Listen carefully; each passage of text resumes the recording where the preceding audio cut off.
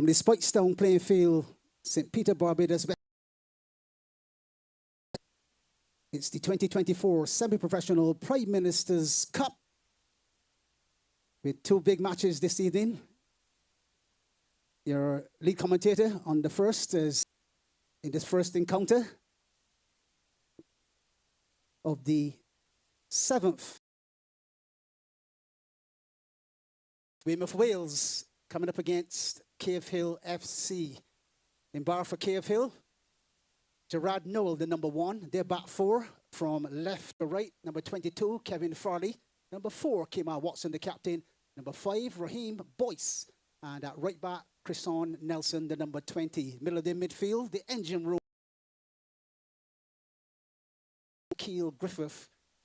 Just in front of those two, the number 23. In fact, let's go with outright first. Number 14, Akeem Gaskin. Across the top would be Jadane Austin. Preliminary rounds. A man by the name of Roger Collins, the number 13, plays out wide on the left-hand side for KFL. Look out for him. For Wales,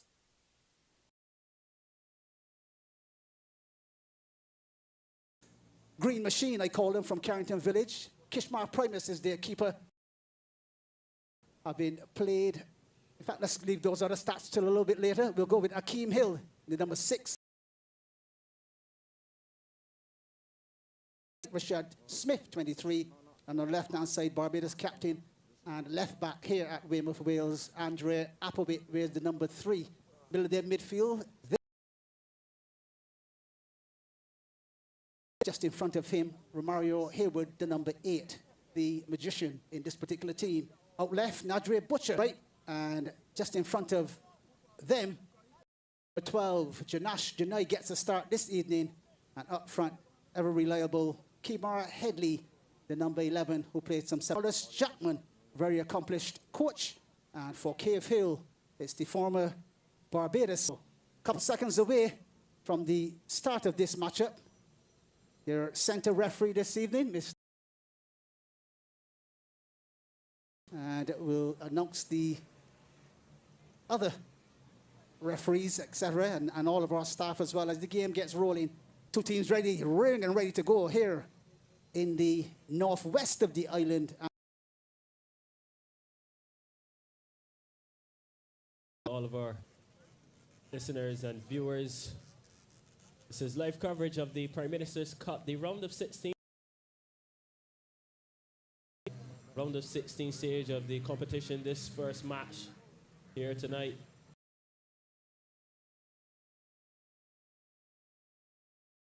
Versus Cave Hill, who has been a tremendous team so far in this tournament as well. Very important rounds. They've joined the Mighty Wheels tonight, looking to stage what we have one of the biggest upsets of the tournament. If they were to get past this Weymouth Wales team with star-studded players, a couple of the senior men's national team, as we've seen Nadre Butcher there going past, that we have here in terms of the teams, in terms of the stats, how they to go all the way to Kensington Oval in the final on November 30th. But of course, we do know that football play will be boosted by the fact that they're into the knockout stage, as we see KFL looking to come forward. They will be looking to get young Collins in possession early on, and we know the magic that he can counter it, as we see Andre Appleby, the Barbados captain, looking to spread the ball forward to Nadre Butcher, but unable there to time his run to perfection, and is adjudged to be offside. But there you can see the clear indication from, and the intention rather, from Weymouth Wales team.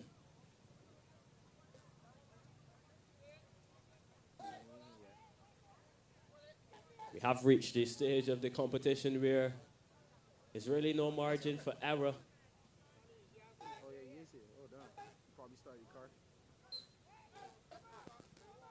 Careful look to get the ball forward. Nice floated ball. into the midfield, and he has Romario here with for company. This is Collins in possession. As Harewood for company floats the ball into the box, the heads go up, and it's dealt with there by the Memphis Bills defense. This is Nadre Butcher in possession. Looking for Headley, and that's good defending there from Cahill as well. Not really letting the Weymouth Bills team settle in possession so far. This is Butcher.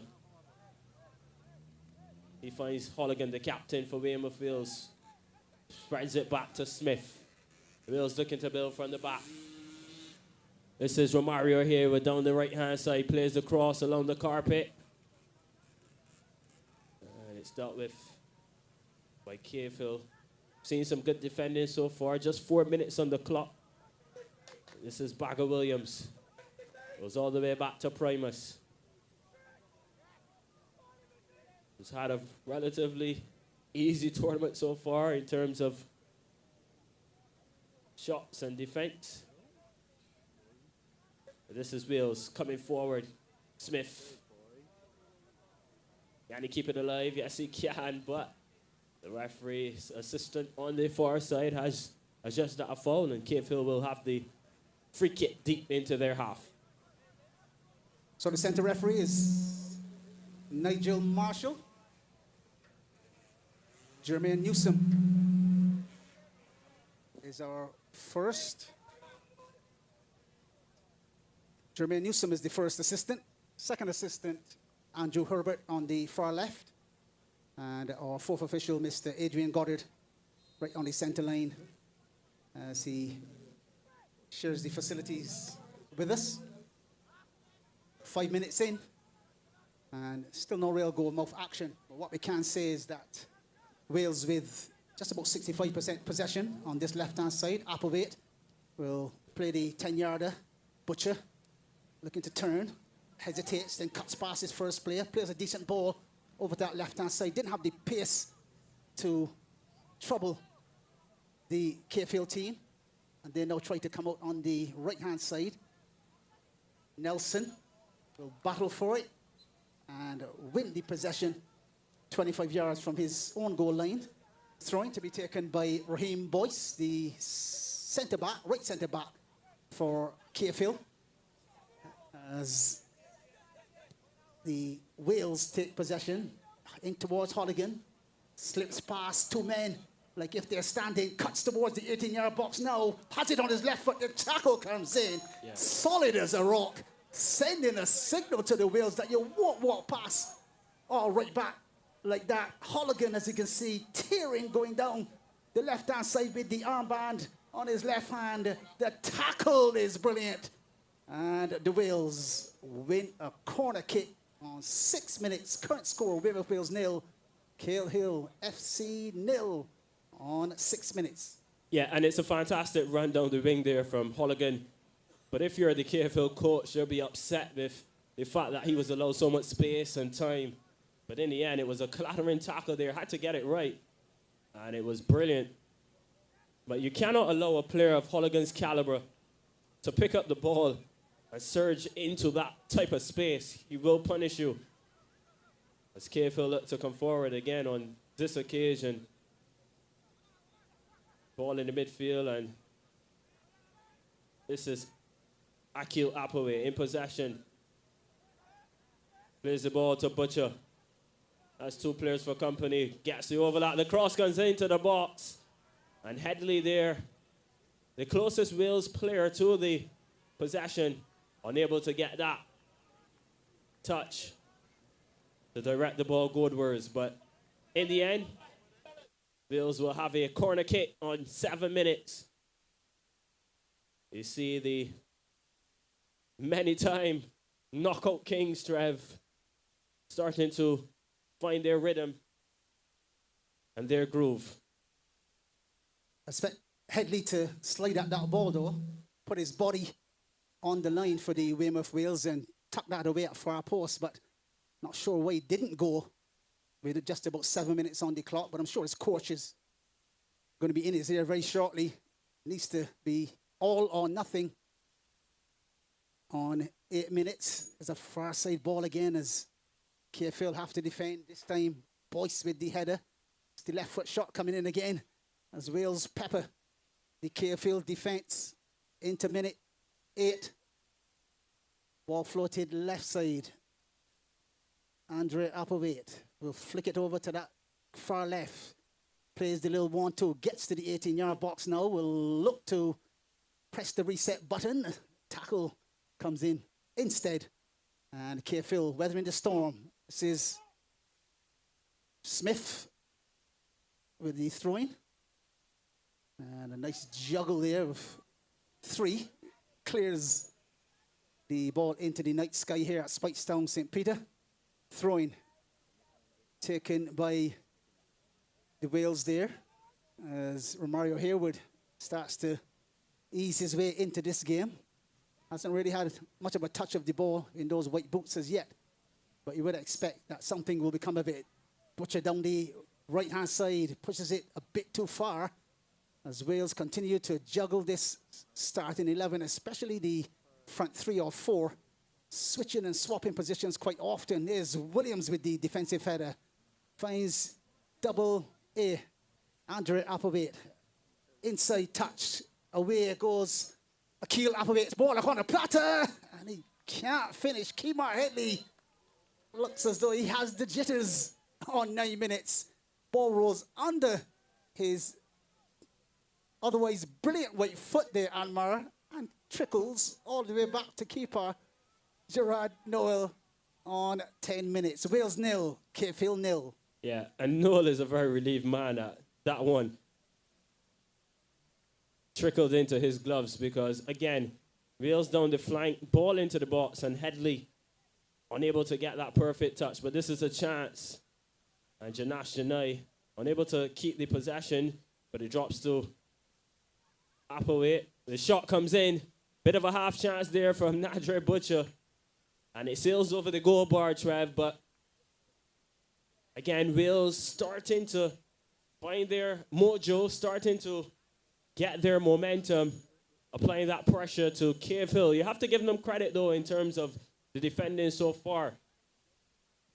But one would say that Headley perhaps not taking his chances. This is Rashay Collins down the left-hand side. He has Smith for company. Still Collins floats the ball into the box. And it's headed away there by Applewaite. This is Janash Janai. Back to Applewaite. He goes all the way back to Primus, the Weymouth Wales custodian. This is Mario Williams with the floating ball forward. Looking for Butcher. Not quite the perfect pass there from Williams.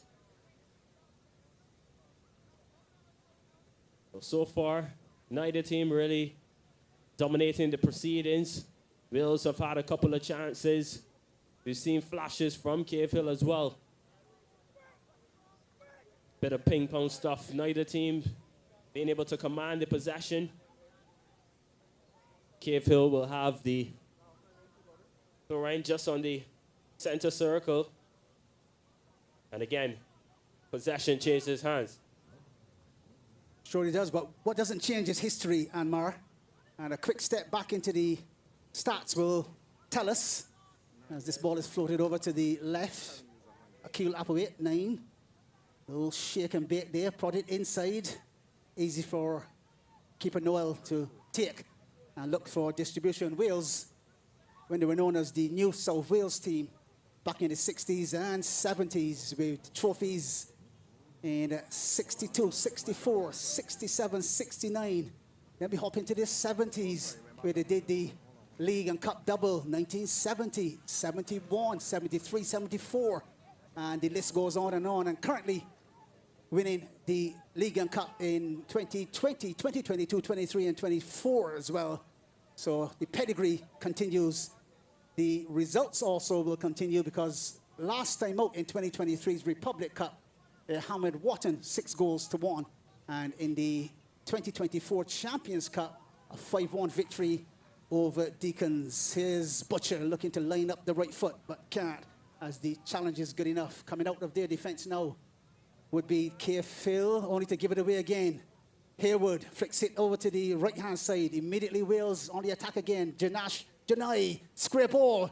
Defensive header is brilliant from Watson there as the Wales put the pressure on Phil. And with 13 minutes gone, no one would argue with it that the favourites in this one has to be the men that have won many, many times in Barbados. That's an offside trap set brilliantly from Phil. But the philosophy of the game looks as though it's going in the direction of Phil will soak up the pressure, hit Wales on the counter to get the victory, and Wales will continue to press and probe and get their goals from the possession rate of 65% Wales, 35% Phil. 0-0 the score, and we're into the 14th minute here at Spikestown, St. Peter.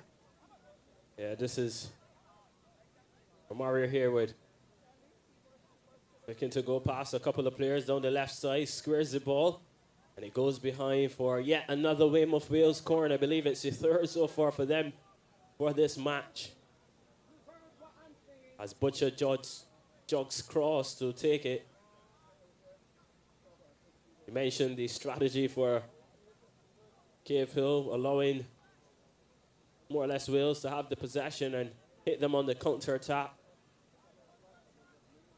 Butcher takes the corner, floated into the box. The heads go up, and it goes behind for a goal kick. Yeah, man. My icon is HLG. And Cavehill will want to get Collins on the ball a lot more.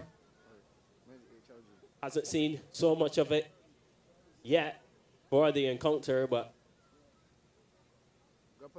strongly believe if they are able to get him on the possession a little bit more, he could create some magic for the Cavehill team. This is Butcher looking to drag his man, cuts back, plays the ball into the box, drops kindly. It still got the flickering from me, but I get it. For the number 9, can he get the cross in? His brilliant skill. And it goes behind. Going to be a goal kick there for midfields. We see both coaches now standing in the technical area. Carlos Jackman just returned to his seat, but we can see John Hawksworth up and giving those instructions to his charges. Nevertheless, this is Holligan in the midfield, plays the ball back into the box, drops kindly for Holligan, and yes, the first goal of the night goes to Weymouth Wales, and it's a captain leading by example. Hayden Holligan, let's look at the replay. Plays a neat little 1-2 in the box, and this is clever. Ball drops back to Holligan, and there's one thing on his mind. Takes a bit of a deflection off the keeper, but Weymouth Wales won't care. They have that goal on 16 minutes, and it's their captain, Hayden Superstar Holligan, gives Weymouth Wales the 1-0 advantage, Trev. Yeah, Holligan getting his first in the 2024 Prime Minister's Cup with the right foot finish under the body of oncoming Gerard Noel. Wales with the 1-0 lead over Cavehill on 15 minutes. And that's the way the game was being played. You could see Wales constantly pressuring the back four of Cavehill. And when the chance was created, Holligan left his defensive midfield position to wander into the 18-yard box. And as the ball came through, deployed that beautiful right foot under the keeper. And Wales take the lead here at Spikestown, St. Peter. Weymouth Wales 1, Cavehill 0. And some rejigging and some thinking to do for Cavehill. If they're going to get out of here with a victory, they'll obviously need lots more possession when they do have the ball. And certainly giving it away cheaply too often applies pressure to your team in trying to get back in those numbers. And Wales with too much experience to fail to hit the back of the nets at some point. But Cavehill will need to dig deep now to come up with a strategy that will break down the four-man Wales defence and also create chances from their midfield as well. Here they go down through the centre. This is Janash Janai with a brilliant tackle, cut into the 18-yard box. The disguised pass, cut out at the back, only to be given up again as Wales take possession. This time it's Applebit, the number 9, towards Harewood. Harewood with the ball over to the left, this time finding Andre Applebit. Harewood in return. Solid tackle coming in as Cave Hill come out of their defence at this point. They're going to go down the right-hand side and into the 18, but ball is with Kishmar Primus. Cool, calm and collected as Wales go down the left. This is Andre Applebit. Plays the ball off of Akeem Drake's shins there, but then the ball ricochets again, I believe, off of him. And the throw-in. Drake's down the line. And a quick flick there, turning defence into attack, and is offside on 19 minutes. Carefield about to make a quick substitution. One of the quickest in Prime Minister Cup history here. 23, in fact 18 minutes in comes the number 23.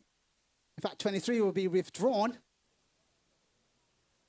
as Carefield in a spot of bother here, and in will step their number 10 in LaShawn Reynolds. 23 Nicholas Clark off on 19 minutes. Yeah, Trev, it has to be some type of injury, I believe.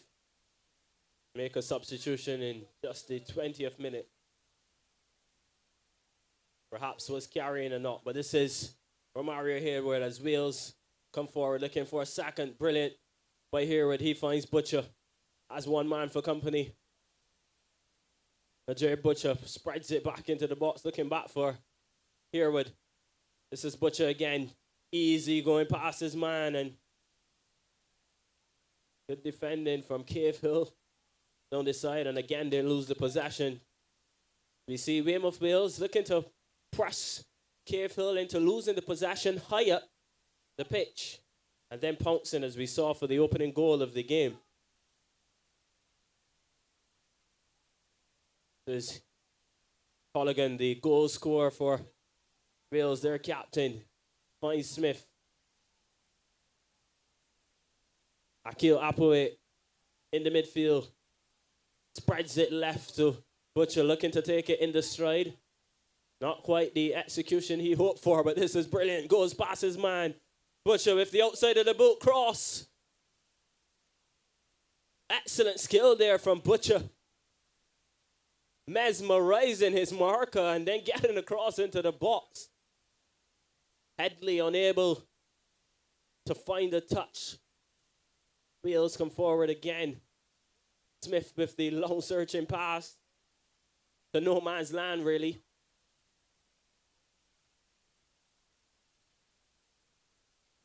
And on 21 minutes,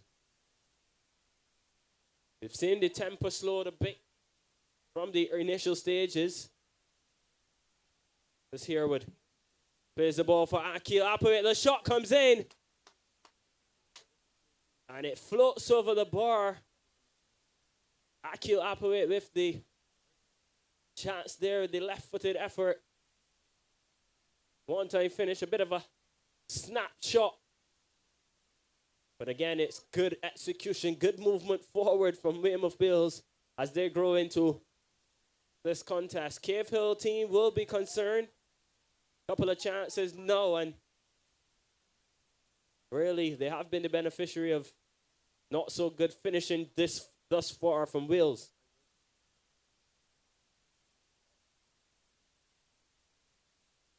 The crowd continues to build here in Whitestone. Lovely conditions for the first round of 16 encounter here tonight in the Prime Minister's Cup, the inaugural semi-professional football tournament. $100,000 at stake. Remember, empowering communities one goal at a time. We've seen some lovely competition thus far, and of course it continues tonight with 2 encounters. In case you're now joining us, the first one, you're looking at Weymouth Wales in the green, Taking on Cave Hill in blue. And as it stands at the moment, Wales with the 1-0 advantage complements the boot of Hayden Holligan. His goal is the difference so far in this contest.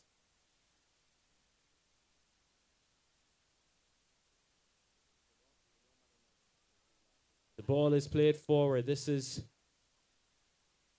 Cave Hill looking to put a couple of passes together. This is Hill. Plays a short pass to Williams. Williams surveys the land. Looking to find Smith.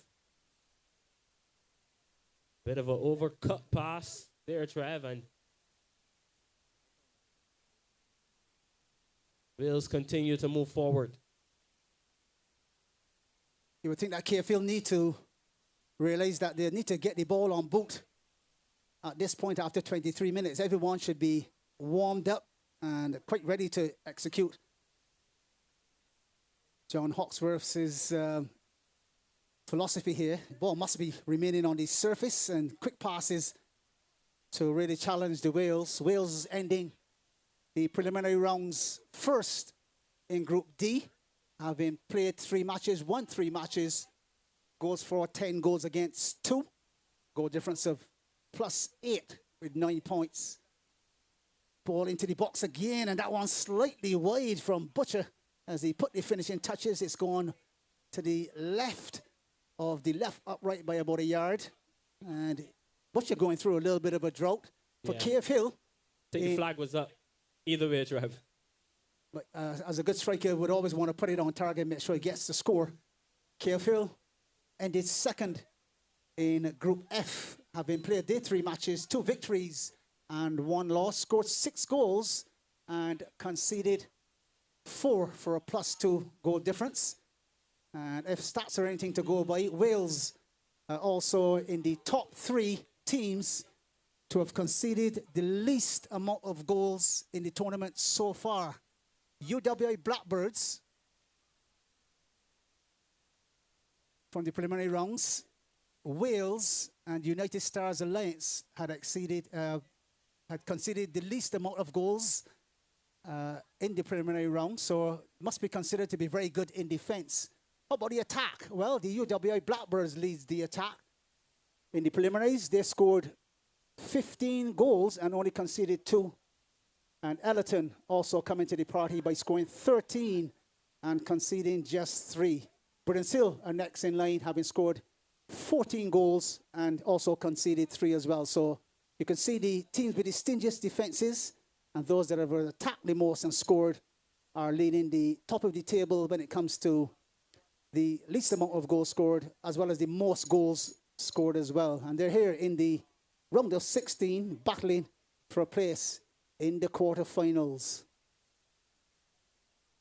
For Wales, they beat Checker Hall 3-1.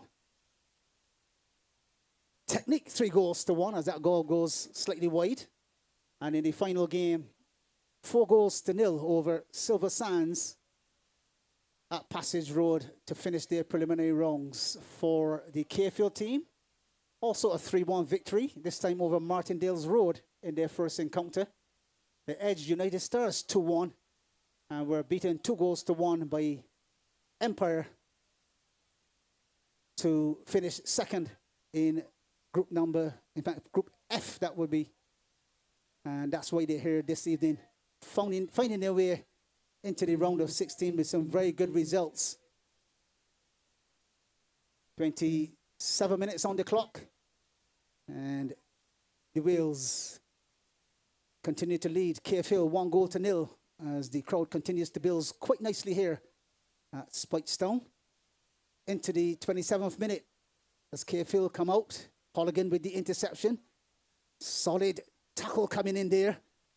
KFL in possession in the middle of their midfield. They'll come to this right-hand side in trying to find Griffith, but can't. It's Applewhite with a quick turn. Leaves his man for dead into the midfield. Superb ball under the boot. Sends Janash Janai free to shoot. And a good save in the end. Second bite of the cherry. There's Butcher. Dribbles one. Shoots with the right foot. Ball parried away. And the advantage was played there, although the tackle came in. Referee Marshall played the advantage. Butcher took the shot. And KF getting back in numbers on 28 minutes. Could have easily have been 2 there. But some good defending from KF keeps the score at Wales 1, KF 0 on 28 minutes here. Spikestone, St. Peter. Yeah, unbelievable, Trev. How did that one stay out of the back of the net? Good save, though, from Noel to deny Janash, and then Butcher unable to get that one into the back of the net. Not the best of defending there from Cave Hill, and they'll be thanking their lucky stars, Trev. Could have easily been 2-0. This is Butcher. Plays the ball back to Holligan, who finds Smith. Wills looking to come forward. 29 minutes on the clock. Smith plays the ball forward to Appleway. That's good defending. Can't clear his lines. Again, is dispossessed. This is Butcher. Goes to here with turns and crosses the ball. Bit of an awkward touch though, but the keeper, Noel, comes and collects. That's a bad mistake. Holligan unable to punish them. But that was absolutely sloppy there from Noel, the Cave Hill goalkeeper. He'll be happy that that one didn't end up in the back of the net. Let's look at the replay. Holligan perhaps just rushed the shot. And he kept his head down and kept the patience. Could have been 2-0. Bit of nerves perhaps now for Cave Hill, having conceded the first goal of the match. To Smith. Plays the ball forward, and that will go all the way behind for a goal kick. We approach the halfway mark in terms of the 30 minutes.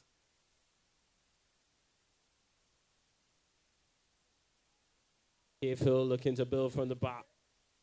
Again, giving away the possession. This is Butcher looking to turn away from his man. Appeals for a foul. The referee is not interested. Awards the free kick in favor of Wales. Of Cave Hill, I beg your pardon. Noel getting there first, though, Amar, so no chance of a penalty there. He used his fist brilliantly to punch it away from the oncoming striker, and therefore no penalty kick there. All 30 minutes and 30 seconds on the clock. Strange enough, Carefield have a danger man in Revere Williams, who plays, or used to play, former Wales man. And having checked his stats as well, he would have been a key factor in what Wales could do here. Here's Headley into the box. He goes, he flicks it to the far side. Defensive clearance, perfectly done. Sets Collins free. And this is the man I expect to challenge Smith on that left-hand side. He goes for the pass instead of the dribble as they come across the edge of the 18-yard box. Griffith with the ball inside, and that's easy, as you like on a Sunday evening. Strolling and picking it up. Kishmar Primus distributes to his right. Wales on the attack again. Here, one-on-one. Chance for the finish. Flicks it past, and then scores. In fact, yes, it's a goal. It's in to the nets. As the referee's whistle confirms it. Sliding tackle coming in, but Wales lightning quick on the counter there, as you can see. Crossed the 18 and across the goal line before keeper Noel could get onto it. 32 minutes on the clocks. Wales 2, Carefield 0 here at Spikestone, St. Peter. I'd love to see the replay on that one again, Trev. In terms of the color of the ball crossing the line. Interesting to see with the naked eye. But the referee says it's a goal. Yep, the AR is right on the goal line on the far side, so he can see right across, Yeah. and therefore he'll be able to see diagonally if the spherical ball crosses or not, and immediately you see him sprint going back to the half line. That's an indicator. And then the referee will at times give us a whistle and let us know. But Wales ahead by 2. And Cahill doesn't look as though it's switched on for this one. Not fully switched on as they saw them in the first 3 preliminary games. Possession rate will tell us that they're not commanding the midfield as Wales are. Quick turn. Sets Holligan free again. Acres of space to play the 15-yarder into the 33rd minute. Wales 2, Cahill 0. The point I was making was that Revere Williams was a key factor in the goal scoring for Cahill, because your stats will show that Roger Collins has 2 for the season. Kemar Watson, the central defender and captain, also has 2. And what do you know? Revere Williams with also 2 goals for the season. That's their 6 goals so far. And at present, Williams missing from the starting 11. And it would have been an interesting encounter even further, because Williams, as I said before, played for Weymouth Wales in the glory days 4 or 5 years, and would have scored many goals for Wales as well. And he's not in the starting 11, not even named in the squad this evening. I presume there's an injury there or something, but that would have been an interesting encounter. Here comes Cahill now into the box. Some defending to do. Quick turn into the middle of the midfield. Again, the concentration level, it just isn't what we've seen from them in the preliminaries.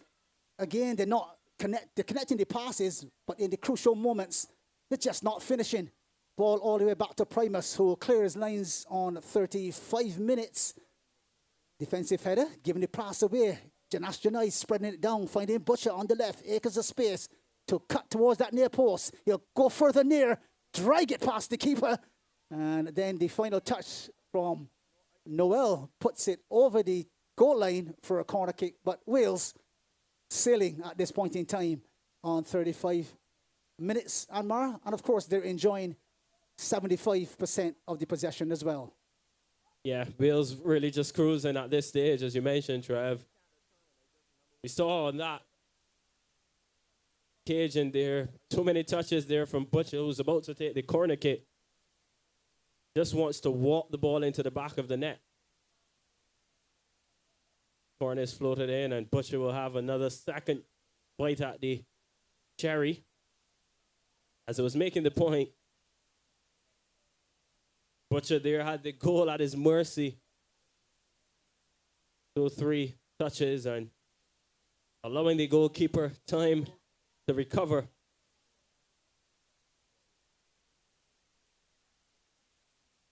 Butcher, the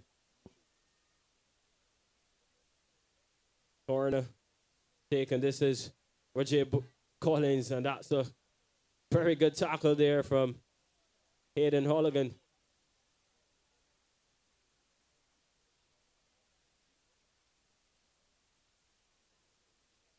Definitely Cahill. I've been saying it so far. For this match, Trev, they have to get Roger Collins on the ball more. As we get the confirmation of the goal for Weymouth Wales, scored by Akil Apaway, wearing the number 9 jersey in the 31st minute. The goal really that sets Wales apart. Here comes Cahill down the right. Can they get the ball into the box? Holligan only as far as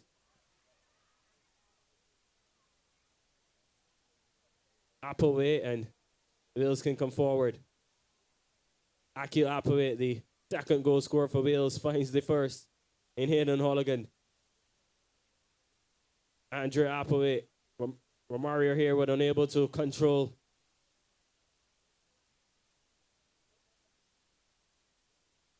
Wales will be happy to start it from the back again. Hill, Primus, back to Noel.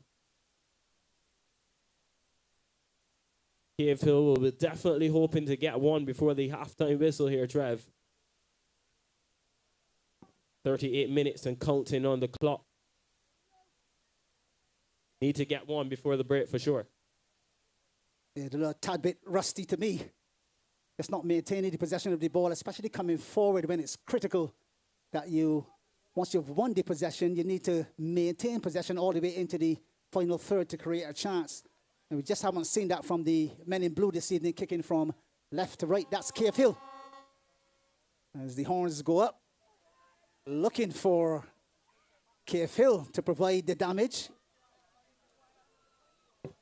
Butcher has one defender for company, and again, Andre Butcher unable to get a shot away. Dispossessed. This is Appleway, fouled right under the nose of the referee. Have a look at the replay here.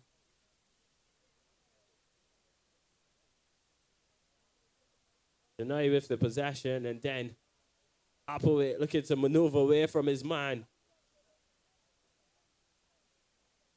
It's brought down, but the play continues on the field. This is Cave Hill to come forward. The number 10 man. There's the foul there. Ball in favor of Wales.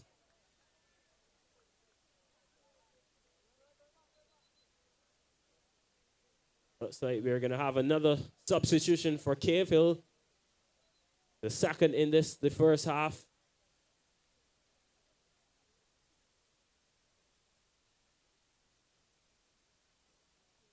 It's number 5 coming out. Boyce. Replaced by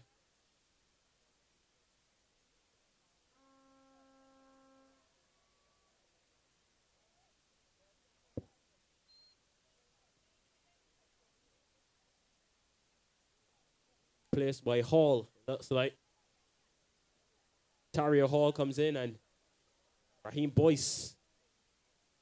So Andre Appleway comes forward for Wales. Butcher's dispossessed.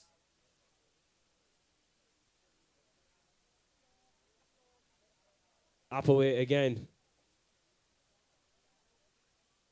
Finds Holligan. Spreads the ball across the midfield to Williams, who's looking for Appleway.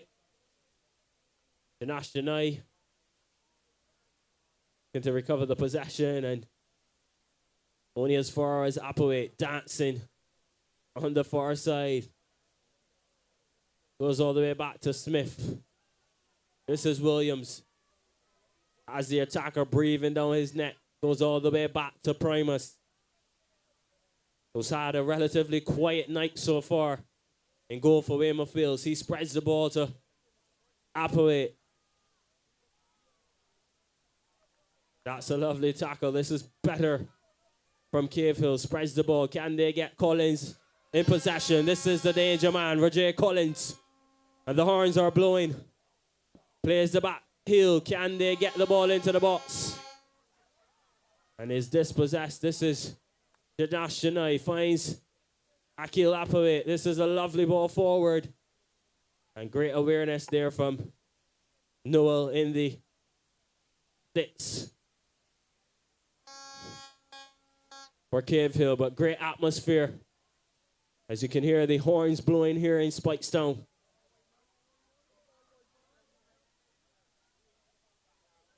Appleway unable to keep the possession.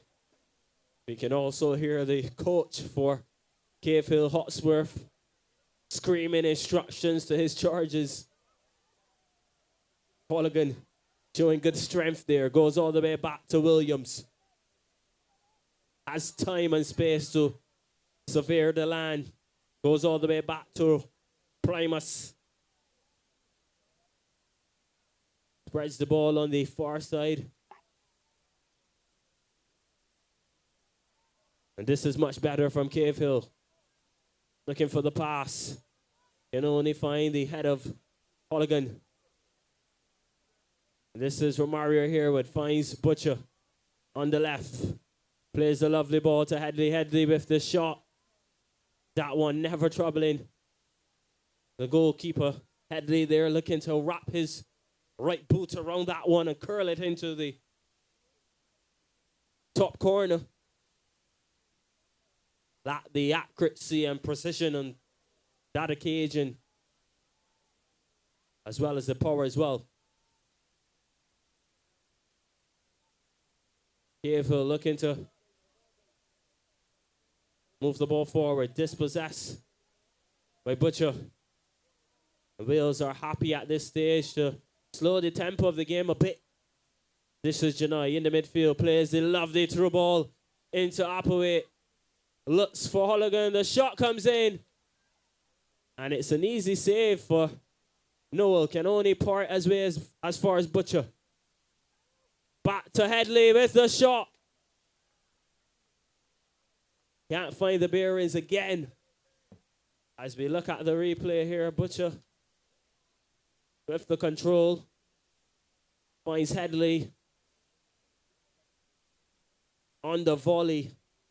Good intentions. Not quite the execution though. 2 minutes away from the halftime whistle. 43 minutes on the clock. In case you're now joining us, Weymouth Wales with the 2-0 advantage over Cave Hill in this, the first match tonight in the round of 16 of the Prime Minister's Cup. Empowering communities 1 goal at a time.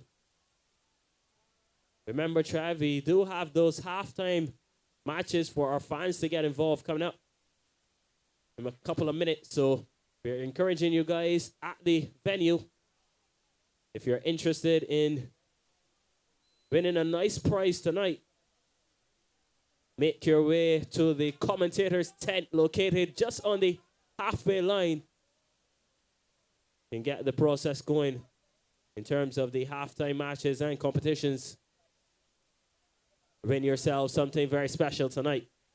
Back to the action on the field though. Cave Hill trailing by 2-0. But this is Akil Applewhite for Wales, not quite able to keep the possession as the fourth official has signaled 2 additional minutes to the first half.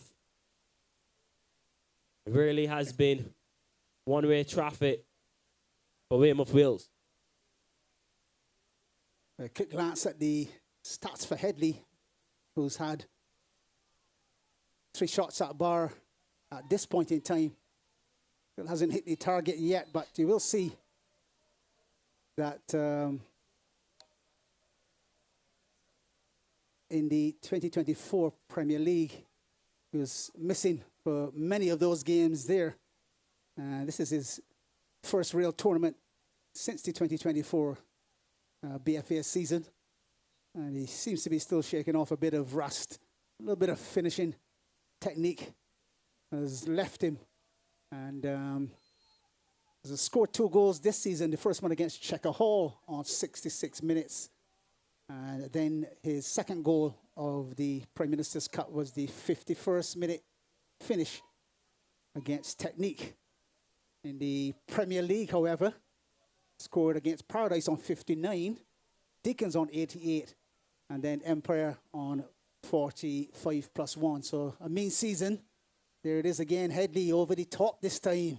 And that one goes far side and ends up harmlessly over by the vendors rather than in the back of the net. So perhaps lacking a bit of confidence, but nothing beats the lack of confidence than getting that confidence back by hitting the back of the net. So I believe Carlos Jackman will be having some words of encouragement to him, as well as manager Alfonso Lewis and Sean Clark as well, the assistant coach as well for Wales. But at this point in time, Wales with that 2-goal cushion over Cave Hill. And we would expect John Hawksworth will have an earful for his charges from Cave Hill. And he's going to be ably assisted by management Errol Crossfield out of Kingston, Jamaica. It is Braveheart and Shane Jackman, the assistant manager, as we go to the break. Wales strolling into the quarterfinals with a 2-0 lead with goals from Hayden Holligan on 18 minutes.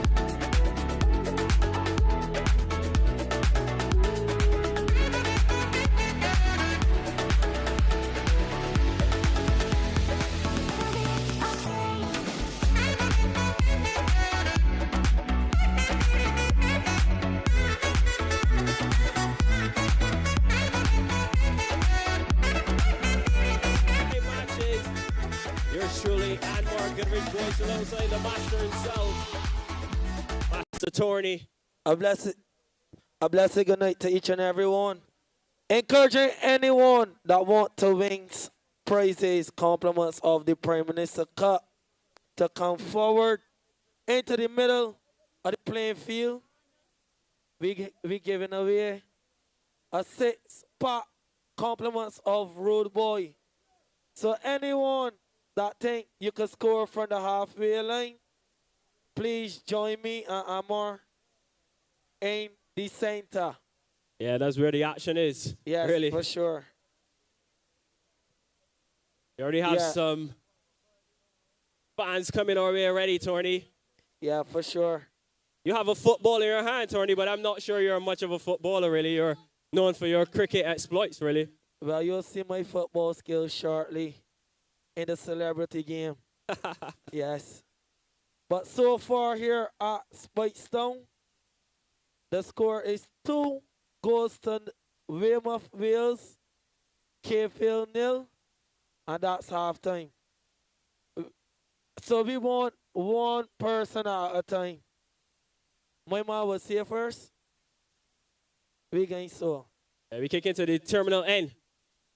So we hit into the terminal. Rastaman, you going first?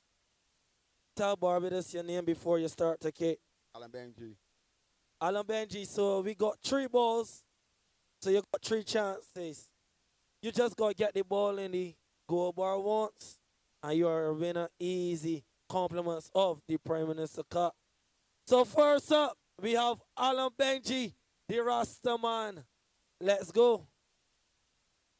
Wait, K-Field, man. Subs. K-Field. Yeah. Depend on the babe. Give some space. Yeah, that one is going wide, wide, wide, wide. Not quite. Lacking the power though, Tony. Yeah, Rastaman got a good 3. No. It's 3 chances. 3 chances. Yeah, 3 chances. That too much time? Or 2 chances. Everybody can get in one. So let me do a little 2. You got one more chance, Alan. Let's go.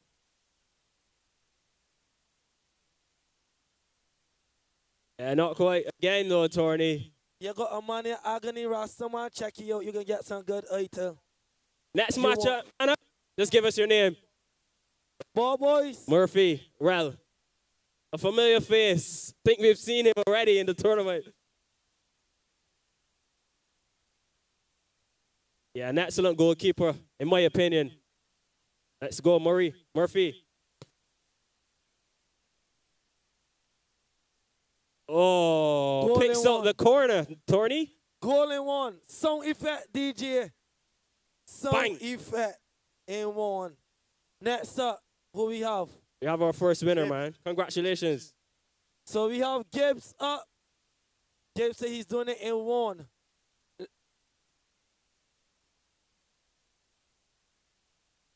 I don't know which one you mean. One tomorrow.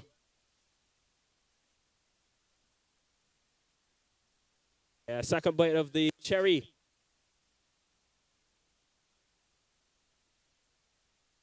At the Ooh, paw, but too much curl, man. too much curl. I can get one and show you guys how you get it do later. Not tonight. Come to Don't the hurt yourself, no, celebrity Torney. match. Don't hurt yourself. Yeah, celebrity game, they will see me in action for sure. Next up, who we have? Peter Crouch. I call Jamar. Yeah, we ready.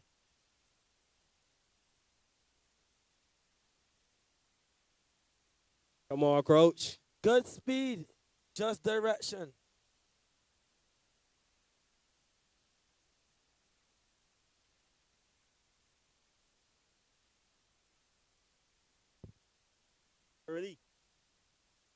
Hurley, full of energy. Let's go, Hurley. Early, look like he got it, boy. Ooh, ooh, ooh. Hurley, you're in Early, the money. boy. Next up, we have Ivar. Let's go.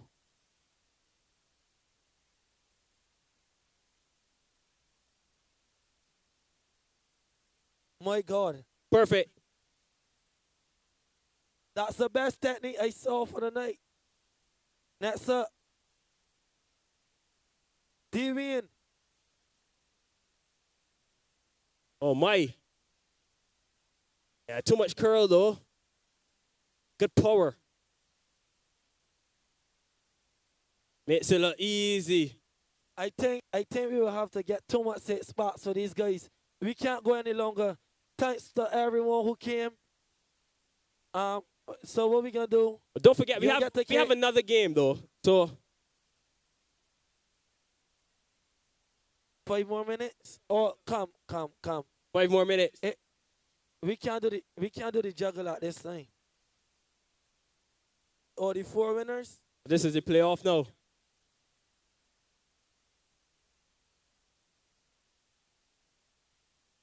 The second stage of the competition now, we'll see the contestants do a bit of juggling as well. Juggling skills.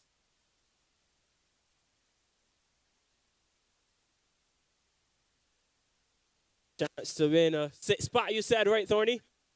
6 spot compliments of Rude Boy. You drink Rude Boy, Thorny? Of course. 18 years and older. Get yourself some Rude Boy tonight at the Prime Minister's Cup. So we have the 4 goal scorers. What we doing now?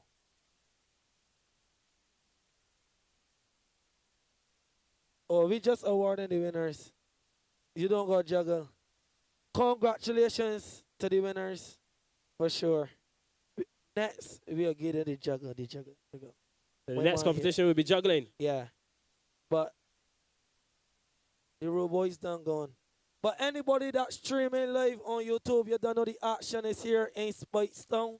So encouraging everyone. We still have a next game to play. So you know. Right now we have Weymouth Wales 2, KFL 0. So what you think KFL have to do, Amar, as a commentator? Yeah, I did mention the fact that they didn't get Roger Collins on the ball much as I in the first half. He's been really their talisman for the tournament so far. Played very well in terms of the preliminary. A player full of skill, full of energy. And I think if they get him on the ball a bit more, you know, especially those one-on-one matchups versus Andre Applewhite versus perhaps Akeem Hill, he can do some damage for Cave Hill. Wales, on the other hand, they've been not at their brilliant best, but nevertheless, they have 2 goals on the sheet, and that's what's important. Yes, for sure. I told myself that Wales missed at least 15 goal chances so far. So I think that the coach, Carlos Jackman, will really be having a stern conversation with his Wales team as one of the favorites to win the 100 grand on November 30th. People, get your family, get your friends. Let me tell you, Spike Stone is where the action is tonight. Master Tony, and Margaret boys. I'm out. Yeah, we're just going to do the presentation now to our 4 winners. Congratulations again. 6 spots, compliments, Rude Boy. Taste it, feel it, live it. Yeah.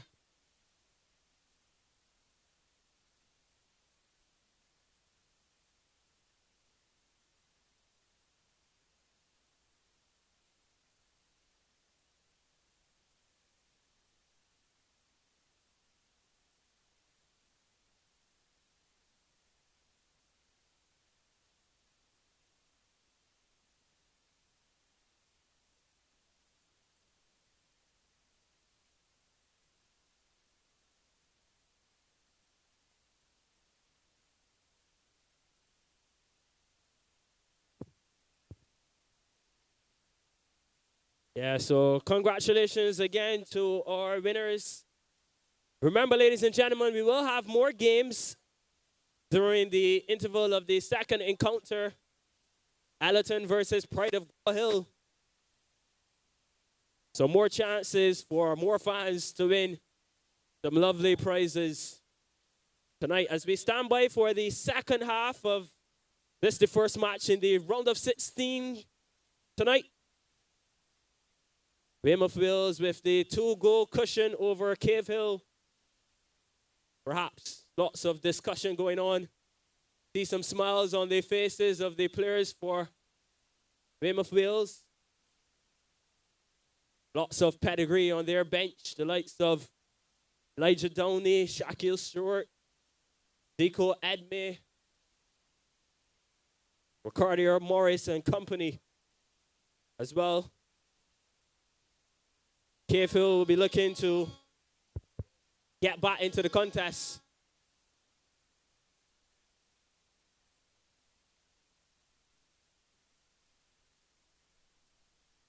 Second half is next.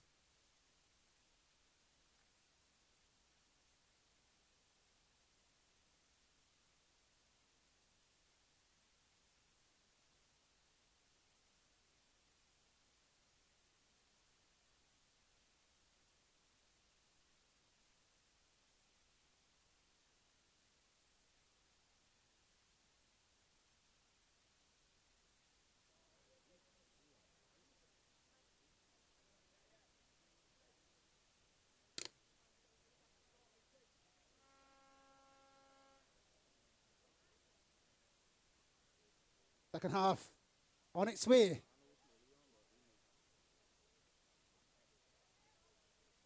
The 7th of 8 quarter-final round of 16 matches that would be in the Prime Minister's Cup. Wales this evening in the green jerseys, green shorts and green socks. Here's Akil Applewhite down the left, ball across the 18-yard box. The ones at home, right foot cannon. Finished brilliantly by Butcher. 46 minutes on the clock. The quickest start in Prime Minister Cup history.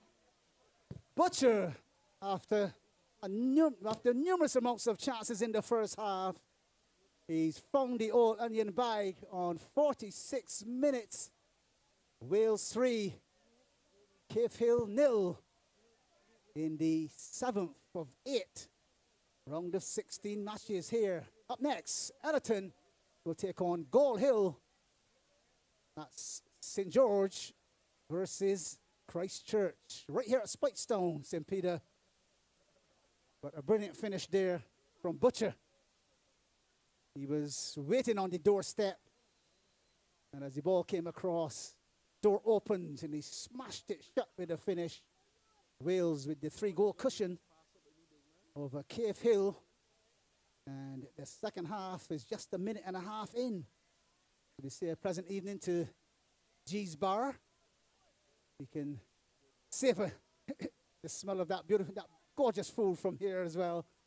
Into the 47th minute. Here's Applewhite, the Akil, the architect of the Butcher goal. Goes on a run down that right-hand side. Will look to put it across the box at near post. And the clearance is just as good. Wales in possession with Smith and the cross.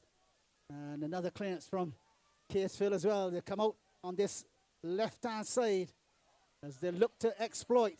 But there's Smith coming back in the defense to release to Primus, back to Smith, and then over to this right-hand side. Williams, wearing the number 15, will come inside. Smith, back to Williams again. And Wales, cool as you like, cross there, box there, chance for a Carefield Tricon goal. But Primus took a few punches, in fact, took a few kicks, that would be. Instead of punching it away, he held it. And Carefield missed the chance to get the initial goal there. Defensive header. Then coming from Rashawn Nelson. He finds his keeper, Gerard Noel. Distribution out to this left-hand side. Farley with those gloves. As Williams comes back to Primus. Into minute 49. Wales continue to dominate here. 3-0. Hill with the clearance. Again, slipping on the slippery surface. Nelson with the clearance for Cave Hill. Ball onto this left-hand side as Farley tries to put it through the space. Hill will spread it left side. Is Butcher looking to sneak his way past two defenders. Tackles strongly and illegally as well. And on 49 minutes, Wales continue to lead 3-0 down the left-hand side with Butcher. Will put it on a platter for Harewood to shoot. And Harewood is over the crossbar from 18 yards. And good move there from Butcher down the left-hand side. Elects to go and put it backwards to find the always vacant Harewood, number 8. Tries the right foot shot, but he's inches over the crossbar on 49 minutes. Wales continue to lead Carefield 3-0 here at Spikestone. Yeah, and it's actually a corner for Wales. Akil Applewhite stands over it. Wales definitely have started the brighter team. The shot comes in. Noah comes and collects. As I was making the point, Wales starting the brighter of the two teams. This the initial stages of the second half.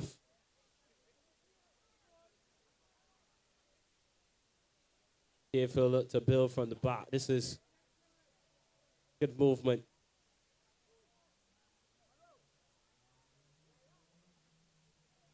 The next goal of the match is very important. Trev, if Carefield are to get anything from this game,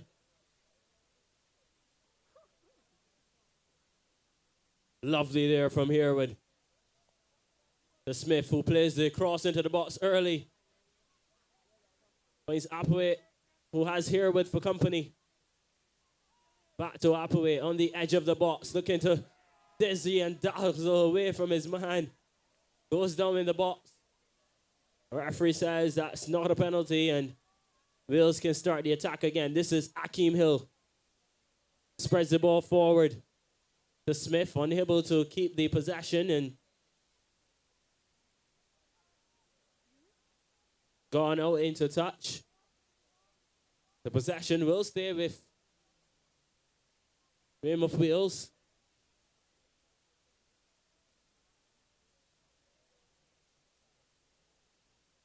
In case you're now joining us here at Spikestone, it's Weymouth Wales 3. Cave Hill 0. Can they add a fourth? The box into the box. And that's a fourth for Weymouth Wales. And surely this one is done and dusted. Let's look at the replay. Neat work down the left-hand side. Lovely back heel. And the cross from Andre Applewaite. Pitso Akio Applewaite. And it's a pair of apples for Weymouth Wales. That's 4. And Andre Carlos Jackman, the Weymouth Wales coach, has sent 3 to warm up. Nevertheless, smiles all around for Weymouth Wales. Their 4 goals to the good. They say an apple a day keeps the doctor away.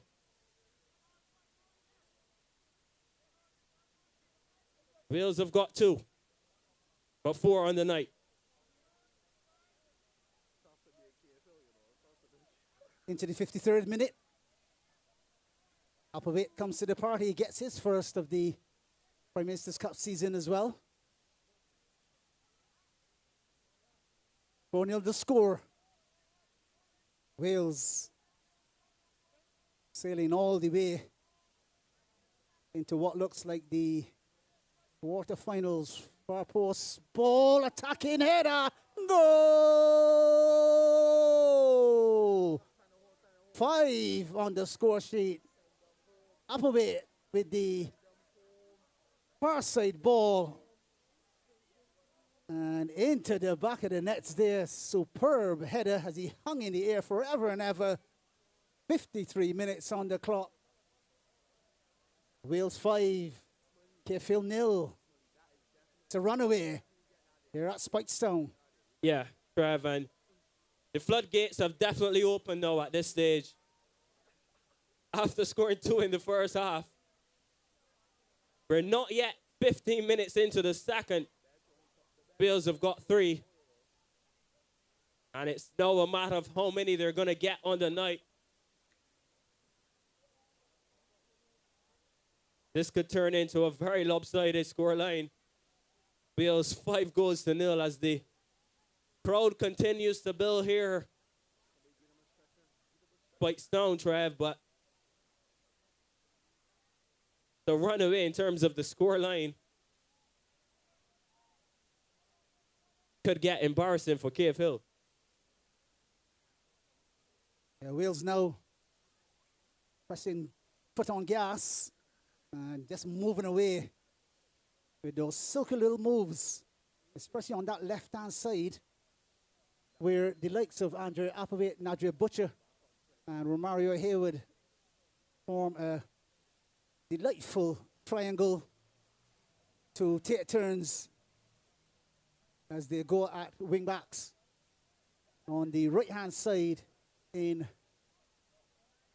the likes of LaShawn Reynolds and the Tory Hall, who came on as substitutes, as well as Amar Gaskin and Chrison Nelson.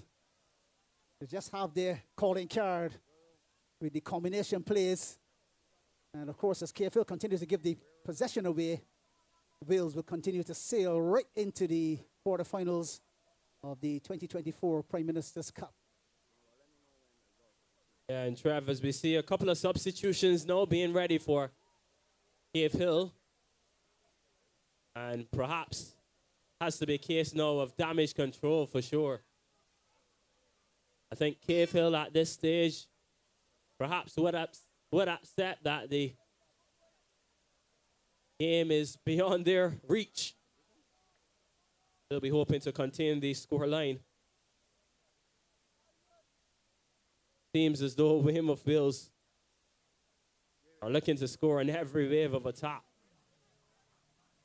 They look to come forward again. This is Butcher. Has plenty of options left and right. Goes all the way back to Applewaite, who's dispossessed. Williams, can they get one here? Cave Hill. It was a golden opportunity to put the ball into the back of the net. Let's look at the replay. Not the best of defendings by Mario Williams defending. He had one job, left or right. It would have been into the back of the net. Drates How did he miss from there? Had Primus at his mercy. That really is a big miss. Chance miss for Cave Hill, Trev. Unbelievable. Yeah, seems to sum up the game here as well. The average person, the neutral, will say, Phil don't look as though they're fully prepared for this round of 16 matchup for sure, with finishing like that. He had options to either shoot or round the keeper, get a penalty, or even round the keeper and sprint away and then finish. He chose perhaps what we consider to be the harder option, to strike it with pace, and it perhaps came off the wrong side of the right boot there and wrong the left upright, to the amazement of Kishmar Primus and of course Mario Williams as well. As Wales get a little bit sloppy in defense, KFL with a lifeline which they didn't take opportunity of. And as we head towards minute 58, we'll take a real miracle here for the men in blue, KFL, to come charging back. They are about to make a number of substitutions, however, and let's see what becomes of their standard of play here this evening in the 7th of 8 round of 16 matches. KFL making a couple of substitutions, as you mentioned there. Perhaps giving a number of players a bit of run-in before their tournament comes to an end. We approach the hour mark. Really has been a lopsided affair, especially in this second half. Bills running away with scoreline. We see Jante James and Shaquille Stewart being readied for the Weymouth Wales team in terms of substitutions as Cave Hill look to come forward again. This is nice play in the midfield, trying to get the shot away. Unable. This is Akil Apaway surging forward, as do defenders for company. In the end, Noel comes and collects and distributes well.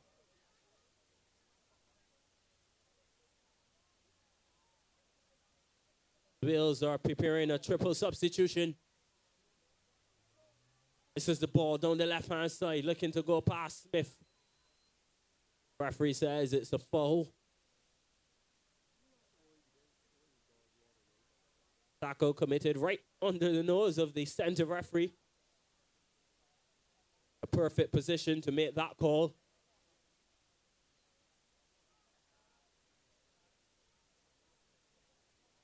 Wales prepare some fresh legs.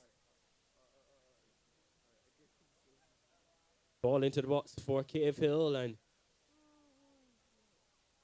can they get the cross into the box?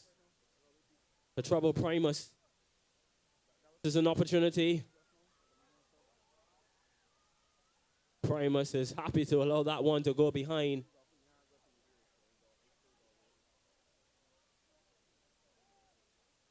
Lovely atmosphere here in Spikestone. About up to 6,000 in terms of the capacity.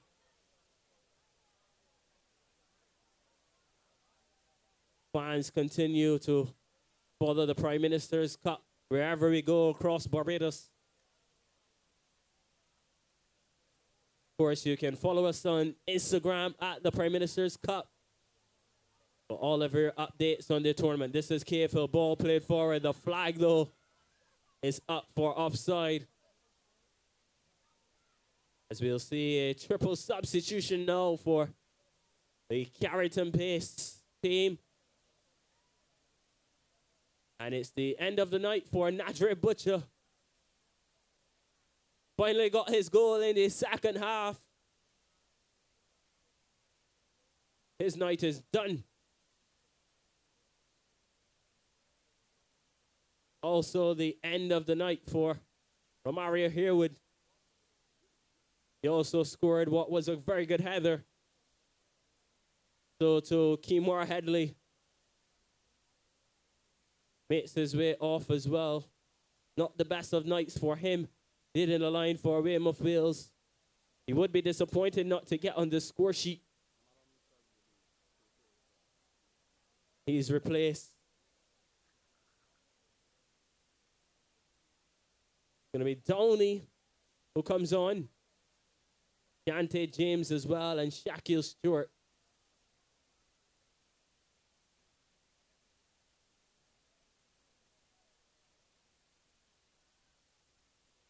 Mario Williams stands over the free kick. This is Akeem Hill in possession for Wales.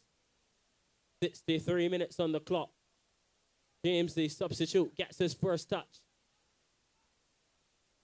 So to his Stewart.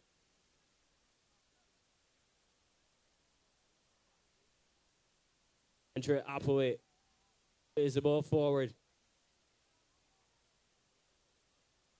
Applewhite with the shot, half challenge chance there. And it goes behind for a goal kick. Bills, despite being 5-0, turns of a lead, continue to press on. But this is KFL looking to play out from the back. As Janash Janai for company. Swarmed by a couple of defenders, and this is Downey, gets his first couple of touches. Goes all the way back to Williams. Ups for Primus. Plays the pass to Hill. Hill can surge forward. It's a floated ball into Stewart. Great awareness there from Noel to come off his line and collect.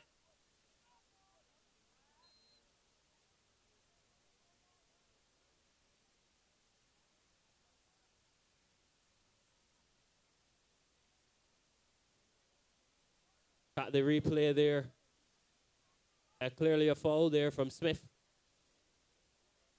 Opted to go through the back of the player. Cavehill will have a free kick, Trev, on 64 minutes.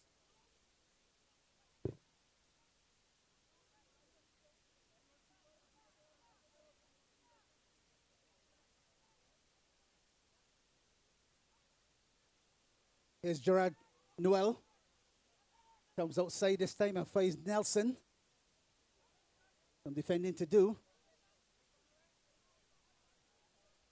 Ball over the touchline. Goal kick to KFL.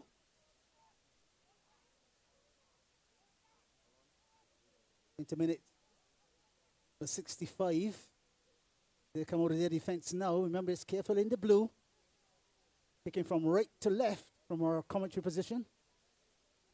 And defending league and knockout champions of the Barbados Football Association's Premier League, Weymouth Wales in the green strip this evening, kicking from left to right.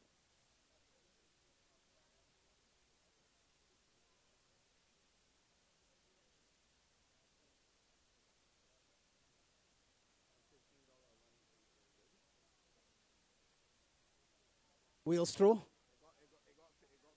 Williams leading ball into the waiting arms, however, of Gerard Noel. Spreads it to the left.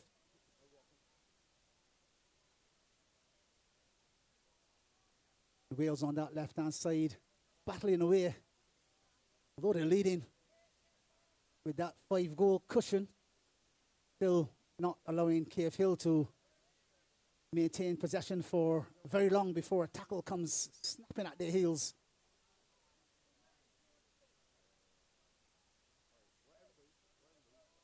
Terry Hall with some enterprising play down that KF Hill right-hand side. And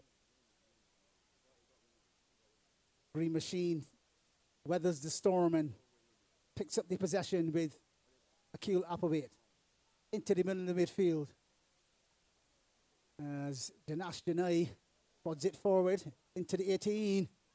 And there's Noel to quell any danger, spreading it over to the left-hand side. They come out this time, and some lackadaisical stuff there from Kevin Farley in the gloves this evening. Takes his eye off the ball. 67 minutes, and has given it the possession. Wales with Smith. Ball into the box. Clearance made. Careful in possession. Decent ball to the inside left channel. And cut out by Wales. That's a missed time pass coming off the Carefield man last, and Applewhite will pick it up. Andre Applewhite in towards Raquel Stewart. Ball across the 6-yard box, and no! Wales 6, Carefield 0. And it's easy as you like for the green machine from Carrington Village. Silky smooth down the left-hand side. And as the ball was cut across the 6-yard box, substitute Elijah Downey, last seen burying it with his left foot. Wales with that 6-0 lead over Carefield in the blue. And they're definitely sailing all the way into one of those that quarter-final round at this point in time. And 68 minutes on the clock. Green machine, Weymouth Wales 6, Carefield 0. Yeah, and it's one of the easiest goals he'll ever score in his career, Downey. In the perfect position, great awareness in the middle of the box, and is on hand. It's put on a platter, though, in terms of the cross. Great execution. And Downey into the back of the net, and Wales are in dreamland. 6-0 over Carefield.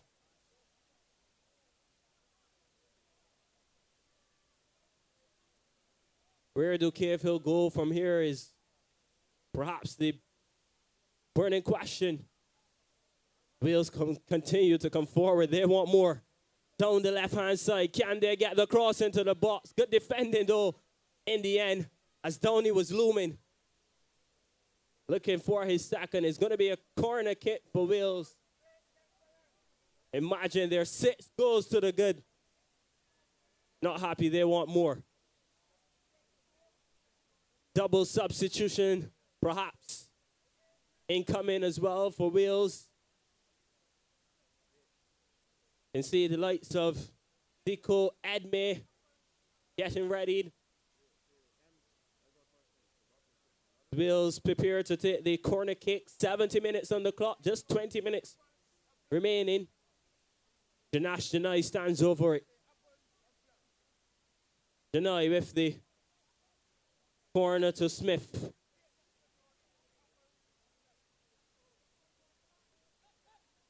Smith to Downey. Downey showing a bit of skill. This is magnificent. Goes past 2 defenders. And is now stopped in his tracks. Downey again. Back to Smith. Wales probing. Applewhite with the shot. Not quite the accuracy on that occasion. You can afford to do that when your team is leading by 6-0. This Carefield with the possession in the midfield, turning away from his man. Can they get the ball to Collins? Dispossessed. This is Stewart. Finds Smith. Carefield can come forward here. And it's a wasteful effort, though. Wales will have a double substitution. In comes the number 5, Jahim Nedlick. Going to replace number 12, Janash Janai.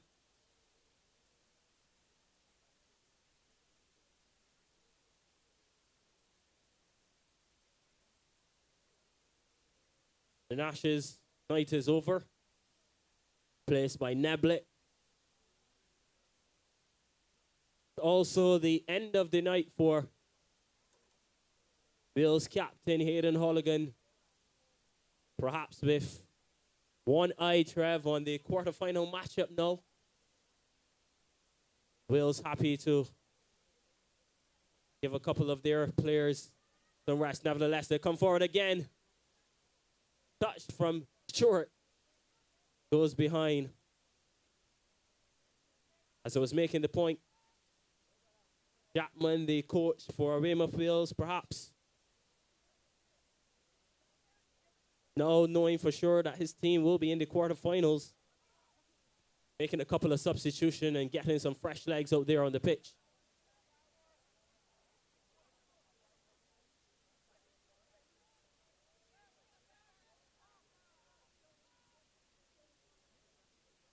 Look at the brackets now, Trev. You'll take a look. You'll give us that insight in terms of perhaps who Wales will likely to match up against in the quarterfinals. Yeah, with the last two of these round of 16 matches, it will be the winner of this match, which will obviously be the Green Machine from Cardiff Village, Wales, coming up against who comes next, which would be the winner of Ellerton and Pride of Gall Hill. So we get to see the two winners here this evening, and then those two winners will then match up in the quarterfinals coming up in a couple of days' time as well. So interesting stuff as the Prime Minister's Cup gets down to the business end of the tournament. Wales looking ominous here, having put 6 past Cavehill and haven't dropped any points here in the Prime Minister's Cup. 3 matches and 3 wins in the preliminaries. And now tonight, they've definitely dispatched of Cavehill, who, in all honesty, haven't come with the A game. Just don't look ready for this particular step up into the round of 16. And lots of lessons to be learned here as they exit this point in time. But they did have a reasonably good run in the group stage, of course, and entertaining football is what they provided. As I watched on from the side, if I wasn't actually on commentary, Cavehill were one of the most exciting teams we've seen all season long here. Ball into the box again, and Cavehill will have to defend strongly here, unless they're going to concede a 7th goal. I would suggest they shut up shop at this point in time, and more like a set of damage control rather than looking for too much up front at this stage. And I would expect them to drop to 5 or 6 in the defense and perhaps save face just a bit here, because Wales have been at their brilliant best with 6 classy goals with strikes from Hayden Holligan on 18 minutes. Keel Applewhite on 33, his second of this season. Nadria Butcher also getting his second of this season on 48. Andrea Applewhite with a sneaky little finish on 52 minutes, his first of this season. Romario Hayward with a bullet header on 53 minutes with his second. And Elijah Downey also coming to the festival here on 68 minutes with a nice little tap home. And he has a brace of goals for the season as well. Wales 6, Cavehill 0. And we are now counting down the moments before that final whistle. And then we'll be getting on to the matter of a big clash between Premier League side Ellerton FC and, of course, a team destined for the Premier League as well after being promoted in 2024, Pride of Gall Hill, as they clash in the 8:30 encounter right here at Spikestown St. Peter. Here's Downey down the right-hand side. A couple of sombreros, far post ball, and a finish brilliantly. Goal! Wales are 7. Downey with the sombrero, flicked it around the side, took out the defender, spreading it on a platter And then a defensive blunder puts the ball over the touchline. On goal, definitely on 77 minutes. Wales 7, Cave Hill 0. You heard it correctly. The Green Machine 7, Cave Hill 0. Yeah, and it all started down the right with that exquisite skill there from Downey. Lovely hacking skills, and then plays the ball back across. It takes the deflection into the back of the net, and it's an own goal. Yeah, Weymouth Wales in 7 heaven, really, Trev. Cave Hill surely no, begging for the final whistle. Wales ain't finished. Here's Zico Edmere looking for the right foot screamer from 6 yards, but he really didn't get the pace on it on 77 minutes. But he's won his team a corner kick. Doesn't look as though he's fully warmed up yet, but still has many moments to perhaps do it. Here's Downey, ball coming off the defender last. Downey with the ball through the legs, of course. Finds the other substitute in Zico Edmere. Williams with a smile on his face. You can tell why. Into Moore Smith. The strong tackle comes in as Cave Hill allow Cave Hill, Wales allow Cave Hill to know that there's still a match to be finished here. And of course, Cave Hill with the strong tackle as well. Nice little conversation, which we were privy to just now, which we won't repeat on air. But of course, Wales with the bragging rights of 7, Cave Hill 0. A quick little taunting and teasing down in the corner from Wales as Downey comes to this exciting party. Smith with that smile on his face. He's been smiling for about a minute there, Anmar. Yeah. You mentioned a smile from the face of Williams as well, but I think he's grimacing really in pain. We saw a bit of a harsh tackle there on him. Moving gingerly there, Williams. Ball is played forward. They'll have to do some defending here, though, and easy does it. This is Neblett. Plays the ball into Appleway. The flag is up for offside. Free kick taken quickly. Spread across to Collins, who hasn't seen much of the possession at all tonight. Hasn't made that big impact that we know that he can. Really has been starved of the ball. This is Edmere. He too is a judge to be offside. This was making the point. Collins, star man for Cave Hill. Wasn't able quite to get into the match tonight. And it reflects on the scoreline. Wales come forward, ball played forward into the box. A bit of hesitation there from Noel. But in the end, he comes and collects.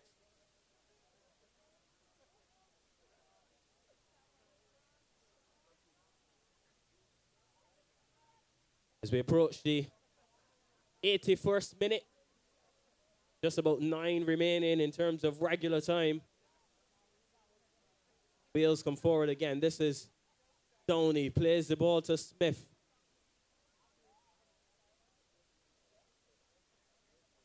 Appleway on the far side. Back across. This could be number 8. How did he miss from there?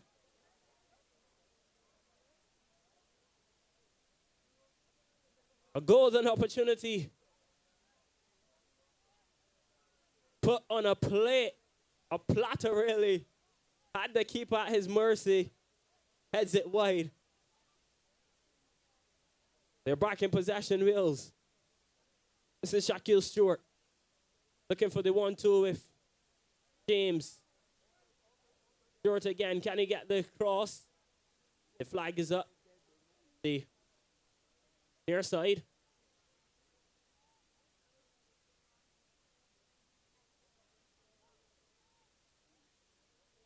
Appleway in possession for Wales. Finds Downey. looking for the one-time cross. Tony wiggles away from his man. Tony still with the possession. The shot comes in. And it's into the back of the net. Zico Edme gets his name on the score sheet. Let's look at the replay. Tantalizing skill from Downey. Goes to the byline. Picks out Edme in the box. Edme says, thank you very much. A Christmas gift at the end of October for Edme. And Weymouth Wales, that's it. Cave Hill 0. Yes, ladies and gentlemen, you've heard my voice correct. Weymouth Wales 8. Cave Hill 0. 8 minutes left. Edmere gets his second of the Prime Minister's Cup season. His first he scored on 60 minutes versus Silver Sands on Friday, September 27th. And he's returned to get his second of the season. And he won't score an easier goal. All set up by Elijah Downey as he produced the magic, the goods in the 18-yard box, headed towards the 6-yard box as well. A couple of fakes, a dip with his shoulder, and of course, the little pass inside for Edmere to blast home on 82 minutes. As we say, a pleasant evening. The ex-professional, Mr. Eric Levine. Good night to you, sir. All the way from Germany, I believe. And of course, he played his trade in Ireland as a professional player. He's a great partner of mine from the 90s, of course. We battled for most goals plenty of times. Good evening to you, Eric and family. And our condolences, of course, as we mourn the lawn of the passing of mums, of course. Who was the better of the two strikers, though, Trev? The man's a pro. What can I say? Yeah. Eric in his prime was a joy to watch. Of course, we battled many times. He played for Pride of Gall Hill with Aaron Terry Seeley and the rest of the crew. And I was signed up for Empire. We went head-to-head and toe-to-toe many a time in the BFA Division 1 at that time. Eric got signed and left and played his trade in Ireland for many years. And of course, he's now a professional coach in Germany. I understand he's headed for some more studies as well. A pleasant evening to you, Eric, as well as the family. Perhaps, Trev, the coach in Germany has his eyes on perhaps a couple of players. Who knows?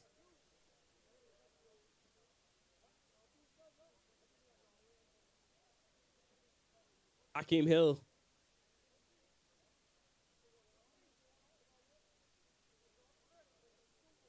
At this stage, no Wales just having the possession at pedestrian pace, really. As Downey plays the ball forward to Smith. Wales looking for number 9.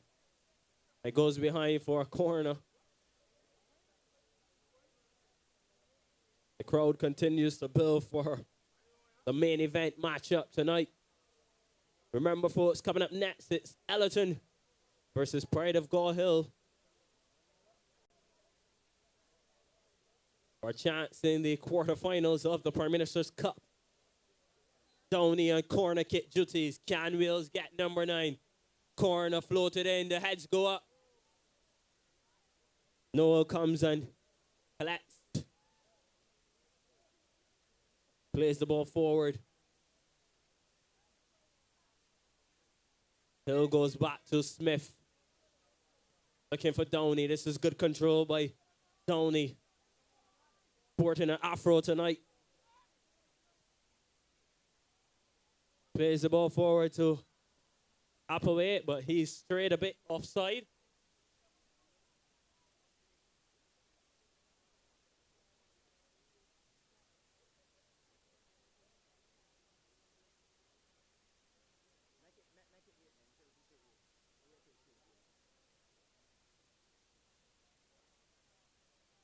Ball played forward. This is Collins. Plays the cross. Takes the deflection.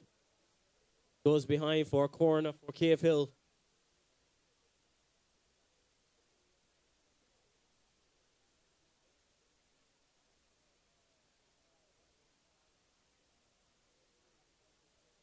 Cave Hill with a corner on 87 minutes. Jay Collins stands over it. Goal now for sure. Consolation for Cave Hill. Floated into the box and Wales can counter. This is Andre Applewitt. Spreads the ball forward to James. James plays the ball across early. As far as Downey. Back across from Downey, headed away. Shot comes in from Applewitt. And Noel collects it.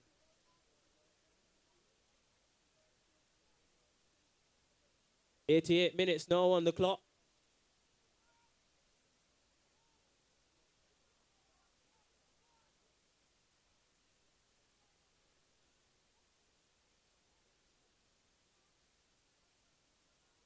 Collins surging forward, plays a neat pass. Begging back for it, Collins. Goes down in the box. Referee not interested. Goal kick. Mention one Levine, I see another. Natari. Very promising footballer as well. Dominated the primary schools competition. Also a very talented sprinter. He does everything. Wales come forward. Cross back across. Is this goal number 9? Yes, it is. Akil Applewitt, I believe, with the finishing touches. Let's look at the replay. Diko Edme with the cross back. Puts it on a platter for Akil Applewitt. That's an easy strike. Akil Applewitt with another goal.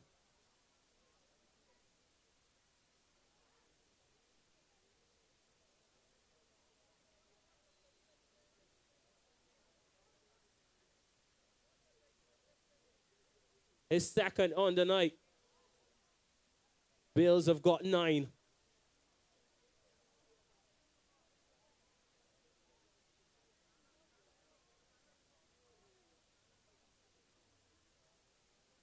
I believe, Trav, this is now the biggest scoreline that we've seen in terms of goals unanswered.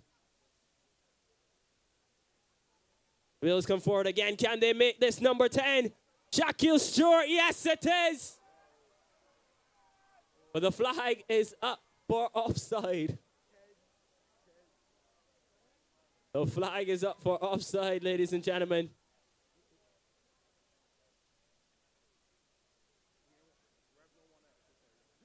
Cave Hill saved by the offside flag. Good finish though.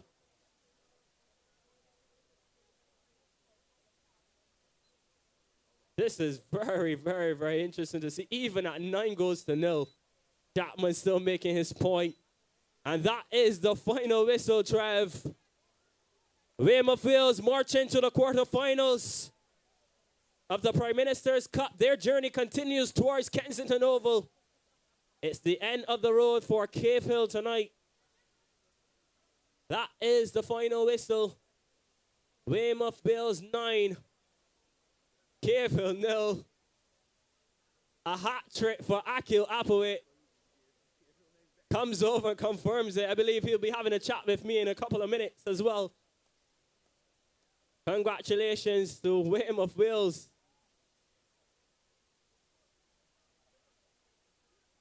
It ends 9-0.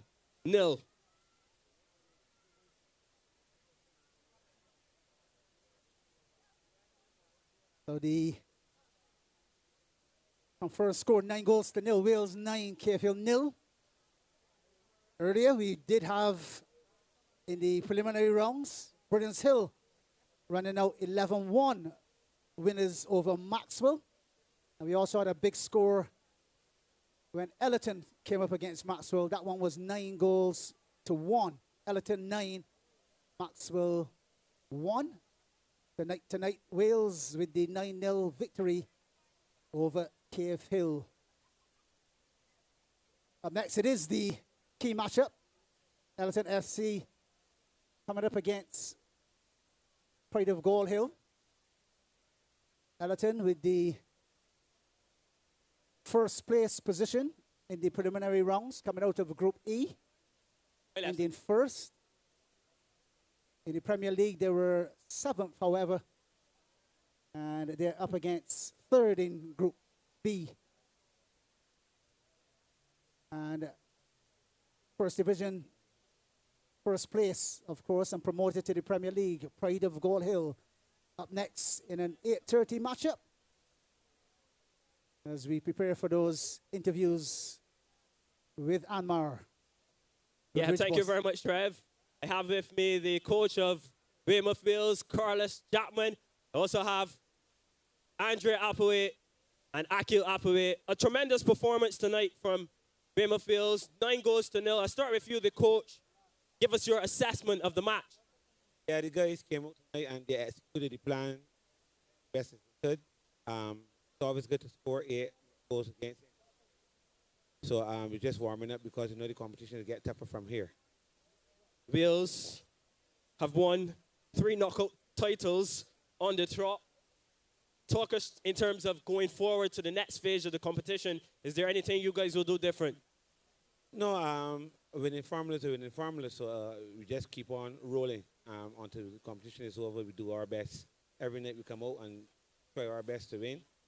Winning is a habit, as I will always say to you. Your thoughts on getting 9 tonight? Like I said, 9 is always good, right? So we're happy that we scored 9 tonight. Kudos to KFL, but the guys are a little hungry tonight, so it's always good to score 9 goals. Thank you so much, Coach. We'll move over now to Andre Applewhite. A performance tonight, which, in my opinion, is a statement in the Prime Minister's Cup. Your thoughts on it? Well, it was perfect. The guys executed, as the coach said. We worked hard in training up to this moment, and we want to keep the winning form. You guys went into the halftime break up 2-0, but you came out in the second half, and it was very destructive in terms of a performance. Tell us exactly what did the coach tell you guys at the halftime break? Well, it was just to get more hungry and press the Cave Hill team high because we realized they were losing the ball. So that was the plan, and we went to the end of that. Congratulations again, Andre. We'll move on now to the hat-trick man, Akil Applewhite. A brilliant performance from you tonight. Talk us through it. I just come out there to do my best and help the team to get through to the quarterfinals. I wasn't really studying the hat trick, but after the 2 goals, I tell myself, you got to push for it. Okay. Talk us now in terms of, I asked Andre the same question. You guys went into the halftime break just up 2-0, but you transitioned in the second half. When we went in that half, we just tell ourselves to love in the league, then could get 1 goal and come back. So when we come in the second half, it was to press on and get as much goals as we can. Is there anyone in particular you want to dedicate this hat trick to? Yeah, I just lost my little brother, so I want to dedicate it to Jacoby Granham, and I hope he looking on me smiling. Yeah. Condolences to you as well. Congratulations to Weymouth Wales, 9-0 winners over Cave Hill.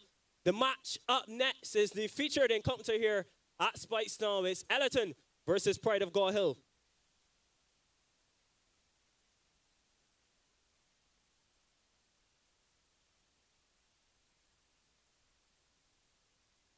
Just want to remind our spectators, it's that time again where I have my good friend from Body Bliss.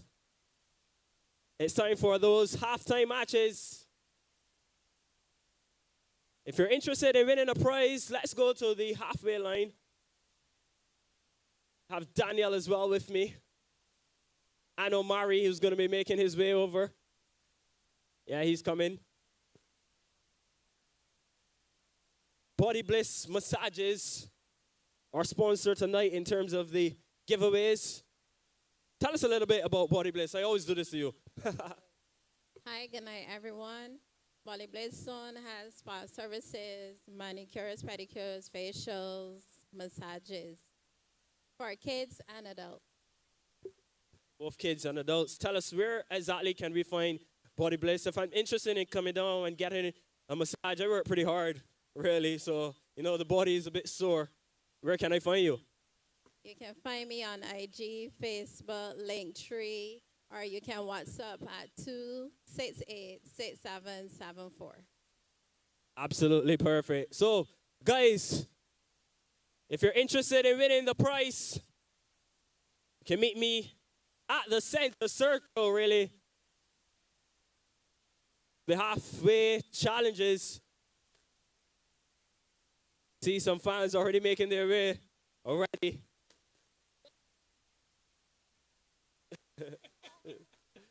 We don't have a ball though. So the first challenge will be, oh, I'm swarmed now by kids. The first challenge will be juggling, I believe. You have to juggle from the halfway line. That's it? That one? Or is it penalty spot? We have two games. Spot.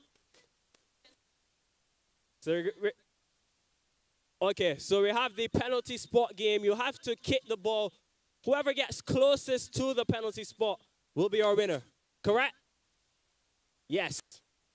So we're playing the penalty spot game for this compliments Body Bliss Zone. A chance to win a massage. This one is open to anyone, all ages, kids, men, women. If you believe you have what it takes, meet me in the center circle. I'm already swarmed. Let's get this competition on the way. Okay. So the adults will do it separate, and then the kids. So we'll start with the kids first. Yeah, we'll start with the kids first, and then we move on to the adults. You have to kick the ball as close as possible to the penalty spot. Then you're the winner. As close as possible to the penalty spot, yeah?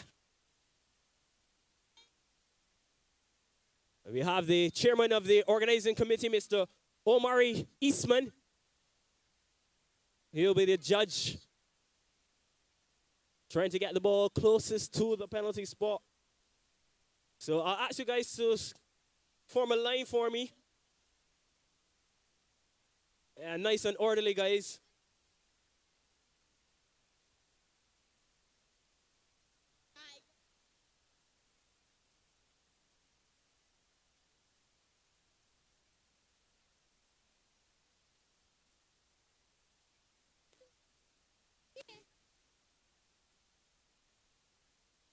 So everyone can see the chairman of the organizing committee, Mr. Omar Eastman. He's standing on the penalty spot. So you have to get the ball as close as possible to him. Whoever gets the ball as close as possible to him is our winner. We have our first contestant tonight. Your name is? Rakai Trotman. Rakai. Mr. Trotman, you're up first.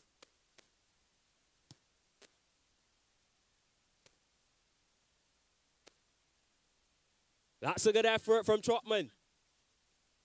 Up next is... Tyreek. Let's go, Tyreek.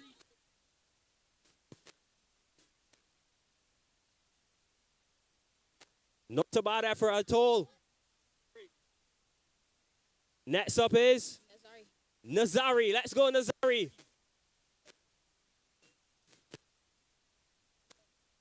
That's pretty close as well, Nazari. Well done. Very good from Nazari. Next up is Tafari. So the Raris are out.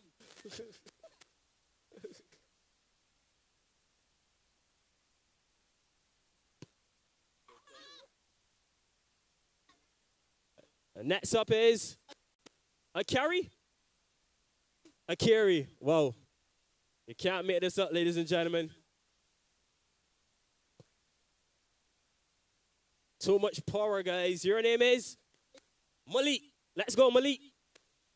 Remember, aiming for the penalty spot as close as possible.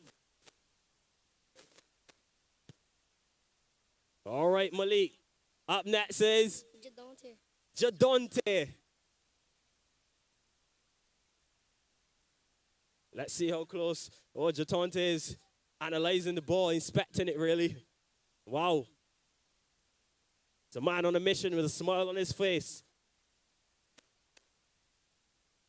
Good attempt from Jatonte. Next up is Darwin. Davian. Let's go. Oh, that's pretty close. Wow. He's come up with a protractor, ladies and gentlemen. He's measured that to perfection. Next up is Micah. Let's go. Can Micah get closer? Not quite. Next up is Amari. Let's see. How good is he?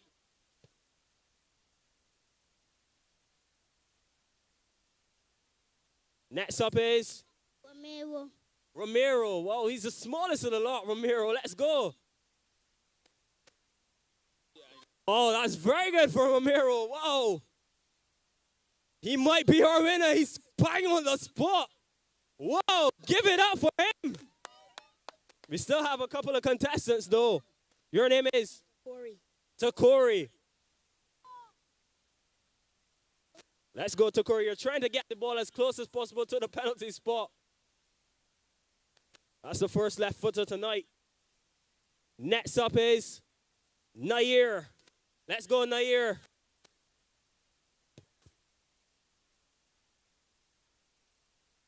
And up next to finish it off is Nazir. Nazir goes pretty close, not quite. And we have ourselves a winner.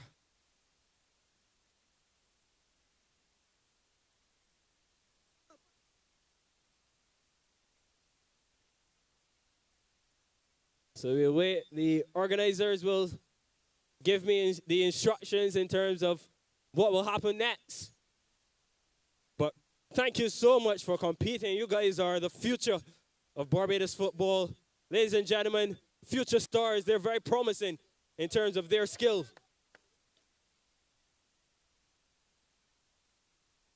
So we'll have a kickoff between Malik, Nazari, Trotman, and Romero. Your name is? Romero, yes. So I'm being told it will be the three best out of the four. So these are the four finalists.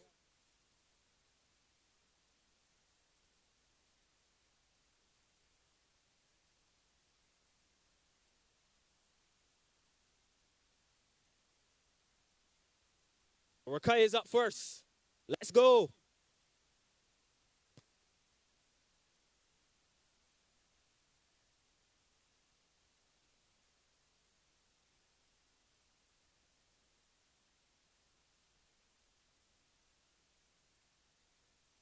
Let's go, Romero.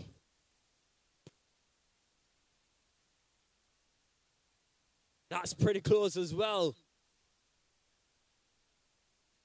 Up next, Nazari.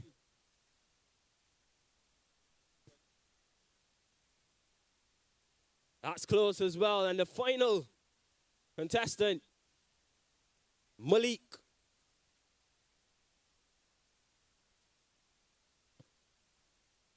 Malik goes slightly to the right. So the first three are winners tonight. Compliments, Body Bliss. Great job from all of the contestants tonight. Ladies and gentlemen, you're looking at the future stars of Barbados football. Everyone's a winner here tonight. But of course, congratulations. Who's your favorite player? Ronaldo. Cristiano Ronaldo. And your favorite player? Lamine Yamal. Yamal. And your favorite player is? Salah. Mohamed Salah. Pretty good players as well. So we have the photo up for the kids. And we'll quickly move over now to the adults.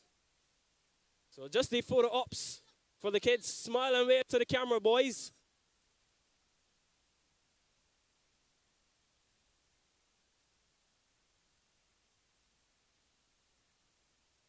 Congratulations, boys. Winners, compliments, Body Bliss Zone. Let's move on now to the adults. I'm only seeing 3 gentlemen here. So I guess it'll be these 3. Same competition, who can get the ball as close as possible to the penalty spot. Do we have any other contestants? I'm only seeing 3. You can still come, you can still make your way here to the center circle, the penalty spot. All right. Moving along swiftly then. First one is Boyce. Oh, you have a great last name. Let's see if you can live up to it.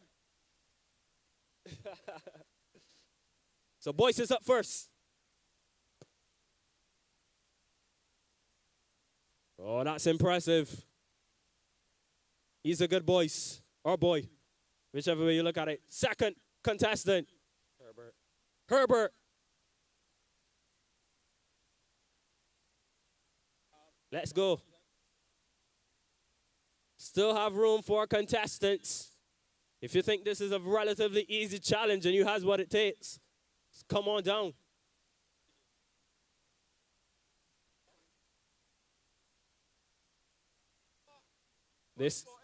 They're saying that you're not on the spot, Mr. Chairman.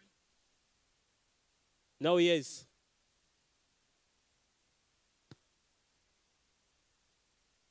A bit too much power.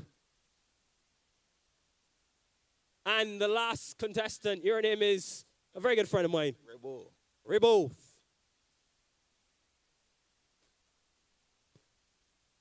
Oh, goodness me, that looks picture perfect, really. Almost, just slightly to the right. Slightly to the right. Using his golf techniques, really. And that's it, really. We have ourselves a winner. Congratulations. Rebo is the winner tonight. Congratulations. Wins the prize, compliments, Body Bliss Zone. Let's have the photo up now.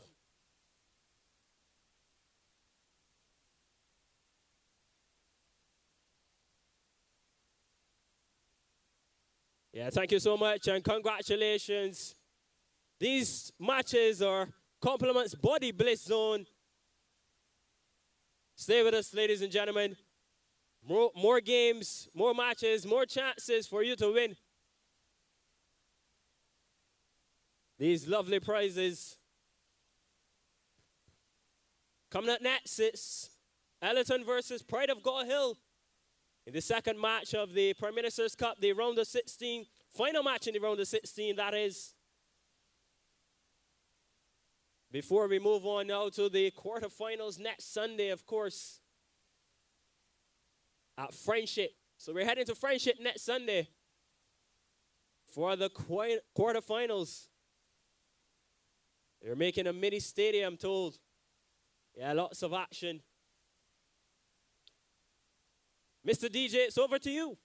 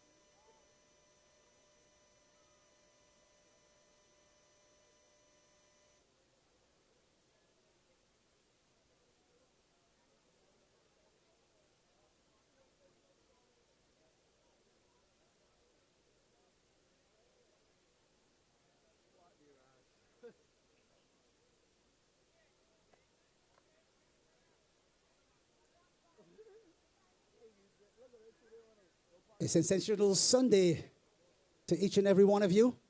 Welcome to the Spikestown St. Peter venue in Barbados, West Indies in the Caribbean Sea. Up next, it's Premier League side Ellerton FC. And this evening they'll be coming up against newly promoted Premier League team, Pride of Gall Hill Football Club. Ellerton were first in Group E.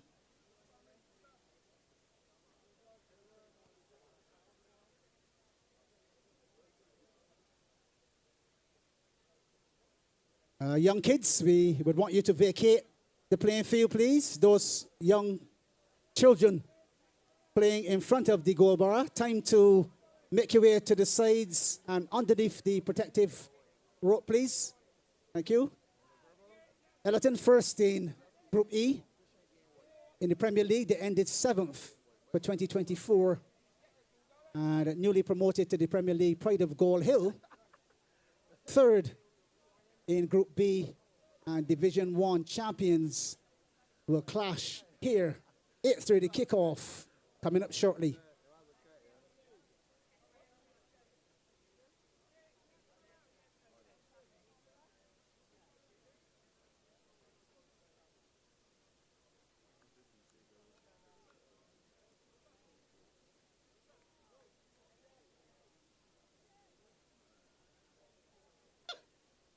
Easy.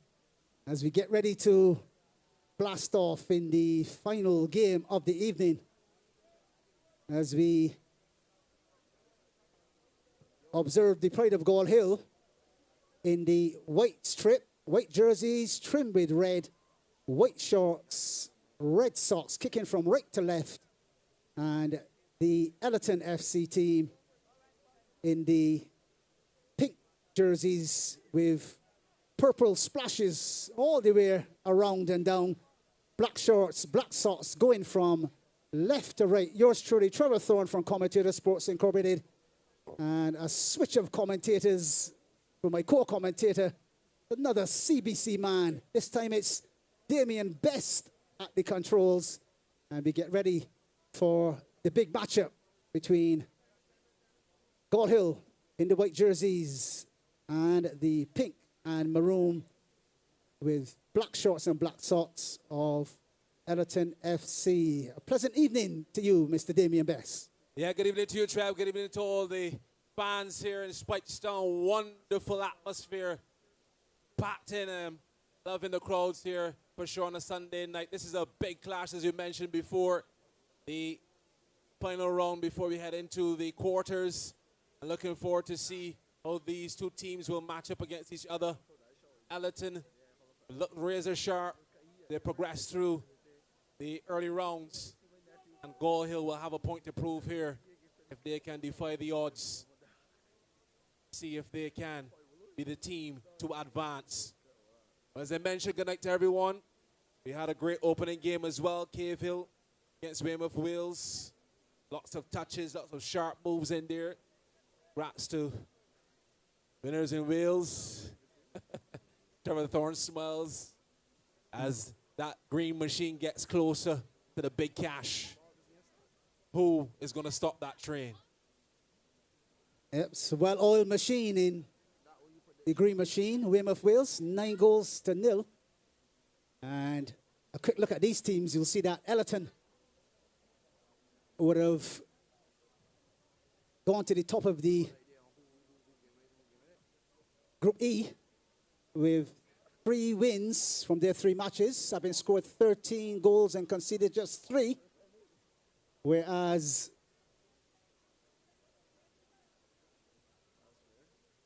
the Gall Hill team ended 3rd in Group B, having played their 3 matches. It's 1-1-1, 1 win, 1 draw, and 1 defeat. 6 goals for, 6 against.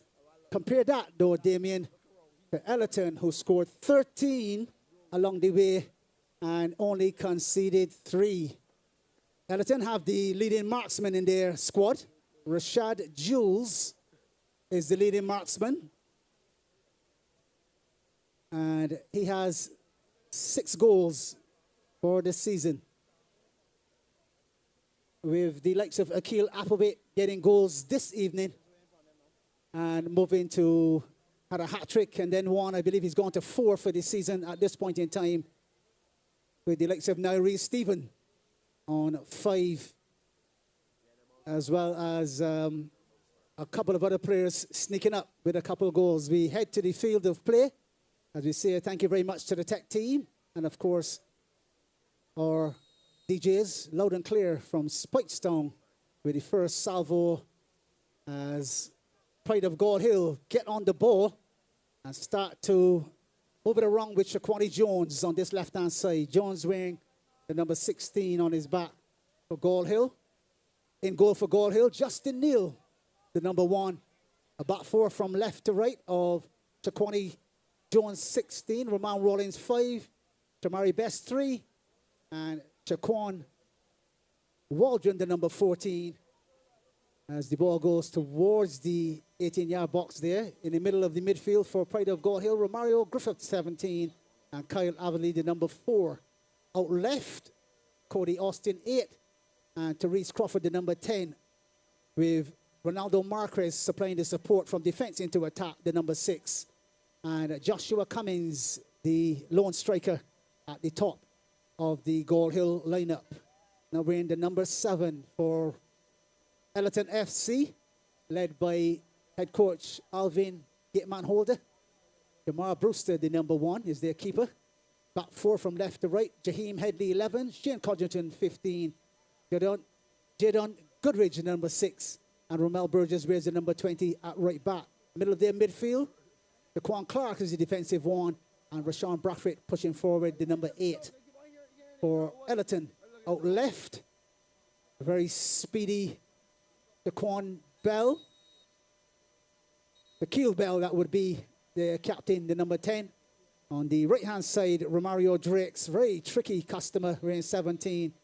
And speedy Rashawn Gittins, the number 13, just behind the front man. Terrell Waldron gets a start this evening, wearing 14 for the Ellerton FC team, also known as the Lions because of Gun Hill and the big statue up there. 2 minutes on the clock here. Ellerton 0, Pride of Gall Hill 0. And Gall Hill pushing out on the right-hand side, but nothing to choose between the two teams as we get rolling here at Spikestown. Most definitely early stages here, Trev. Just about 2 minutes on the clock. Gall Hill with a throw-in over on the far side. We'll see how these two teams will shape up. You've given a good analysis of the progression so far. As they continue to follow the Prime Minister's Cup competition, empowering communities 1 goal at a time. This is Gall Hill playing through the midfield, dispossessed, and now it's with Ellerton, who surged forward momentarily. Cut out quite nicely at the back there. With Jones there momentarily for Gall Hill. He still has possession, looks to surge forward, plays the ball nicely down the left flank, and coming over with the challenge there and cleared away. It will be a throw into Gall Hill, who look, they want to play positive football, not willing to sit back and wait for something to happen. Trying to put one in the back of the net pretty early. This is a throw in here of Jones. Got 2 balls on the field, folks. 2 balls are on the field, and it is going to be a free kick in favor of Gall Hill. Getting a bit anxious with 2 balls on the field at the same time there, Damien. Definitely. Of course, you must recall and remember that the winner of this one meets the Green Machine from Carrington Village. So the matchups are really with us. UWA will take on Wharton. Paradise coming up against Kickstart. And the final of those quarterfinals will be Notre Dame and Britain's Hill. All nicely packed in that final 8 there, Damien. And it'll be a brave man to predict the winner of those games because lots of skills and, of course, lots of goals exist inside of those talented teams. It's a free kick. This one will be floated near post and cleared away. Ball falling nicely now for Austin to float back into the box. Chance at inside right there. And our referee this evening, Mr. Jamar Springer, puts his whistle to his mouth and the free kick will go to Ellerton. Jamar Springer is ably assisted this evening by, on this right-hand side, assistant number 1, AR1, Darian Scantlebury. On the far side, it's Mr. Charles Yearwood. And the fourth official, Mr. Edwin Captain Adams. The man with those silky smooth moves on the dance floor. Most definitely. And say good night to all the officials doing a great job during the competition. The players have been on their P's and Q's.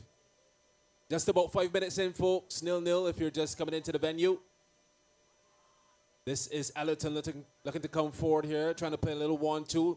They look to go out to the left-hand side. Can they get a crossover? A little bit of inconsistency in the passing here. Ellerton looking to play this one quickly, or are they going to set things up inside the 18-yard box? They do so, the referee just holding play momentarily. And they got a little two-man wall set up here for Pride of Gall Hill. They've got to be very, very attentive. This one going to float dangerously into the box. Let's see what happens here. Ball comes over the top. This is a chance now headed away by Gall Hill, and it's still with Ellerton, who look to reset. Come all the way back to number 20 in Burgess. Kind of structure how they would approach this one. You see Clark was calling for it on the right-hand side, but they've opted for that lucky left-hand side of the pitch now. It's still with Ellerton as the ball comes over the top. Once again into the box, headed away by Gall Hill momentarily. They've been scrambling here in the last 2 minutes or so, Trev, under the pump a little bit as they shake off the early jitters here. Just about 65,000 in the venue. I was counting them on my way in. This venue has been and one, Damien, and one. The ladies just joined us. Goodness. He's striking a pose for the cameras there as well. So with the game evenly poised, we want to say a very special thank you to our sponsors, Hits 106.7 FM, Hot 95.3 FM, 98.1 to 1, CBC, TV 8, Guinness Smooth, Deputy Apple, HIV AIDS Commission, Pine Hill Dairy Juices, Plus, Powerade, The Sunny Water, Bassett Distribution Wines and Spirits, Angostura, White Oak, Trinidad and Tobago Rum, Angostura, Black Label Rum, Rude Boy, Jameson Whiskey, and of course, Body Bliss Zone. 8 on the clock. Free kick to Ellerton. Raheem Headley, number 11, back in the cameras here. He's wearing those traditional black gloves for the winter, I presume. Well, it is that time of the year, Trev. And also, Jaquan Clark, the number 7. Which one will it be? Looks a bit like Headley, far post ball. Defensive header in the end, and the ball into the beautiful night sky.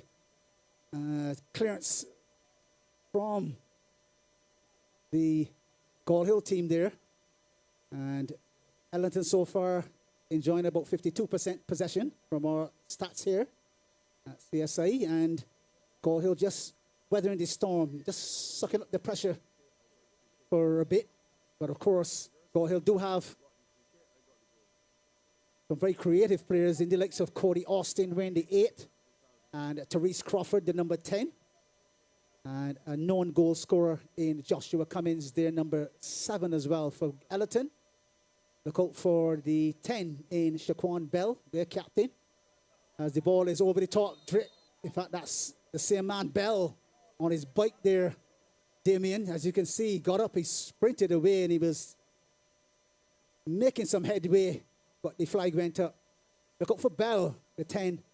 Mario Drake, 17 on the right-hand side. And two good players that like to play the tiki-taka stuff. Rashawn Brathwaite, the number 8. And Rashawn Gittins, 13. They will combine to field Terrell Waldron and Bell.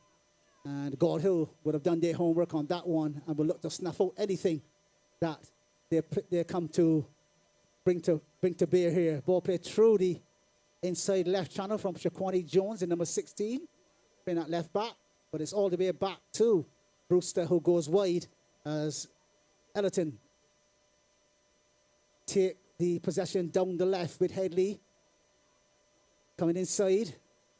Quick little turn, and referee thinks about it and then puts his whistle to the mouth as Ellerton, as you can see, constantly using what we consider to be the left-hand side for their attacks after 10 minutes, Damien. Haven't really gone down the right very many times.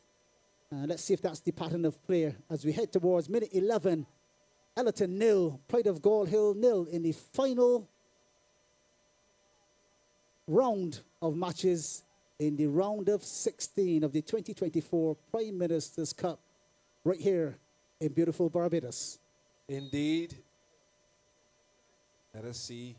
Brathwaite over the top here. This one goes out into touch. It'll be a goal kick to Pride of Gall Hill. So danger averted there momentarily as the coaching staff is issuing some instructions there to the Pride of Gall Hill players. Maybe want to spread the ball a little wider and be a little more compact. The middle, one booted forward. Out into touch. There'll be a throw in to the boys in red and white tonight. So we have Jones, met by the head there of Ellerton player. A little scramble play between the two sides, trying to jostle for position here. All again goes into touch. Should be throw in, and Jones handles the duties. Got a couple players forward here. Gall Hill. Nice work there, chested down. Looking to work the ball around the pitch, but dispossessed here momentarily. Quick reaction from Pride of Gall Hill. Come forward once again. Jones with the outside of the right boot. Beautiful looking pass. Bit ambitious for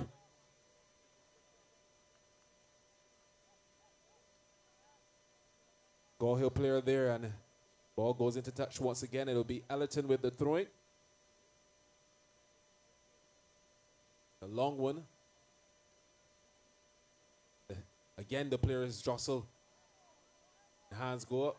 Referee says it's in favor of Ellerton. They look to turn quickly here and counter. Candy, the ball played over the top. Met nicely by Waldron. Bring this one down to earth. Who wants possession? It's still with Ellerton. They come down that left-hand side. The lucky left now sprinting into the 18-yard box. And thwarted there. Will be a corner kick to Ellerton. And we'll see if they can work a bit of magic here. Just about 13 minutes on the clock. Played short. Dissects one. Look to put it over the top. Again, it's with Pride of Gall Hill, who had it only for a millisecond, and now it's come all the way back to Neil. Comfortable there. Comes over to the left-hand side and picks up Austin. Ball goes into touch once again.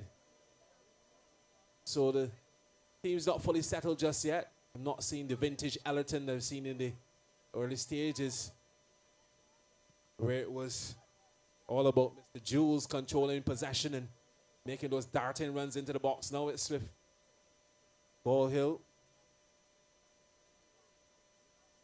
They work this one down the right-hand side. Look to put this one over the top here. That's Waldron. But dispossessed quite quickly. Now it's with Ellerton. Back and forth between these two. Challenges coming in fast and furious. That's Austin fighting for the ball.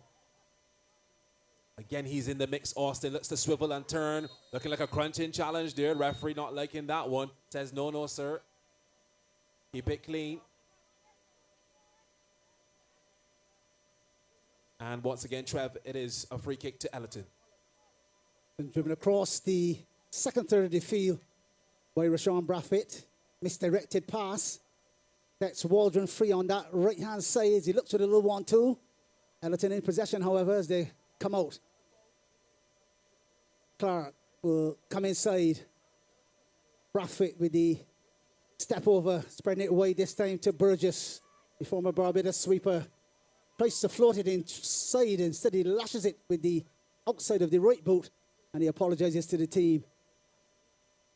The earlier exchanges, in this case for Ellerton, ball coming to our commentary position there.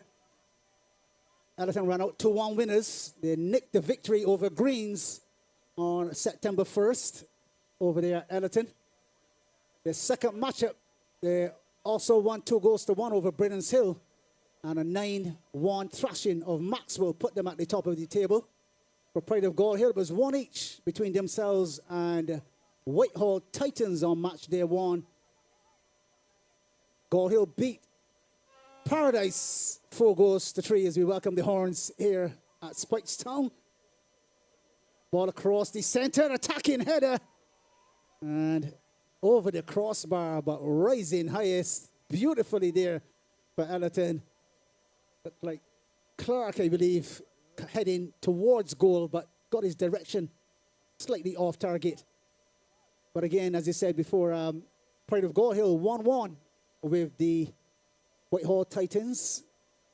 Bounced back with a 4-3 over Paradise, followed by a defeat when Wharton beat them 2-1. They're still qualified, however, and here they are tonight. So those tell of the tale of the two preliminaries group stages for these two teams. High scoring Ellerton against a very gritty Pride of Gall Hill team. And your guess is as good as mine who will take this one. But of course, tonight we're here and we realize that Rashad Jules leads the table. He hasn't started this evening, Damien, but he scored 2 against Britain's Hill. And then he ran out with a number of goals against Maxwell. I make it 6, if I'm to be sure. That will check to make sure. Against Maxwell, he scored plenty of goals as well. And of course, he's leading the table as well. 6 goals for the season for Jules. Also scoring for Ellerton would be the likes of Shaquille Bell. He got 1.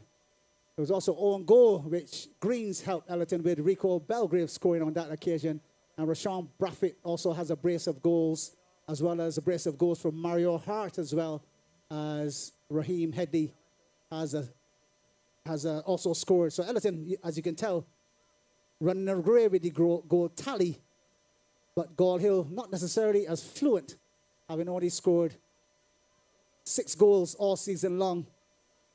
But it's all about who gets the goals here this evening that will take their team into the quarterfinals. At stake, $100,000 is the first place. And whoever gets to the final will play that 90 minutes, or maybe even 120 minutes at the historic Mecca, Kensington Oval, November 30th, 2024. At present, into the 19th minute, Gall Hill come charging forward with Jones, being robbed of it this time as well by Sean Gittins, and then the floated ball into an attacking posture, but on the goal line and ready to take it, it's Justin Neal on 18 minutes there, Damien. But nothing to choose between the two teams at this point in time. Well, the party didn't like what you said there, Trev. Ball heads into the commentary area. Good control there from our tech guy. I'd sign him up immediately. He put that one under control. Yeah, wonderful atmosphere, folks. It's football, lovely football. And this is a chance now for Ellerton. Just on the edge of the 18 there. They look to cycle this one to the top of the box. Shot is thwarted and brought down to earth by Pride of Gall Hill. They Nice little touch there. Keep the ball alive. Here is Austin, who's been in the thick of everything here so far in this one. Looks feisty, looks ready for this one. Pumped up. Him and Jones have been busy here on his left-hand side, so it'll be a free kick to Pride of Gall Hill. It'll be Griffith to get this one going. There's this one. Cross and picks out number 5 in Rollins. And one in the midfield now by Ellerton. It's back and forth. Not really seeing any fluency so far. Strategy, not clear just yet. This one is played out to the left, the right-hand side and goes out into touch. Strong challenge there, and the referee says that'll be Ellerton's ball. So as we mentioned before, the goals have been coming fast and furious for Ellerton in the previous fixtures.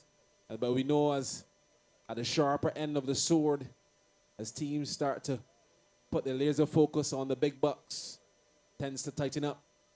Just takes one as well, Damon. Just takes one goal, you know, and then some good defending, and you're in with a shout. So the amount of goals that the Ellerton team have scored are perhaps, need to say, are null and void right now. Today's action is where it's all at. And although history does tell another story, the last time these two teams met was in the 2019 Capelli Super Cup.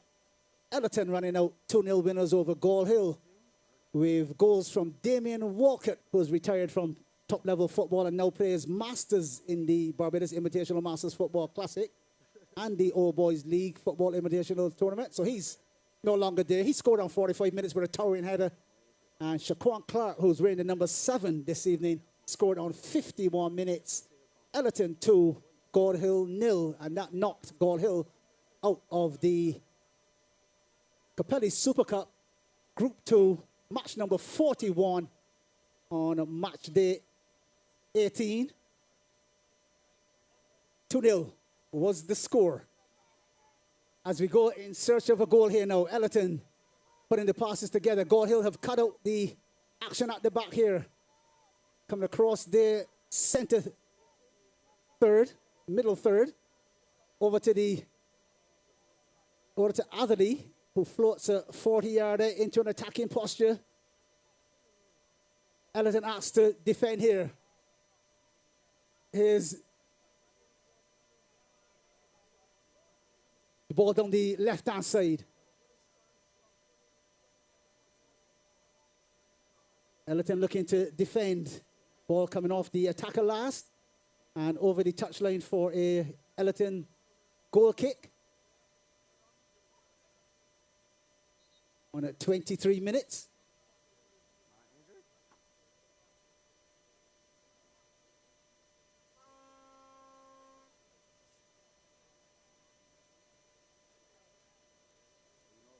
Looks like we got a player down, Trev.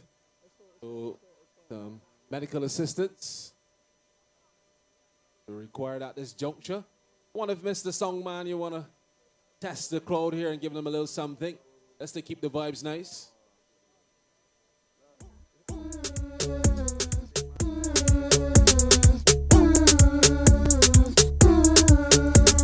I shot outside with my girls this summer. You don't have a ring, then you don't have a mister. Hands up, let me see a finger. Up, up, let me see a finger. You don't have a ring, then bend for the camera. You to bend, you to bend, you to bend, you to bend, you to bend, you to bend. You don't have a ring, girl, bend for the camera. You to bend, you.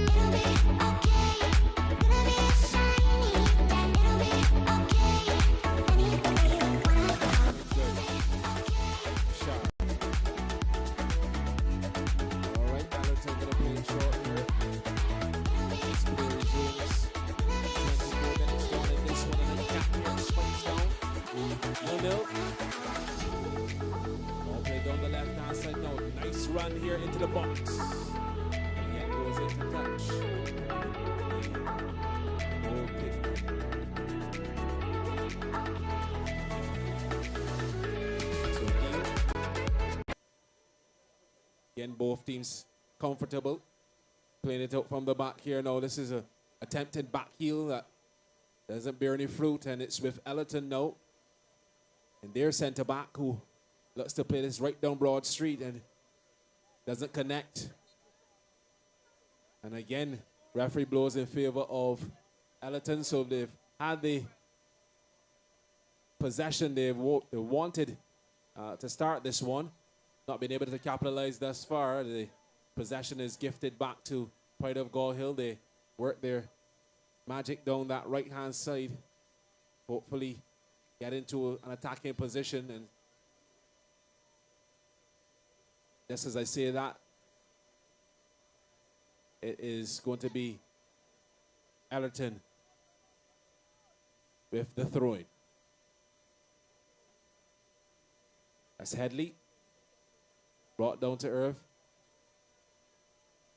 Pride of Gall Hill with possession now. Can they work something special? But again, Headley's in the thick of things, and that is a body check. Almost a concrete wall. Say good night and thanks to Anne Margaret Boyce, savior at this juncture. Could be wearing a halo. Wonderful individual. That's an inside joke. So, as we speak, just about 25 minutes gone. And it's with Ellerton.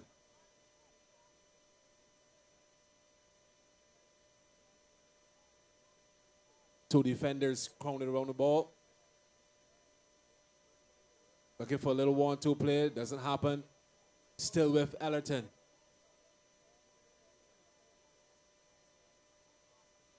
Comes all the way back. Picks out number 20 there in Burgess. Sends this one. Looking for Drake. And again, good defensive work there by Pride of Gall Hill with Griffith.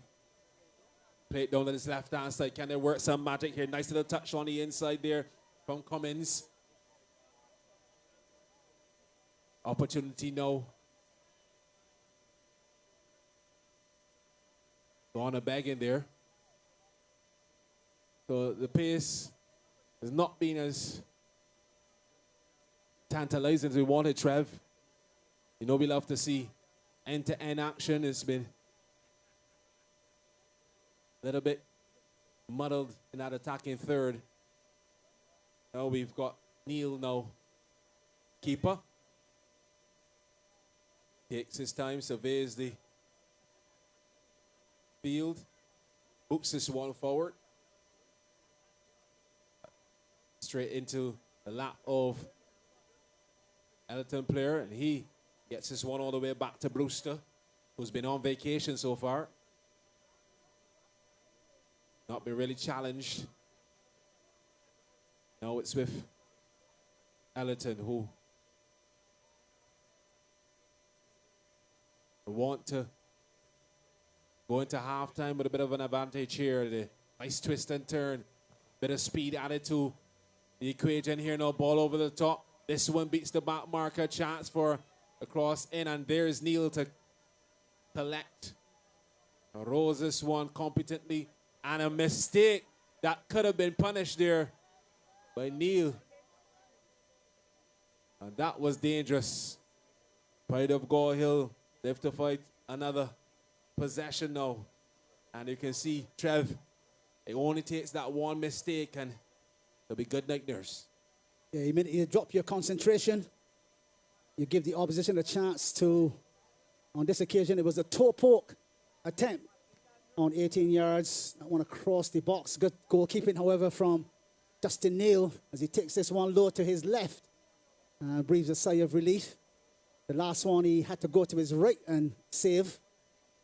But of course, the battle continues between Pride of Gall Hill's number 8 in Cody Austin, with a couple of sombreros there, come in from another skillful man in Therese Crawford, putting the ball over the head of the Ellerton defense there, and tantalizing the crowd here with his skill, touch and guile. Stuff from Crawford. Crawford needs to link up a bit more with Cummins and Austin, who's wearing the 8, in order for the Gall Hill team to really breathe easy on this left-hand side is Marquez, the former Wales man, clearance made, and he's a former Barbados box-to-box midfielder as well. Marquez with the 1-2, finding Austin as we speak about him. We'll go on a run down the left-hand side, inside this time to Cummins, who tries to slip it past Goodridge, but can't.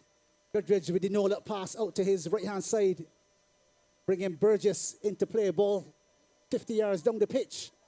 As we say, a pleasant evening to the Trini posse. Dana and crew out of TNT.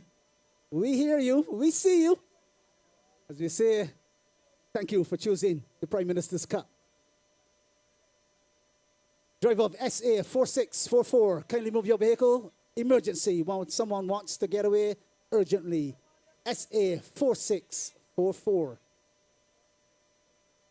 So yes, Damien, the combinations for Pride of Gall Hill to get a goal-scoring chance. I've seen them before. Jones comes to the party. Austin looks good on the left.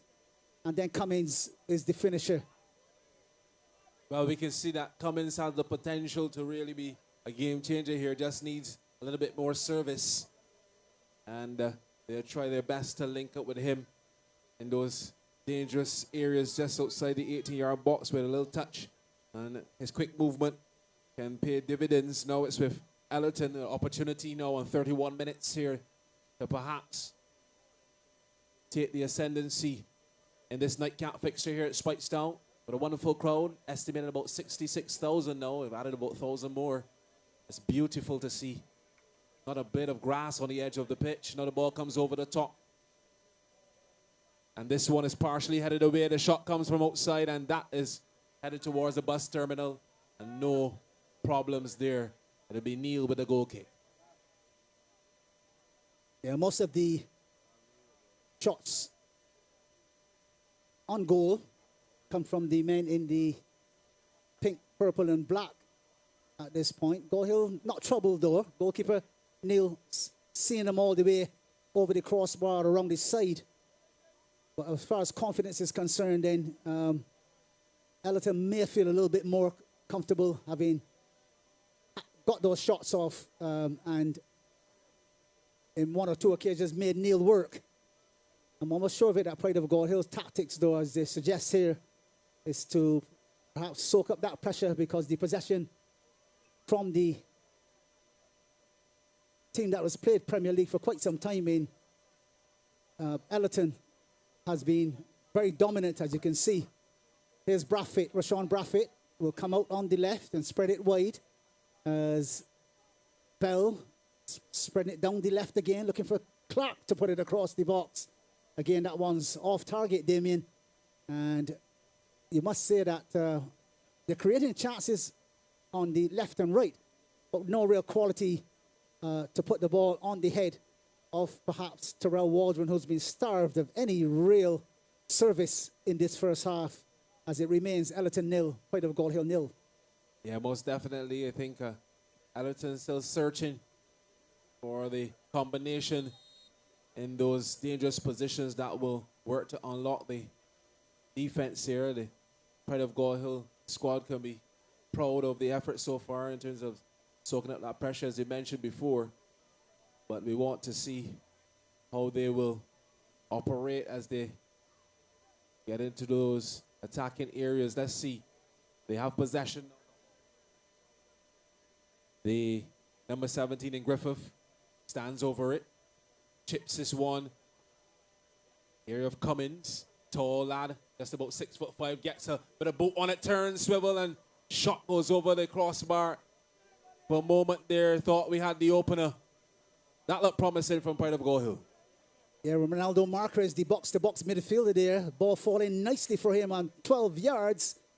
And he skies it into the St. Peter night air and holds his head, as he knows that's a glorious opportunity to take the lead here. Two footballs on the pitch at one time, but one cleared away very easily. And looking to pick it up, Justin Neal. That one bops out of the chest there, but no one's following up. 34 minutes on the clock as we await for this game to really come alive, Damien. It hasn't really come alive as yet. There's been a few punches here and there, as you must say. They've exchanged a few blows, but no real telling left or right hook in this, the final encounter of the round of 16. And I think both midfields guilty of not really being the creative force that we would want them to be. So you would want the likes of Shaquan Clark and Rashawn Brathwaite to come to this party for Ellerton, as well as Romario Griffith and Kyle Adderley, as well as Ellerton go down the left. The challenge is good enough for the ball to go into the possession of the Pride of Gall Hill on 35 minutes. 0-0 here at Spikestown in St. Peter. Ellerton 0, Pride of Gall Hill 0. Yeah, I think Pride of Gall Hill have been playing their cards to perfection. This was perhaps part of the whole ploy. They bring their very best into the second half, looking to do as best as they can in this first, not to concede. No, they come forward. A chance. It's a beautiful ball down the right-hand side to Crawford. Crawford looks to play this one on top of the box, but it's cut out immediately. And that was promising, to say the least. Now it's with, the transition looking good with number 14 there for Ellerton. Comes away with it in Waldron. And he tried a bit of trickery, and now it's with Neil, who is comfortable there. Almost had a counter-attack. We've had a wonderful weekend of football, Trev. We had the El Clasico. Congratulations to the Barcelona fans. Tremendous job in the Bernabeu. Now we've got this ball over the top now for Cummins. Cummins running onto it, and it's fouled in the back, and the referee points to the spot. That, my friends, is a penalty. Well, we knew Cummins looked sharp. All he needed was a chance. He got the service over the top. And then the indiscretion there. A bump in the back. Over he went. And Goodridge want to cry a river at this juncture. This is a chance. Who will have the duties? Go up against Brewster, who we know is pretty good between the uprights. Yep, Brewster Norfolk coming to the rescue and saving a number of penalties, especially in key matchups like this one. But of course, Ramon Rollins, the number 5 captain of Pride of Gall Hill, has been assigned the duties to put his side ahead. Just short of the half-time, I'd make it on 38 minutes, as Jaden Goodridge got tangled with Joshua Cummins, the number 7. And it was clear in the eyesights of Jamar Springer that was a penalty kick. I'm almost sure he gave a yellow card there as well. I just need to get confirmation of that. But of course, as Gall Hill prepared themselves for a chance to go 1-0 up, I'm sure of it that Brewster will back himself to save captain of Gall Hill, Ramon Rollins, as he looks to shoot from 12 yards, having been awarded the penalty. Steps back, 4 steps back. Springer is going to have a word before he kicks. He needs to remain concentrated here. Steps in, right-footed, shoots and sends Brewster the wrong way. Goal! Pride of Gall Hill 1, Ellerton 0. A penalty kick from Ramon Rollins, the number 5, makes it 1-0 on 39 minutes. Pride of Gall Hill 1, Ellerton 0. The game should come to life now, Damien. Oh, yes. So we've got the necessary injection now for a good one here. We're anxious and waiting to see who will strike first. And it is Pride of Gall Hill with a 1-0 lead here. Closing stages of the first half. Will this be a rude awakening for Ellerton, who will look to work this one around the pitch? They want to get onto level terms before the break. The ball over the top. And this one will go into touch a bit too much on it there. And Neil will take his time.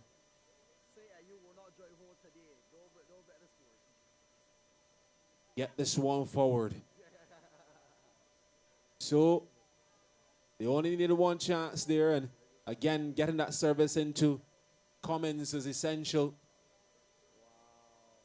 Now we can see it paying dividends. Ball goes into touch. Ball Hill not in any rush at this moment. They've got to throw in here with Jones on 40 minutes. Cummins, the man who was adventurous enough to go for nice little touch there. Cummins, and they're taken down WWE style. And the referee will have to blow for that. Damien Drakes had to put his body on the line there as he went one-on-one there with Ronaldo Marquez, who was on the move. The nifty turn, 180, and then he was about to sprint away. And he's quite fortunate that he didn't get a card for that particular incident, but referee Springer saw it as just a foul. And again, Ellerton with a chance to make it two. Romario Griffith with the deciding shot in the end, it turned out to be, into Brewster. Picks it cleanly and spreads it wide to Bell, who has acres of space to sprint into. And I'm almost sure that would be Springer, Springer will go to the top right-hand pocket there with a caution. For sure, because Bell was on his bike and was about to go on the velodrome there and sprint away. And the tackle came in. It was illegal on 42 minutes. So caution to the Gall Hill man on 42 minutes. So, free kick. Okay, we've got a bit of a public service. SA 4644. SA 4644. You asked to move your vehicle.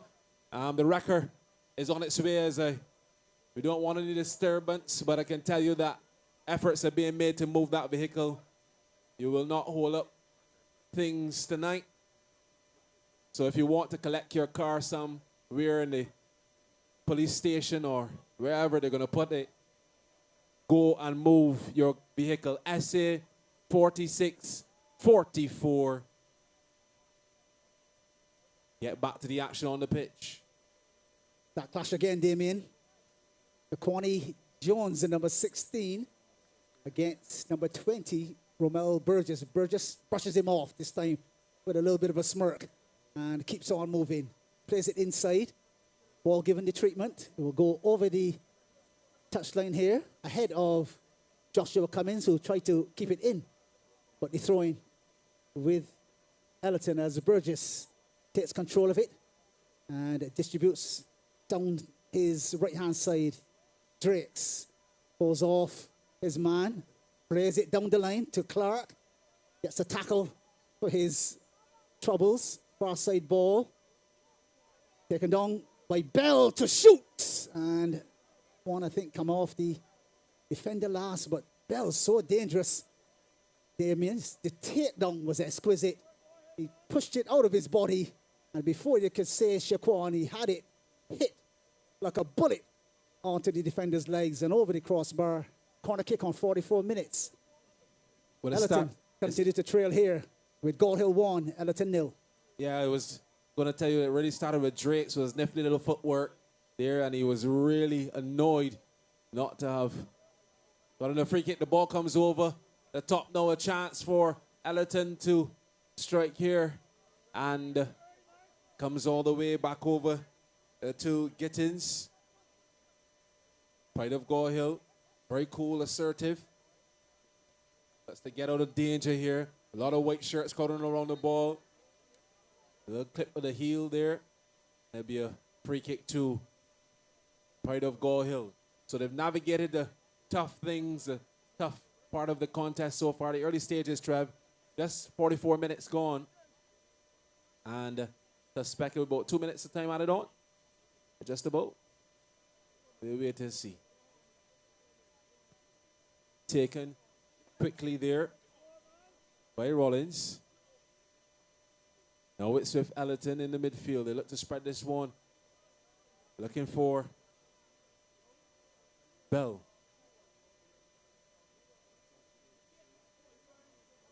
The ball goes into touch. So the clock ticking away here. 1-0 lead to Pride of Gall Hill if you're just coming into the venue. Rollins from the penalty spot, giving Pride of Gall Hill the lead. And they look to go into halftime without conceding. All the way back to Brewster here, who played short. You can see 2 minutes on the board there, indicating what's left of this first half. Burgess down the right-hand side. I know it's a bit of interplay in the midfield here for Ellerton. What will happen here? Comes over to the left-hand side and ball goes into touch, into the crowd there. That's the VIP section. Bell into the crowd there. A lot of enthusiasm on that far left-hand side as he looked to get that shot away. He ended up in the armchair of a spectator. Well, These are the thousands that are in, though, Damien. They're in and they're loving it here at Spikestown, St. Peter. I was going to say you won't get a better view. The armchair of a spectator. Precisely. 1 minute has been, 1 minute has elapsed so far. A minimum of 2 minutes of time to be added for stoppages. That's a superb ball on the right-hand side as Gall Hill look to taunt and tease towards the edge of the 18-yard box there. And goal kick, the call from referee Springer with just about a minute or so, if not less, on our clocks as we go to the halftime whistle. Gall Hill with the lead. Ellerton looking a little bit concerned, but of course they would have been in this position many a time and would need to draw on some extra energy and perhaps the bench with the likes of Richard Jules, the leading goal scorer in the tournament, on the bench this evening, to perhaps bring this game back to parity for Gall Hill. They want another goal to put Ellerton away and head towards the quarterfinals in the Prime Minister's Cup. Some work being done, but of course, 2 minutes have elapsed here, and it's half-time in the final matchup in the round of 16. Pride of Gall Hill 1, Ellerton FC 0. A goal scored by Ramon Rollins on 39 minutes from the penalty spot, making it 1-0. His first goal of the season. And I'm sure of it that halftime we will be having some of those beautiful giveaways. So stand by for your instructions. Up next, the halftime giveaways here at Spikestown St. Peter with the current score, Pride of Gall Hill 1, Ellerton FC 0. Yeah. You love the life you live.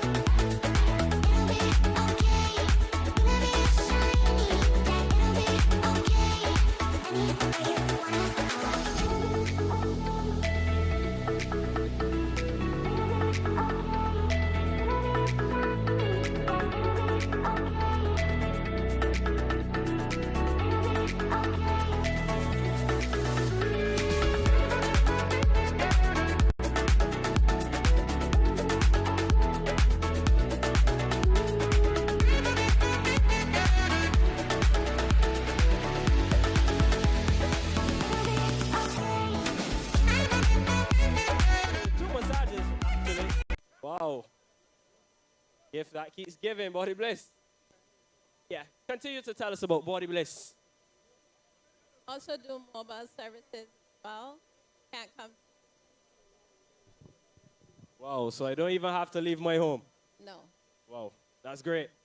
Yes, I see some fans already making their way to the center circle. A chance to win yourself a massage.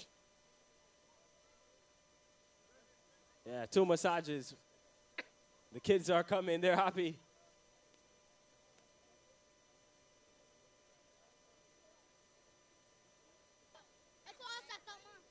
Yeah, he win already.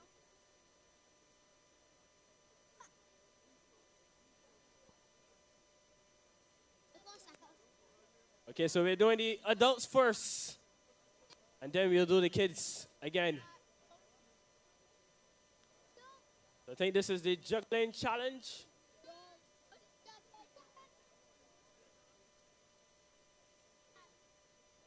Or this juggling challenge. Yeah? Or we could change it to the kick to the halfway line as well. That's fine. All right, so we're going to change the challenge for this one to see if you can score from the halfway line. Like I said, we're going to start with the adults first, though, boys and girls. So I already have 2 adults here. Is there anyone else interested in winning yourself a massage? Can meet me in the center circle, really. Let's get the challenge on the way. Let's wait another minute. Yeah. Already have 2 contestants. Can we get at least 2 more?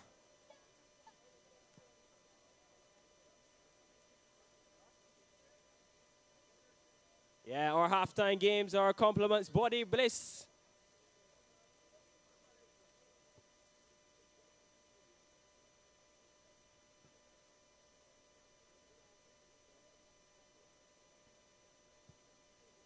Yeah, we're calling the ladies as well. Any ladies in the crowd interested? Your chance to win as well. A massage compliments Body Bliss. We'll give them 1 more minute, and then we'll get the challenge on the way.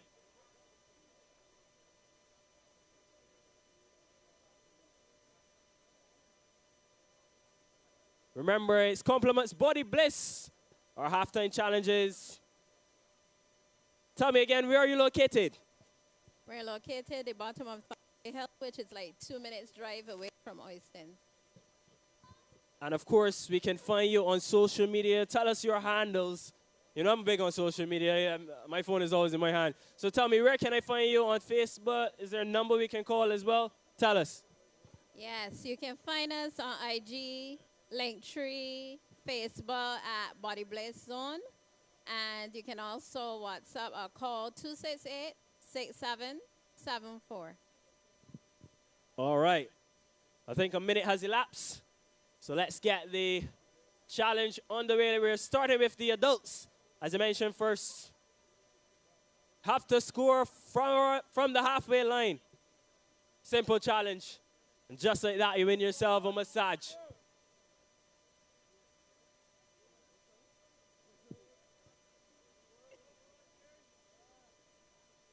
All right. So, first contestant tonight, your name is? Shama. Shama. All right. Let's go, Shama. I'd love to have 2 more contestants. Could come from anywhere, folks. Let's go, Shama.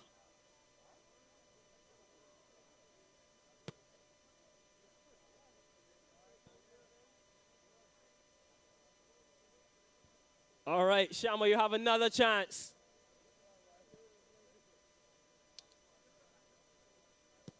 Oh, not white, to the right side. And we're feeling generous, so we'll give him number 3. Will the third one be the charm? All right, that one was a bit closer, but not quite. Next contestant is? Rico. All right. Let's see if Rico can get it done.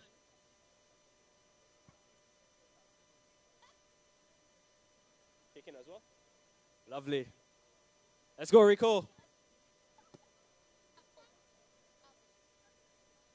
Will it go over the line? I tell you, we're going to need some goal line technology. It doesn't look. Has it gone in? I need the officials at the back of the bar. Did it go in? No. All right, we have our first female of the night, though. But after Rico gets his second opportunity. So you do number 3.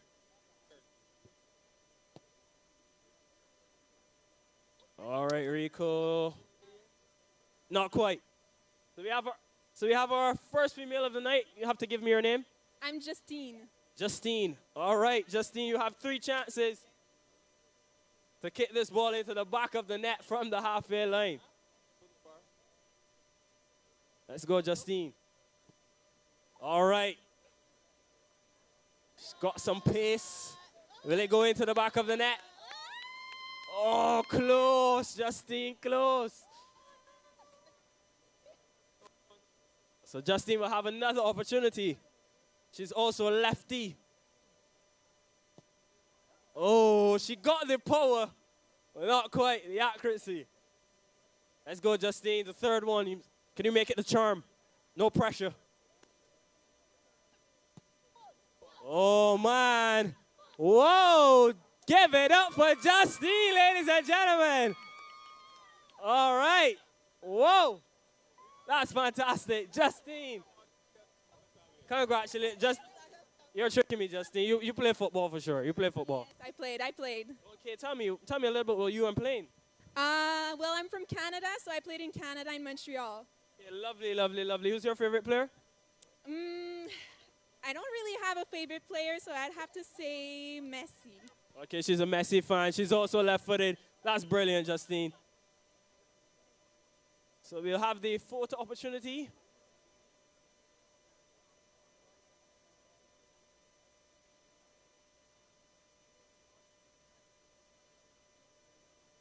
Lovely. Congratulations, Justine. A visitor from Canada. Wow, lovely. Absolutely brilliant. That's what the Prime Minister's Cup is all about. We're international, folks. Up next, the kids. No time. Oh, man, we're out of time, kids, unfortunately. But don't forget, guys, come back next week. We're at Friendship. Guys, I don't mean to disappoint you guys. But I think the referees are just about ready to restart the match.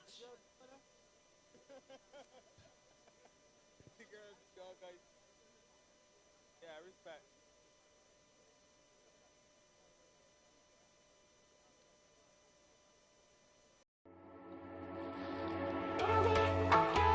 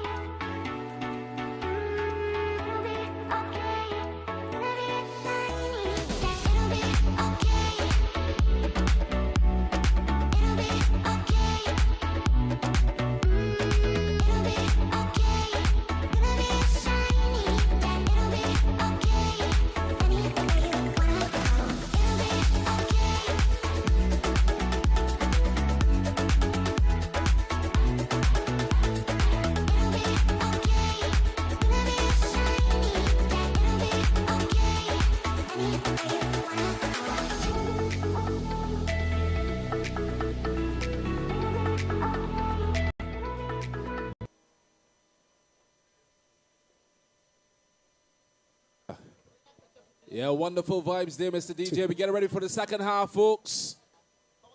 Pride of Gall Hill leading 1-0. Thanks so much to Antonio for putting diesel in the tank, sir. Kudos to you. My friend, I needed that. Trev will smile because he knows it's a necessary additive this time of the night after a long day of work. I think that Trini posse has something to do with it, though. 45 plus to go. And at this point in time, the Pride of Gall Hill with 1 foot into the quarterfinals. Compliments a superb strike from Ramon Rollins from 12 yards. A penalty kick on 39 minutes makes it 1-0. Ellerton with lots of work to do here now to reverse this scoreline somehow. And they go with Headley across the middle of the playing field. Rashawn Braffett turns right and then left again. Headley in possession down this right-hand side. This left-hand side, I beg your pardon. Bell drilling it across the 18. And Damien showing a bit of impatience there. I think Ellerton need to maintain their composure. With 45 minutes, there's ways to get an equalizer. But of course, you would want Pride of Gall Hill as well, if you're in charge of Pride of Gall Hill, you'd want them to continue hustling and harrying so that the Ellerton men can't settle. And you produce this, what we consider to be just a smash and grab. Just when you don't think that they're going to get it, Gall Hill get that second goal and bury the Ellerton team. Of course, Ellerton with lots of talent on the field with Shaquille Bell, number of goals for the season. Mario Drake's excellent in midfield. And of course, still to come, Rashad Jules, the tournament's leading goal scorer with 6. A keenly contested battle in the next 45 minutes. Your guess is as good as mine at present. Pride of Gall Hill 1, Ellerton 0 on 47 minutes. We got the first corner of the second half, so it is Ellerton. Look to get this one over the top, and then swinger. That one is hit really, really long by Clark and recovered momentarily. Still jostling for possession. Couple players go over. Referee says play on. It is with Pride of Gall Hill. Surge in forward is Cummins looking to test the defense of Ellerton. Burgess goes over in a heap. Headley beats 2. Tries to dribble past a 4th. And finally the referee's whistle goes. And it'll be a free kick in favor of Ellerton. And you can see Pride of Gall Hill willing to scrap and fight and tussle for this possession, Trev. They're not willing to allow the Ellerton side to dictate proceedings so far, and they have been able to get on the score sheet. No, it's Ellerton with a chance to orchestrate something special. Well, Damien, it's in left foot territory. The right footer. It would be quite difficult to get this to make its way in on the far post. Special technique is required. But of course, who knows? Maybe it will be a super strike from Shane Codrington, the number 15. Or maybe number 11, Jaheim Headley. Headley with the headband on his head. He, as I said, has answered the call. I said left foot. It's all Headley. And if it's Shane Codrington, it's his right foot. So to me, it favors the left to get this up and down past that wall and into the back of the net. Headley steps away. Codrington interested. Both men in gloves. Black gloves. 49 on our clocks here. Codrington set it up. Headley with the strike into the wall. And it falls to Codrington. Keeps his cool. Floats it far side. And the flag is up on the far side. That chance has gone a begging. And I just think that Headley needs to settle himself a bit more. He's a man that can produce the goods. I've seen it on a couple of occasions in the Barbados Football Association's Premier League from those distances, Damien. But on this occasion, he miscalculated and took the top of the wall instead of making its way over no real work to do for Justin Neal at this point in time. And Ellerton coming out with Braffett, prods it forward and finds the wing back in Jaheim Headley. They go down the right-hand side and have given up possession. In comes Pride of Gall Hill down that left-hand side. Foot race between two. Solid tackle. And a free kick, I believe, yes. As referee Springer says, play on it. Ellerton, in fact, Gall Hill with the ball. So the advantage played. Codrington with clears lines into 50 minutes. Again, Damien, your guess is as good as mine, but that crowd seems to have grown again in leaps and bounds. Can't see an inch of grass on the far side or around each and every goal bar either. Into the 54th, Headley got a call up from the senior men's national team a couple of times for 2024, but hasn't been able to maintain his position as the competition is fierce, as the senior men's national team line up a couple of matches against Guyana in the playing series coming to Barbados very, very shortly as well. 51 on our clocks here. And Pride of Gall Hill looking really good for an upset, you must say, Damien. Of course, Ellerton would have been in the Premier League for quite some time, and Gall Hill would have been the team to be promoted in the last season and still have to prove themselves in the Premier League. But tonight, they've been excellent. They've been able to weather the storm and then hit back with a 39th minute penalty kick from Ramon Rollins. And there are the deserved leaders in this, the final round of 16 match. Pride of Gall Hill 1, Ellerton 0 on 52 minutes here at Spikestown. Yeah, this one is launched forward by Gall Hill. And again, it is Ellerton who managed to regain that possession. It goes into touch. Flag up on the far side. As you mentioned before, the spectatorship has increased here at the venue as we get deeper into the competition, quarterfinals, semis, and grand finale at Kensington Oval. I expect to see the venue bursting at its seams. Now we've got Ellerton with a chance here to come forward beyond the halfway mark. Headley with a lot of work to do there. Settles and plays it neatly into Bell. Looks to turn away from his marker. He's under the pump here. A lot of jostling for position. He wins the free kick. So, again, Ellerton with possession. They look to perhaps play this one short, or will they try to go over the top? And that has not been bearing any fruit so far for them. Brathwaite.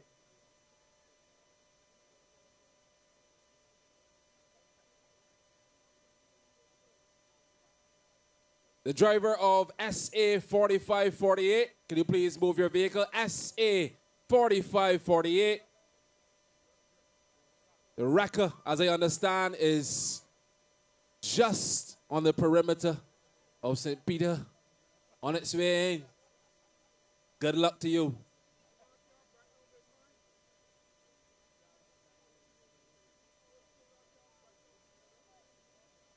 Pride of Gall Hill.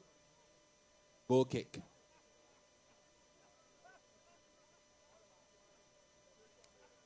This one is launched beyond the halfway mark, and that's easy pickings for Ellerton here, who try to play a little more through the midfield.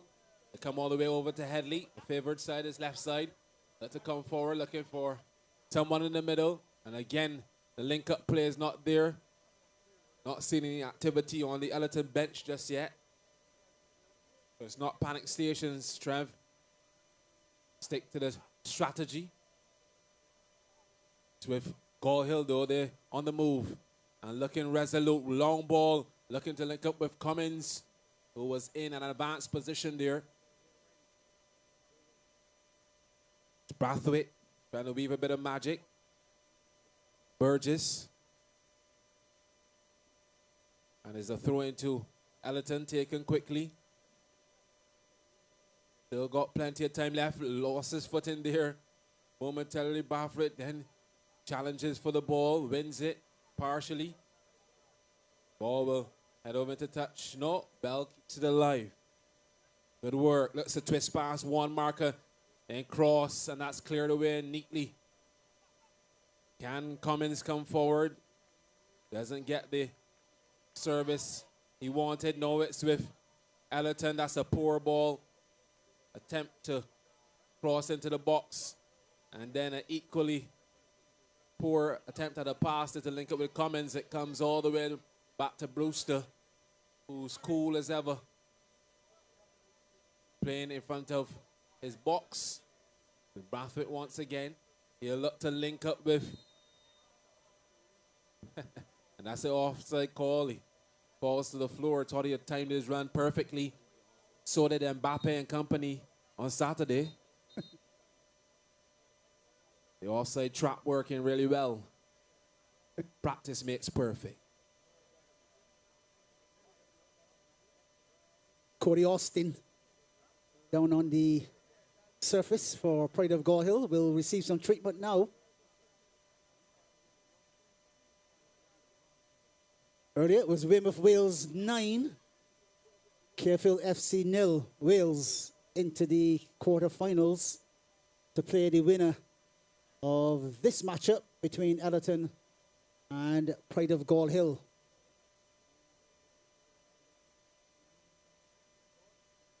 Lengthy stoppage as Austin gets some treatment. Wouldn't want to lose him if it were Pride of Gall Hill. He's been a danger man as he goes head to head with Romel Burgess, the number 20, playing at left, in fact, right back for Ellerton. And so far, Burgess hasn't been able to make his way up the line, perhaps simply because Austin has been keeping him busy with the touch and guile, Damien, on this near side.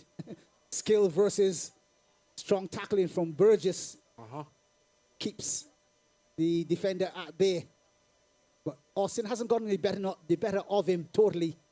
As you can see, he's limping a little bit. And I would suggest that's from one of the 50-50s that he's been in this evening. But Pride of Gall Hill credited with the 1-0 lead. They fought hard for it, and they're looking to maintain. Here's Codrington spreading it across the centre-back positioning and finding Goodrich, Jadon Goodrich. A number of family members there, Damien, as well as we spoke to ZQ Goodrich, who's based in the USA, top tennis player, and of course a good footballer as well. Identifying that Romario Drakes, Shaquille Bell, as well as Jaden Goodrich are all family members, basically. And remember the Goodrich name from Gregory Lalo Goodrich, the top Barbados Division 1, as it was known then in England. Top division in England. He played for QPR and a number of other teams as well. Goodrich, real professional. Started his career at Ellerton, of course. And there's Headley, who look to go down the left-hand side. A clean pair of heels as he skips past one. Cuts it inside with the right foot rather than the left. Heads go up. Gittins feeding for the back of his head there. Clark going 50-50 with Adderley. Again, Gittins getting involved there. And Brathwaite can't get onto it. The clearance made. Here's Burgess in a 50-50, being robbed of the ball. Gall Hill coming forward, and the clearance is made from Ellerton on 52 minutes. Gall Hill with a substitution being prepared. And we'll get that one just about now on 59 minutes, Damien. Yeah, forced substitution there with the injury picked up by Austin. So number 11 comes into the contest. And we've got a Pride of Gall Hill player down as well. I can see Rashad Jules being readied here to come into the fray. I think the coaches and staff have seen enough. Want a little bit of spice in the pot. I think that'd be more pepper in the pot. Jules, the leading goal scorer of the league, number 23, getting ready to make his presence felt here. Gall Hill will adjust to suit. Jules wearing the 23 will make his way onto the field of play on 60 minutes. The leading marksman in the Prime Minister's Cup for 2024, Rashad Jules, into action on 60 minutes here at Spikestown. And making way, Romario Dritz will take a seat. Here comes Jules.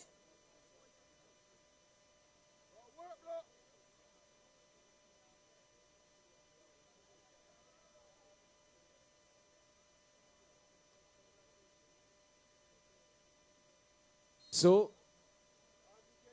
there's some last-minute instructions here by the coaching staff. And we're back underway quickly here. Ball over the top here of Pride of Gall Hill. Get back in the mix. Get it back to the flow of things. And this one goes into touch. It'll be Brewster with a goal kick. So,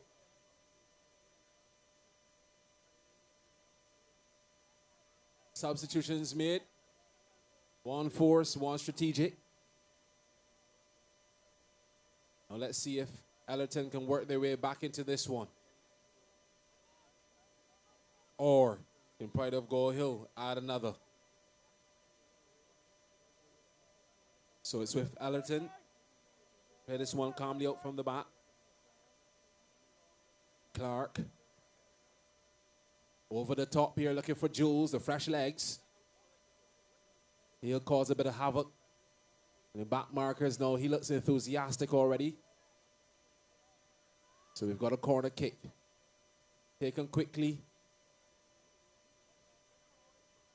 Ball is with Pride of Gall Hill. Cummins, the tricky and crafty Cummins. That touch almost beating the back markers there. Headley looking to ball into Waldron. Getting a little bit too much. And it will be a goal kick. So Trev, any more strategizing will have to happen in the next 10 minutes or so as the clock ticks away. Well, Jules last scored his 6 goals with 2 against Brennan's Hill. Those were the go-ahead goal on 17 minutes. Second goal on 23, with Brennan's Hill coming back with a Corey Hoyt finish on 79. And then he scored 4 on the trot in the 9-1 victory over Maxwell. Goals on 4, 6, 53, and 68 minutes. So tonight, he'll need to produce more of the same form if his beloved Ellerton are not to exit this tournament here at the round of 16 stage. So it's Brewster who will roll this one out to his left. That's comfortably Headley. He'll be eager to get on the ball. Receives it. Looks to play it quickly. Searching for Waldron. Waldron still with possession. Marked by 2. Headley plays it over the top. Jules at the back post. Hits a bit of a stumble. Heads go up. They look purposeful so far. Ellerton, they've been knocking on the doorstep now. Since the substitution was made. Can they make use now of this chance from that corner kick on the far side, Trev? The last time Ellerton did a lot of damage was in the David Thompson Constituency Council Football Classic. Back in 2016 and 2017, they did the repeat, winning it on both occasions. And since then, they've been runners-up in a lot of what has happened. Wales have always been the better when it comes to finals against Ellerton. Is Gittins with the shot, and an easy take in the end for Justin Neal, who slides across to his left, picks it cleanly, on 65 minutes. Surveys the field. Will put a 45-yard clearance onto that left-hand side, but Gall Hill can't keep it in possession. And it'll be an Ellerton throwing on 65 minutes here at Spikestone. And again, we play that cat and mouse game, Damien, where Ellerton have the possession, plenty of it, I must admit. And Gall Hill just soak up pressure and look to punish them with a counter-attack to get two. Ellerton will need a goal as soon as they can get it. Otherwise, there'll be panic stations heading into the final moments here. They certainly wouldn't want to go to this tournament at this stage, having been named as one of the favorite teams coming out of the group stage with the amount of goals that they've scored. Then you would expect that they'll really put up a big fight here as Gall Hill defend strongly and look to maintain this 1-0 lead on 66 minutes. Here comes another Ellerton substitution, however, perhaps as a ploy to get the goal that's required. Yeah, so as I mentioned before, the strategy has got to change within the next 10 minutes or so. And you see if they have fresh legs onto the pitch and they can build a bit of momentum. Just about 65 and change gone. Ball comes in to the box. I can see Jules is in there tussling for it. Turns as Marker looks to essay a shot, but opts out of it. Goes back to the corner post. And good defensive work by Pride of Gall Hill. Again, another header away out of the danger area. Still though with Headley over that far side. Looks to get the ball over once again to Clark. And a thunderous shot well over the crossbar and out of the venue. And we got another substitution coming for Ellerton as they really try to get themselves going and get back into this game. They'll have to level first, Trev, and then search for that go-ahead goal. That's why I said the next 10 minutes will be vital. I think there'll be a change here in the formation as well because we're removing Romel Burgess, who's playing at right back of a back four. Ellerton looking to perhaps to go to a back three, push Austin perhaps higher up the pitch, create a few more chances, and perhaps get what they're looking for here, an equalizer, and then perhaps plan some more strategy to get the winner. But at this point in time, Pride of Gall Hill, with all their money on this 39th minute finish from the penalty spot. Ramon Rollins was responsible for the finish. And Pride of Gall Hill continue to lead here. Ball into Jules, who turn. Surveyor looking for a shot. Instead, he goes wide right instead. Acres of space and time to play it down the line. Good move. Ball across the far side. And put a bit too much on it to score as Terrell Waldron pulls away. Can't keep it in on 68 minutes. Ellerton 0, Pride of Gall Hill 1. Still more action to come, Damien. I'm almost 100% sure of it. Ellerton not finished. And surely Pride of Gall Hill had the determination to hold on here with just about 23 or so minutes before that final whistle. Yeah, still a long road to go though, Trev. Anything can happen in the next 20 minutes or so. So we will wait and see. But at the moment, Pride of Gall Hill has been fantastic, to say the least, in terms of the defensive effort. They're taking their time. They know they're going to work the clock. Beautiful defensive football so far. Now we've got a throw-in. See the referee just ensuring that everyone understands, keep it clean. Maybe throw in there, Pride of Gall Hill.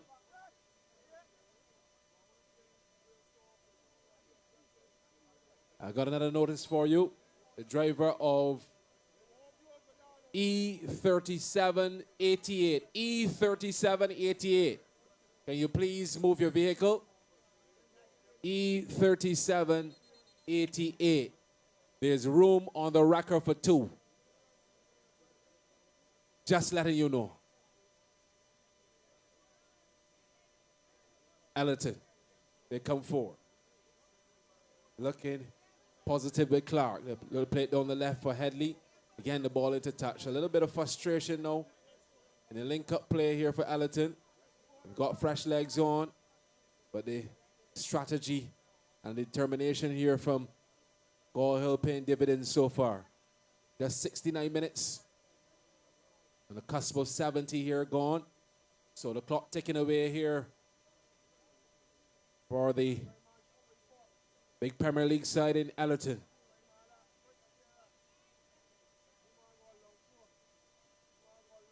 Pride of Gall Hill, look at the advance here. And no rush. Throw comes in now. Looking for Cummins. But it's Ellerton who come away with it quickly. Got to get this one forward as fast as possible. And lay that one down the right-hand side. And again, into touch. A throw into Pride of Gall Hill. Comfortable so far with this 1-0 advantage. Ball is booted forward. Again, though, Ellerton have possession, but they've wasted most of their possessions. Not been able to untangle things here. And down goes Brathwaite. Took a bit of a knock. He's up quickly. Now we're looking and surveying the pitch now to see who is in an advanced position for Ellerton. They've got a free kick here. Got a couple players standing over in it, including Jules. Brathwaite walks away. So it looks like Jules who's shaping up to take this one.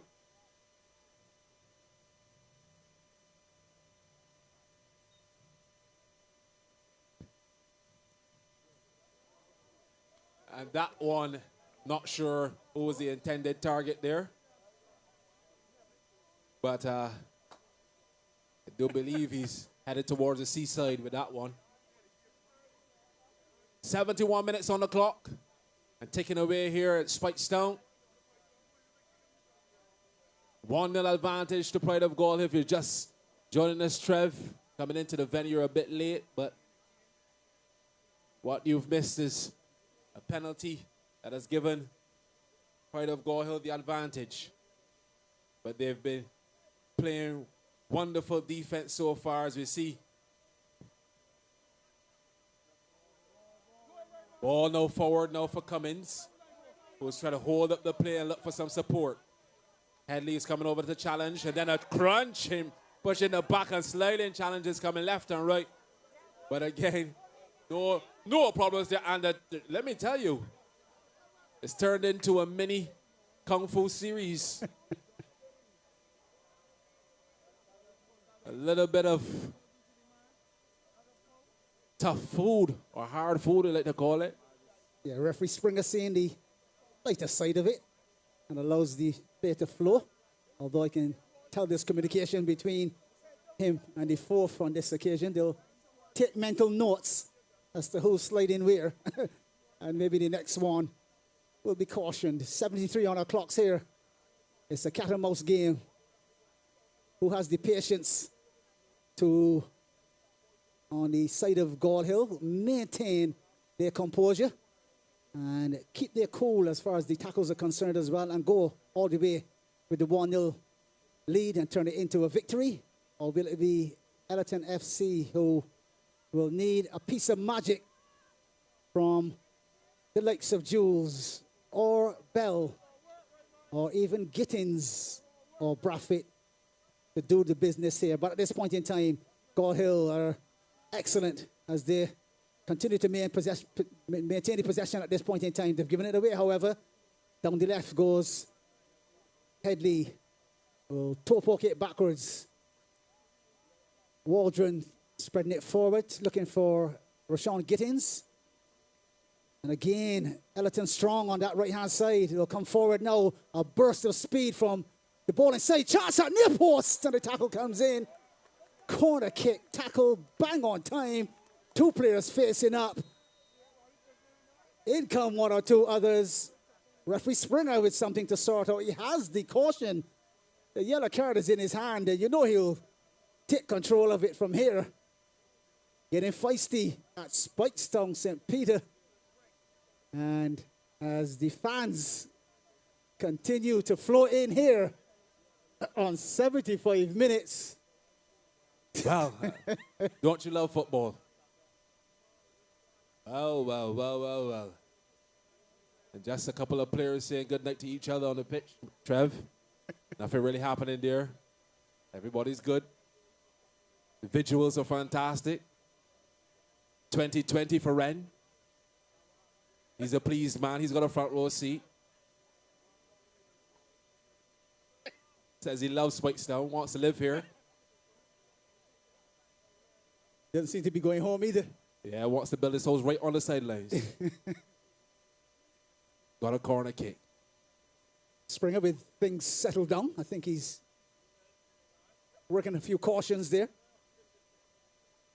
as we wait for the confirmation. Let's see what happens here. This is a promising play. This is Headley, no. Chips this one to near post. Takes one bounce and cleared away by Pride of Gall Hill momentarily, and then it is a whistle gone. So we've got a medic there, some assistance from the Pride of Gall Hill bench. In between time, Mr. DJ, are you still with us? Something nice for the ladies, say perhaps? Wonderful.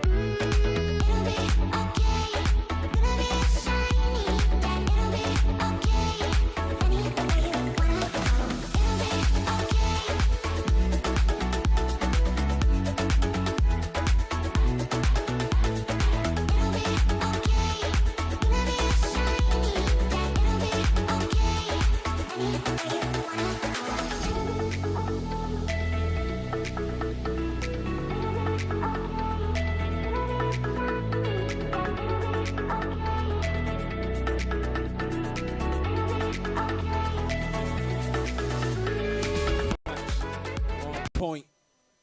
Sunday night in Spikestown, song and beautiful. Still 1-0 though, Pride of Gall Hill. The advantage.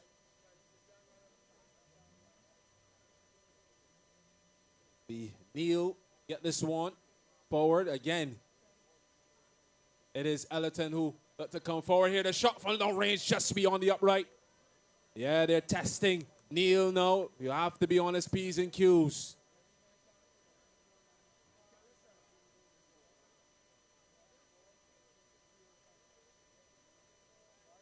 Goal kick, the Pride of Gall Hill. 77 minutes gone, leading 1-0. Ellerton desperate to get back in to the thick of things. Head forward looking for Jules. But again, this one goes into touch and quickly taken by Ellerton. Played down his left-hand side. Good turn of foot. But again, the defense is active and cleared away. Happy to get this up the pitch. Headley with a throw-in. Nice link-up play. The 1-2, then the ball over the top to the top of the 18-yard box. Neil is comfortable, collects here. Let to settle the argument now. Let the white shirt surge forward, and he reels this one over to the left-hand side. The burst of speed down the left. And again, the defense has to be very, very active. A couple body checks there. And the referee says it's going the other way. The fans not too happy with that call.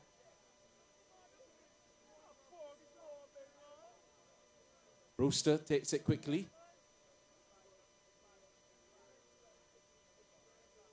Cummins was not had much service in the last couple of minutes.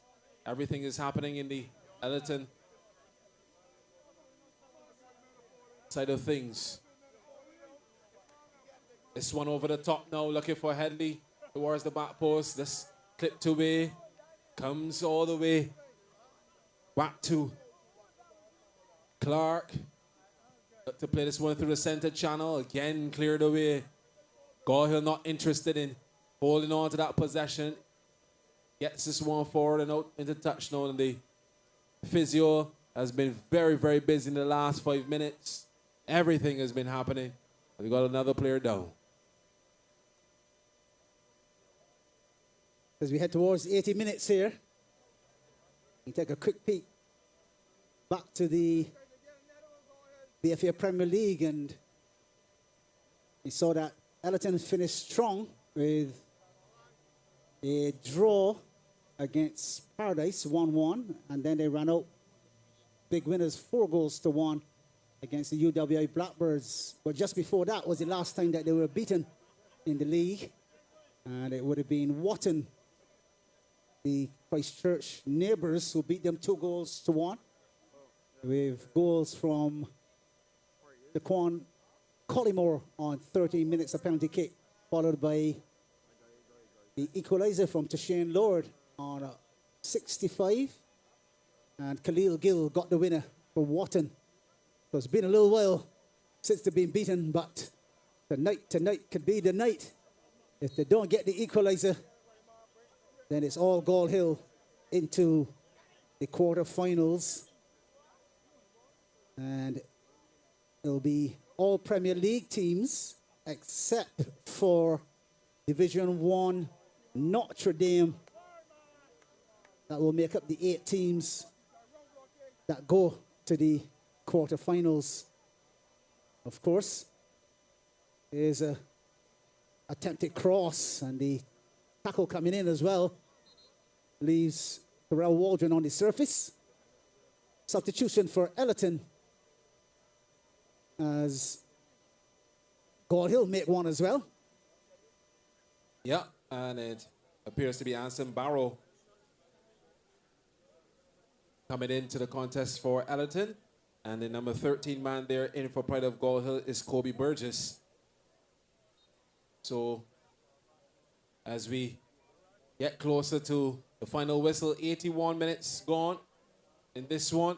Still time, only a 1-0 advantage. Could it be fireworks towards the back end of this one?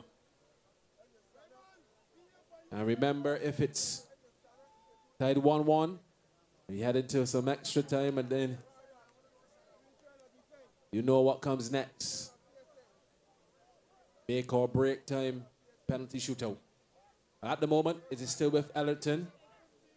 Pride of Gall Hill, again scrapping, looking to defend, and player there turns back into dangerous position. Good move, sweeping, looking for Jules, who's covered over quite nicely. A lot of attention being paid to him.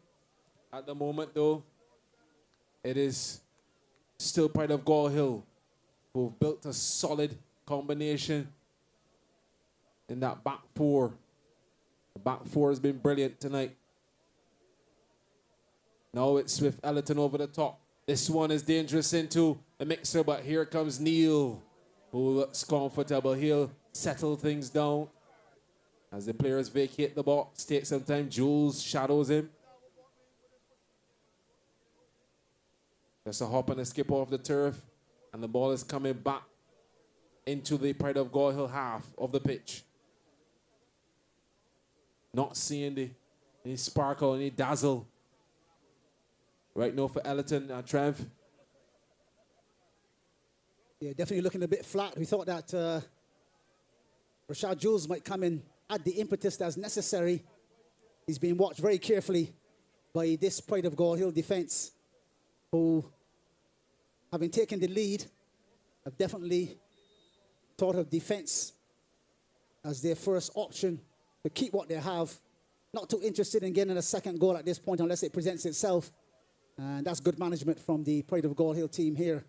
Have what they need right now, that 1-0 lead, slim as it may be.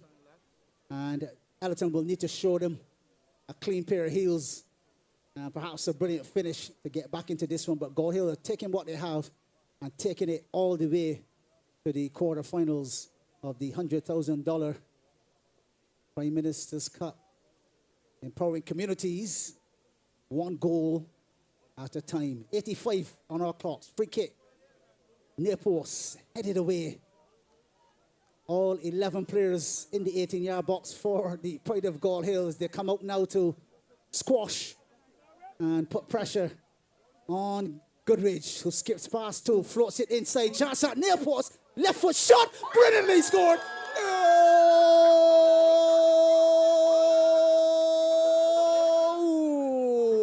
Rashad Jules on 85 minutes puts the finishing touch on a superb pass, and the finish is exquisite. 7 goals for the season for Jules as he kisses his right hand and points to the sky.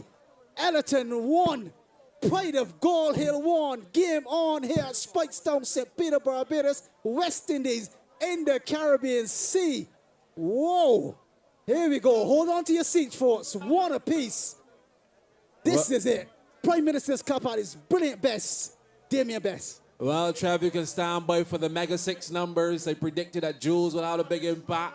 I'll give you the numbers in a moment. Wonderful finish by the man we said could have a added impetus here. Just needed one moment. That was beautiful. Now it's Pride of Gall Hill who will have to conjure up something. We know that anything late would push the envelope here. I said, hang on to your seats. It could be extra time and the dreaded penalties to come next. But this is Ellerton who will look to finish what they've just started. Tries to shape 1 or 2. There is Clark. But again, he is dispossessed. Here comes Headley. And now, a little more energy from the Ellerton side. St. George squad looking to advance here to the quarterfinals of the Prime Minister's Cup. 1 little opening. And there you have it, 1-1.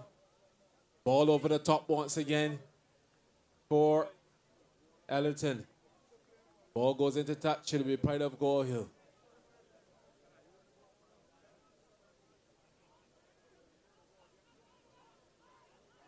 Still with Ellerton, though. Chance at the edge of the area. Will this be number 2? Just over the top. Well, the shots are coming fast and furious now as the clock ticks away. 87 minutes gone, folks. If you had aspirations of getting to work early tomorrow, going in, well, hang on. Burning the midnight oil tonight. Wait and see.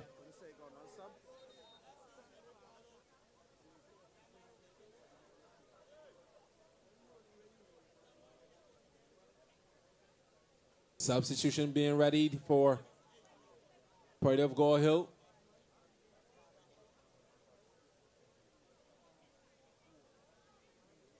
Goal kick taken quickly. Play it out from the back. Pride of Gall Hill and give possession to Ellerton, who will have a goal here. Could this be the finishing touches? Jules being marked by 2 goals over in a heat. Falls in slow motion. Referee not interested. Slipping and sliding here. And Gall Hill just scrambling, trying to get this one over the halfway mark. Good work. But it is a throw into Ellerton, who have really started to increase the pressure here on Pride of Gall Hill, who operating on some tired legs.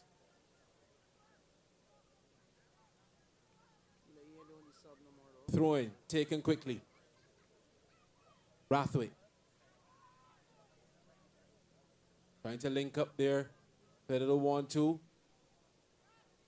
Pride of Gall Hill not able to, as I mentioned before, get this one over the halfway mark. Ball over the top, looking for Headley, who drifts over to his left-hand side, waits for numbers. Checks his marker, looks to go at near post. Neil parried this one into touch. So it'll be a corner kick. Pride of Gall Hill will have to mark up here, Trev. This could be the curtain close on 89 minutes. Be careful.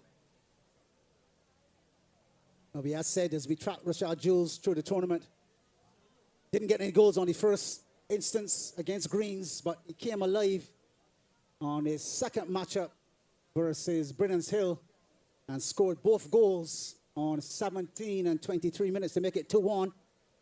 Returned against Maxwell to score 4 more, a beaver trick.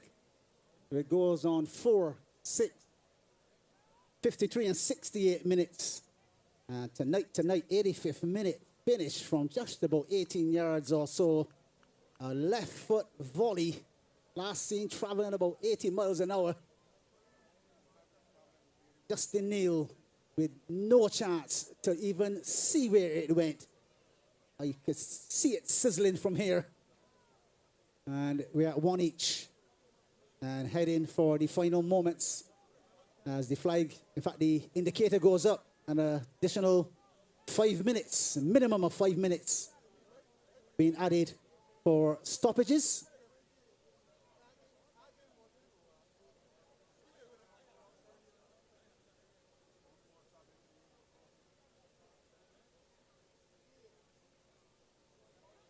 Well, with the driver of MC3393. MC3393. Can you please move your vehicle? No. Pronto. All right. Back to football action now. It is Ellerton. Ball over the top. Neal comes and collects. Had to be brave there. Took a little bit of a clash. And Physio has to come to his assistance. In the meantime, in between time, Mr. DJ.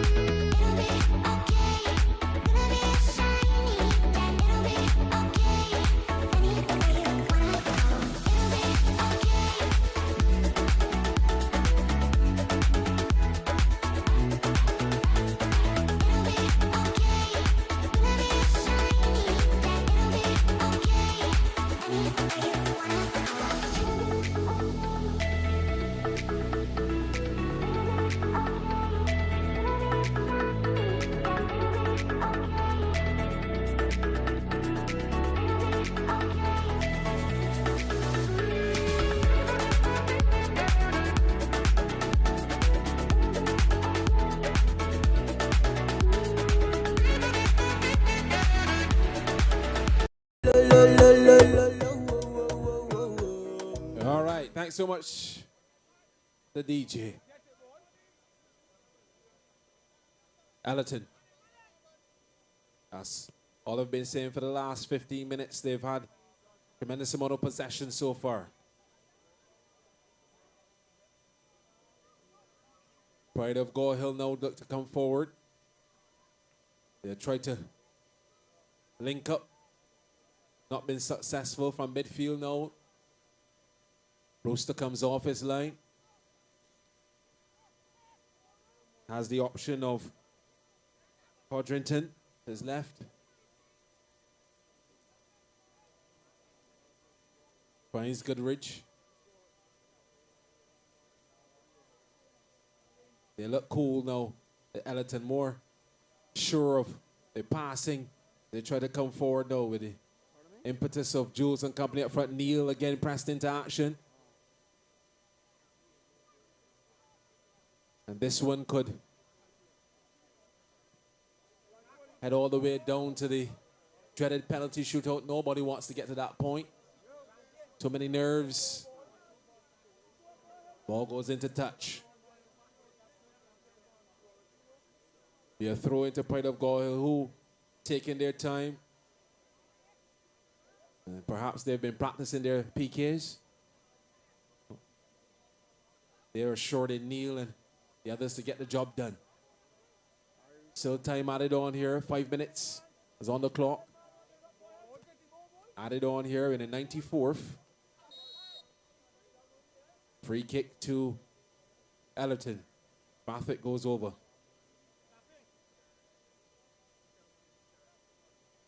So just a minute left here in time added on. Just about, or less than.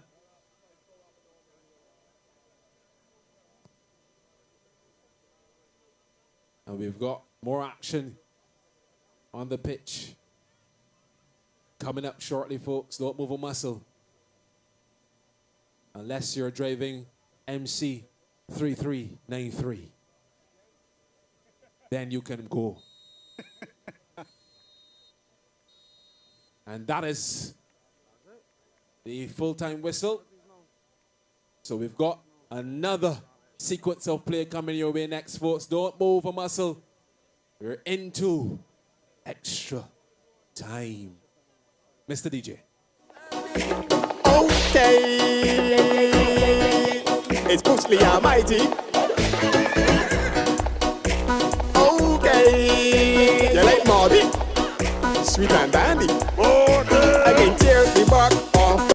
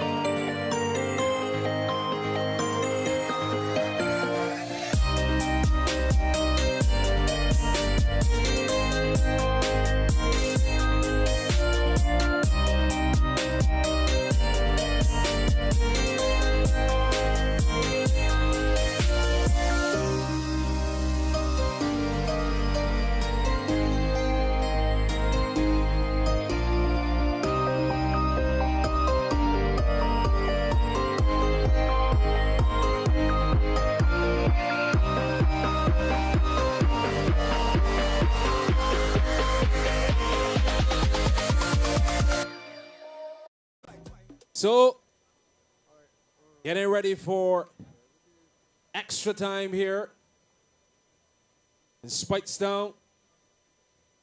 2 15-minute halves, folks. More action. You wanted a cliffhanger, and you have it. 1-1. Pride of Gall Hill took the lead in the first half, and then in the dire moments of the second, it was all about Ellerton. Now, can they continue that momentum here in the first period of extra time? Changing commentary position, yours truly, Damien Best, alongside Anmar Goodrich Boyce. Thanks so much to Trevor Thorne for taking you through for the majority of the contest. So, Anmar, we had a great game in the opener of the night. Now we've got even more entertainment. Yeah. You see Shaquille Bell there in possession. The shot comes in. That one close, not too far away. We look at the replay. Shaquille Bell in possession. Looking to go past his man, gets the shot away. Forces a save from the keeper. Ellerton have grown in confidence. Thanks equalizing. Thanks to Rashad Jules. They'll have a corner kick here. Daquan Clark stands over it.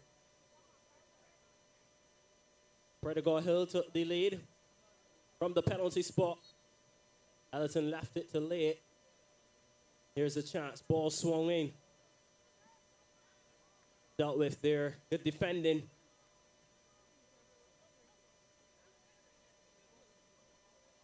Goes away from his man. Has Rashawn Brathwaite for company. Is brought down. And that's going to be a free kick in favor of Gall Hill. $100,000 at stake, Damien Best. Don't move a muscle. Don't go anywhere. Must have a win in this one tonight. Yeah, it's going to be interesting to see who's going to come out on top here in the first half of extra time. You still got more in the second period of this extra time. 2 15-minute halves. 1-1. After this extra time, we get into the penalties. This is a free kick over the top now. The Ellerton team get this one partially away, and it's booted long up the pitch. Pride of Gall Hill, though, regain possession. Can they press now for the go-ahead goal just at the back post? And Headley has to do some work here. Fakes his clearance and then gets it away up the pitch. No problems there, but Pride of Gall Hill look to recycle now.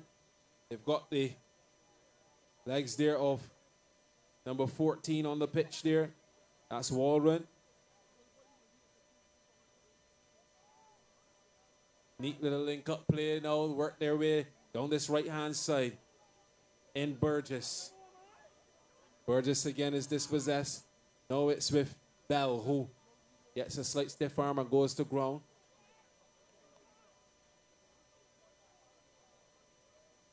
But Pride of Gall Hill have matched the intensity of Ellerton for the most part. And one little chink in the armor late on. And they conceded a goal which could prove costly in the end. We'll wait and see, though. All the drama here in Spikestown, Almar, is looking good. Yeah. Fans remain here. Nobody wants to go home. Nobody wants to sit on TV. Everyone wants to sit live, Damien. This is Burgess. Possession. The ball played into the box. Can Pride of Gall Hill retain their lead? Ball played forward. What we have seen here, though, Damien, is the tempo of the game has slowed a bit. Of course, we're into it extra time. Lots of tired legs out there as well. You see the challenge coming in. And this one will definitely come down to who wants it more. This is Rashawn Gittins, plays the ball to Bell. He has 2 men for company, Bell, and there's no foul away, and ball is played forward. This could be dangerous. Can he get the shot away? The referee, Jamar Spring, says it's a foul. We look at the replay, though. Number 10 man, Crawford. I'm not sure there's much into that one. Welcome to Hollywood. Yeah. Nevertheless, Pride of Gall Hill looking to get things going again. Can only find Clark. A surgeon run down the right side. Can he get the cross in? Yes, he can, Clark. Bell is at the back post. Bell to his weaker left foot, Bell. And on that occasion, with 95 minutes on the clock, Bell unable to direct that left-footed effort forward, as we'll have a stoppage in play here as Both teams, yep. Both teams have players down, cramps that setting in at the moment, and good thing we do have a great sponsor on hand. You want a little bit of electrolytes. Thanks so much to Powerade and crew. Yeah, if you need a massage, there's Body Bliss Zone. So they're in good hands here at the Prime Minister's Cup. Most definitely, and time ticking away, just 95 minutes now on the clock. Remember, 2 15-minute halves. This is the first half of the extra time. The players momentarily off the field. Crawford, Codrington playing in those gloves. Just in time for the winter season. It's with Pride of Gall Hill. They come forward. Only momentarily, a little scrappy in there. Chance for Pride of Gall Hill to break free. This is a chance at near post. He had a little too much swerve on it, but that was a good effort. More of that to come, perhaps. Yeah, that's a good play there from Pride of Gall Hill. Nice work there in the midfield between Crawford and Burgess. In the end, his shot had the power, not quite the accuracy. They'll be encouraged with that opportunity for sure. So throwing over to the far side now. Pride of Gall Hill. They've had a couple of opportunities here in the opening stages of the extra time. But here comes Ellerton. Telegraphed his pass there. Number 5 man in Barrow. The pressure of the subs comes all the way over to the left-hand side. Now the cross is thwarted at near post. They still have possession in Brathwaite here now with on the touch. Bell tries to go past his marker, and the defender is very wise to his trickery. Ball over the top. Head goes up there. Cleared away successfully past the halfway mark. Now it's a foot race, and the defense is active. Comes all the way back to Brewster. And we've got another player down. So this is a true test of stamina and endurance here. And Mark? Yeah, and it's all about experience at this stage as well. Mention stamina. 99 minutes on the clock. Lots of tired legs out there. You can't imagine and understand why we would be seeing this.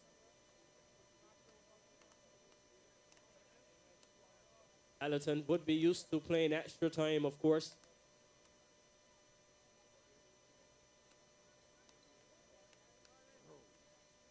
I mentioned before, Damien, it will come down to which team wants this one the most. Most definitely. The bigger picture is to advance first to the quarters and then make some adjustments if necessary, heading into those crucial matchups. There's crucial matchups coming up in the quarterfinals. And it comes all the way back to Neil, who We'll get this one high and long. Looking for Crawford. This one's come all the way over to the busy Griffith. Ellerton regain possession. Bell has it now at his feet. Comes under challenge there from Griffith. Yeah, smart foul there from Griffith. Realized that Bell was heading to the races really down the left flank. Decided to make the foul. Well done as Bell plays the ball into the box, aiming towards Jules. But again, it's resolute defending from Pride of God Hill, who you have to be impressed with in terms of their defensive duties tonight. This is the ball played in the midfield. Floated forward to the number 11, that's Howell, it looks like. Brought down, and Austin can get the ball going again for Ellerton. This is Clark. 100 minutes on the clock, Damien Best. Ellerton come forward. Cross into the box. Again, it's dealt with by God Hill. This is Burgess, who's dispossessed. See the sliding tackle again. Neat work in the midfield from the number 9 man, that's Jones. Plays the ball forward to Crawford. Steps away from his man. Crawford plays the ball to Jones. Headley there with some good defending from Ellerton. I think it's last touch off Jones as well, so it will be an Ellerton throw. Yeah. Ellerton will have a chance here, but I see a player down. Looks like Headley is down momentarily. They're calling for Physio to come into play here. Again, as I mentioned, some tired legs, and I don't think one of the players be looking forward to a penalty shootout. But I know that a lot of teams have been practicing that because you're at that juncture of the Prime Minister's Cup with $100,000 on the line. Lots to play for. So I've been told we're heading to Friendship. All right. Headed to Friendship next for the quarters. Looking forward to that. So just a little pause in play here momentarily. Say Headley get some assistance. Yeah, you mentioned Friendship, Damien. And I'll tell you what, this is also a word of advice to the fans as well. You have to make your way to Friendship very early. I was traveling to Friendship midweek. Took me almost an hour to get into the venue. Traffic was backed up from Warrens. Whoa. Yeah, that's where we're at. Everybody wants to get a piece of the action live and direct. This one is rolled out to Crawford, who's busy. Looks to chip this one forward. Nobody there in a white shirt. He works to try to regain possession, but again, Ellerton have the possession, but give it away. Now it's in the midfield for Pride of Gall Hill. And number 13 there, Burgess. You see Headley comes over to the sidelines. Doesn't look if he's ready to continue, perhaps. We'll wait and see. But it's Brewster. Now we'll play this one short and try to get ball forward. Ellerton. Ball floated forward, looking for Jules. Turns away from his man. This is Rashad Jules, the goal scorer for Ellerton. Gets into the box. Jules. Where's it back? Could this be the chance? Yes, it is! Shaquille Bell for Ellerton! And that's the go-ahead goal, Damien Best. They've come from a goal down, and it's Ellerton who take the lead in extra time. And it's that man, Shaquille Bell. Ring the bell. Is that a chance to progress to the quarterfinals and move a step closer to $100,000? Well, at the core, there was the maestro, Rashad Jules, breaking down the defense and putting it on a platter for Bell, who said, look at me in prime real estate. I'm worth $2 million. Puts it home, and that is the go-ahead goal they were looking for. 2-1 in the first half of extra time. Still time left. But Bell might have dismissed the class. Well. Is there another twist to this one? For the first time in the contest, Pride of Gall Hill will have to come from behind here.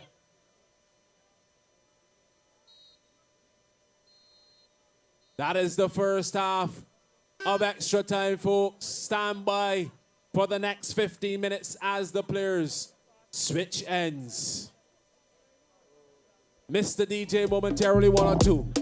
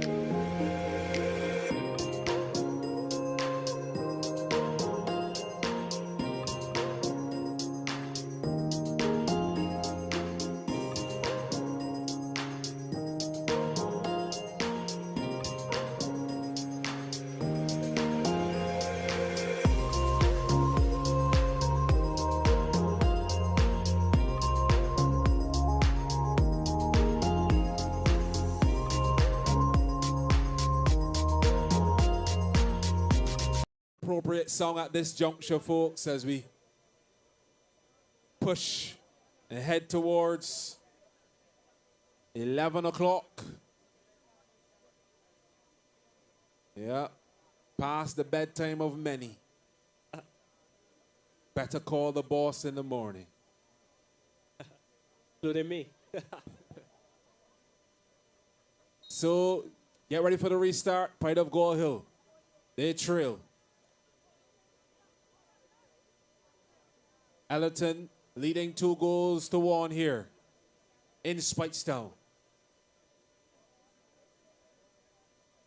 Gall Hill will have to go for it here. They have to press forward in their numbers. They play it quickly. Look to catch. Ellerton napping. Good work there momentarily by Marquez. Throwing. And we've reached the stage of the competition, Damien, where there are no freebies and really have to work. If you want to progress into the competition, this one still alive. And we were making the point at the midway stage. This is no experience. This is Jules into the box. The shot comes in, goes behind. For our goal kick, as we were making the point in terms of the experience now, and we've definitely seen that from Ellerton. Never seeming to panic, although they were 1 goal behind. Once they equalized, really took the game to Pride of Gall Hill. Yeah, definitely that 1 goal just sparked a little more enthusiasm. Now they've gone ahead here in extra time. All for Gall Hill to do. This is Crawford. Looks to shake his marker. Goes around one. Cleared away competently and with assurance on his right-hand side. Goes into touch. And the question now, Damien, will be how much does Pride of Gall Hill have left in the tank? How much of a psychological blow will that be as well? Knowing that you had the lead up until 85 minutes of the contest. Only for Ellerton to come back, equalize, and now take the lead in extra time. Still have time left, though. Yeah, it'll be a tough pill to swallow that happens, but still, as you mentioned before, time left in the game. A little bit of touch on the heels there. Free kick to Pride of Gall Hill as they try to conjure up all the energy. Just need a whiff of magic somewhere in that attacking third. Yeah, and what we're seeing from Ellerton at this stage now is the experience starting to trickle in, committing fouls higher up the pitch to break up the tempo and the flow of Pride of Gall Hill's game. That's very smart. Most definitely, and we see this one launch towards the 18-yard box. Ellerton come clear. You see Pride of Gall Hill committing numbers forward. Playing that high back line, they come to the halfway mark. They've got to be careful in a crunching challenge over the far side. The referee goes to his top pocket, will not hesitate. Shows the yellow card to Howell. Yeah, as we look at the replay there, not quite sure he had to make that challenge. In my opinion, it looks even worse on the replay. It's lucky perhaps still to be on the pitch. Nevertheless, Headley stands over it for Ellerton. Jogs away now. We wait for the free kick to be taken. Ellerton will not be in a hurry. A rush. This one comes all the way to Neil. Who comes out, surveys, and rolls this one out to the right-hand side to the skipper. Rollins come forward there momentarily. And it's still a throw into Pride of Gall Hill, who now walking at this point. Not seeing anybody in a hurry-up mode. Still got a bit of time here in second half of extra time. They commit big numbers. They've got about 6 players heading towards the box.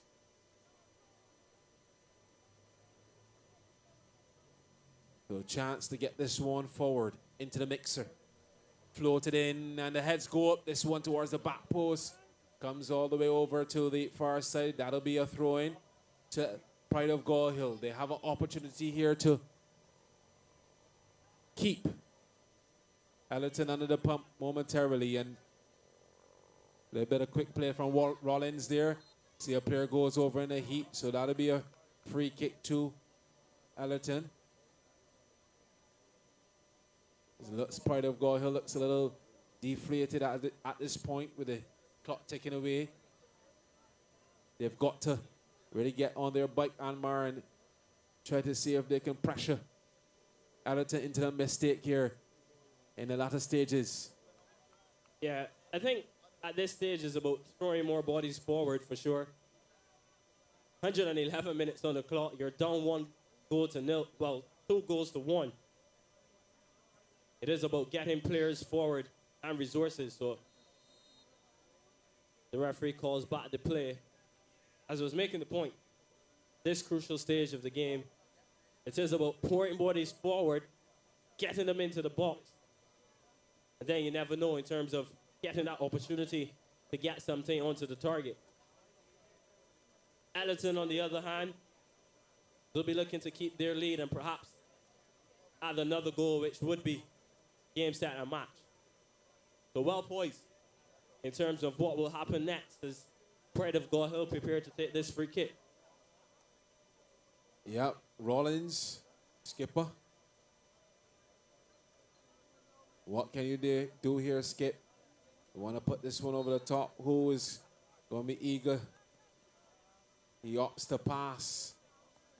No, it's floated into the back of the box towards the near post. Brewster was eager, looking ready to pounce. Rollins with another chance. He opts to sweep this one over to the far side, looking for Howell, who was marked nicely. And now the ball is over on the right-hand side with the maestro himself. Jules looks for a back here, doesn't trick. Number 16 in there. And the referee comes over just to settle things. As Jones went over there. Under pressure from Jules. Jules. Lucky not to be put there, Rashad Jules. Clumsy challenge, really. This one over the top, though. No, it's still... Oh, and that was a bit of an elbow to the chest or in the throat area. That is another yellow card. So the yellow cards flying left, right, and center here as the medic has to come out. Ellerton leading 2-1 here. 112 minutes on the clock. Mr. DJ. Edited by Touchdown. You think I could have get in a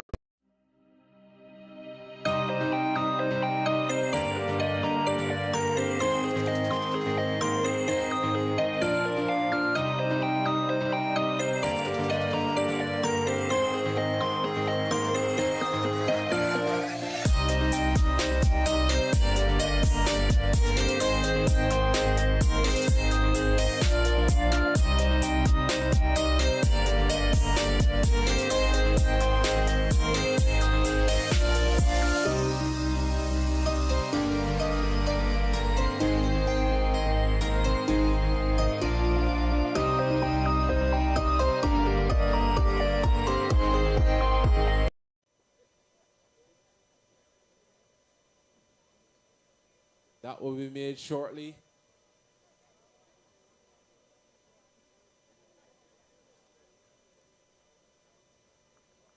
Devon Wiltshire into the contest along with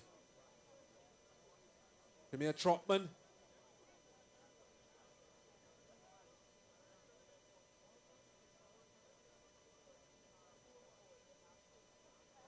Ellerton also looking to make a change.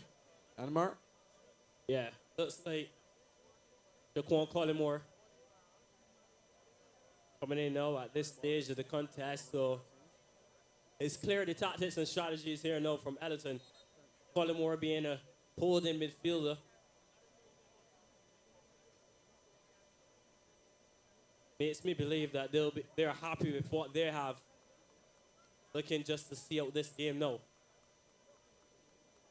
And it is a substitution for our attacking player as well. So Ellerton here replacing Gittins, a more attacking main player, with a defensive midfielder. So clear indications that they're looking to just see out this contest.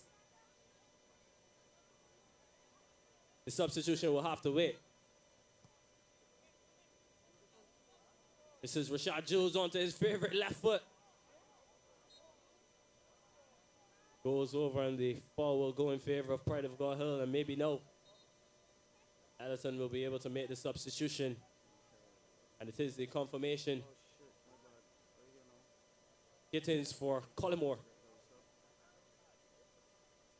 Perhaps Ellerton looking to park the bus now. Yep, most definitely. And why not at this time? 115 and change on the clock. And he goes straight into that defensive position. So perhaps Ellerton might be going towards about 5. We'll wait and see. So this one comes all the way back to Neil. And they're comfortable to play this one shorter. We thought they want to get more bodies forward. And Neil will have to be adventurous here in the down stages. Maybe come and play a little bit of sweeper. Try to get more bodies forward. But it's with Ellerton here who will take their time. Quite easy. Nobody wants to get this ball into play. The referee says, hurry it up. And the throw-in will come just about now, down the right-hand side. The foul. There'll be a free kick to Ellerton. Taking more time off the clock now. This Premier League outfit who will be happy to advance as Barrow, they're going down. And as you look at the bracket, the next set of games will be very, very intriguing to see who will come out on top.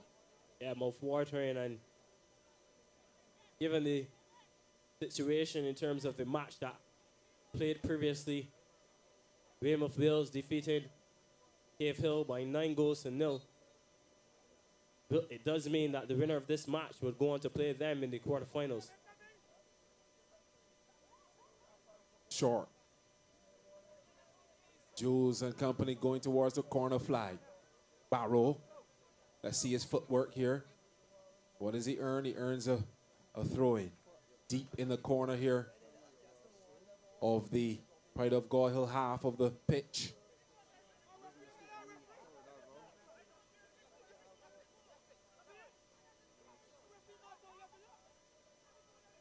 Seems as if they're calling players from far as away as possible to take this one. Yeah. Tactics and strategies, really. Taking lots of time off the clock. They let the play it short once again, a little 1-2 in the corner. This is smart here from Ellerton. Oh, whistle goes in favor of Pride of Gall Hill. Let's see if they have any more energy left. I'm sure the coaching staff will want to see them at least press here, high up the pitch. At this point, it's the stage of the game that you have to be a little more desperate. It's Rollins. Throw looking for another white shirt. This one hammered forward and all the way back to Neil, who will collect. I'm sure Neil is going to boot this far. Long. Yes, indeed he does. This one comes wonderful control. Pluck that one out of the air magnificently. It's great, great control here from Crawford. 119 minutes on the clock. Still time for Pride of Gall Hill to get the ball forward and perhaps get one last chance, Damien. Yeah, they've got to get more bodies into the box. This one floated over the top. Partially cleared. Ellerton come forward. They have more impetus up the pitch and they go past the back marker here. Is Brathwaite. Brathwaite with a chance to square this one. Trips up a little bit and tumbles. And that'll be goal kick. Lost his footing momentarily and then he could not regain his balance. Went over there and Pride of Gall Hill will be happy to see that. But they've got to make this possession count. Down the right-hand side now. They've got a couple numbers going forward. 1 minute. 1 minute of time added on. That stoppage time in extra time. 1 minute, folks. 120 on the clock. Pride of Gall Hill staring down the end of the line. Their campaign. Ellerton in the ascendancy, leading 2-1. The fat lady is already in the commentary booth and waiting to sign off. No, it's with Ellerton. They just have to hold on to possession here. This one off, a white shirt and out into touch. And this is just waiting now on the final whistle here in Spikestown. Last moments. Ellerton taking their time. No pressure, no issues, no worry. Coming from behind to win what is a tough game so far. And that is the final whistle here in Spikestown. It is Ellerton defeating Pride of Gall Hill 2-1 to advance to the quarterfinals of the Prime Minister's Cup football competition. They will continue the pursuit of that $100,000. Congratulations to Ellerton. Yeah, they've had to do it the hard way, Ellerton. But nevertheless, coming from a goal down to win 2-1 in extra time. Goals, compliments, super substitute, Rashad Jules, And then Shaquille Bell with the winner. And you can see what it means to Allerton. They move to the quarterfinal stage. And they'll have a date with the old enemy, Wim of Wales, a repeat of the 2022-2023 knockout competitions in terms of football in Barbados. A mouth-watering game we'll have in the quarterfinal stage. Damien, I'll be running off. Yeah, definitely. Thanks so much, Ammar. So, we've had the completion of the action here, the final matchup in the round of 16 in Spikestown. We head into the quarterfinals, folks. Going to be action-packed, headed for friendship. We have all the dates and all the insight on the Prime Minister's Cup football tournament on IG. You can check out the results, the goal scores.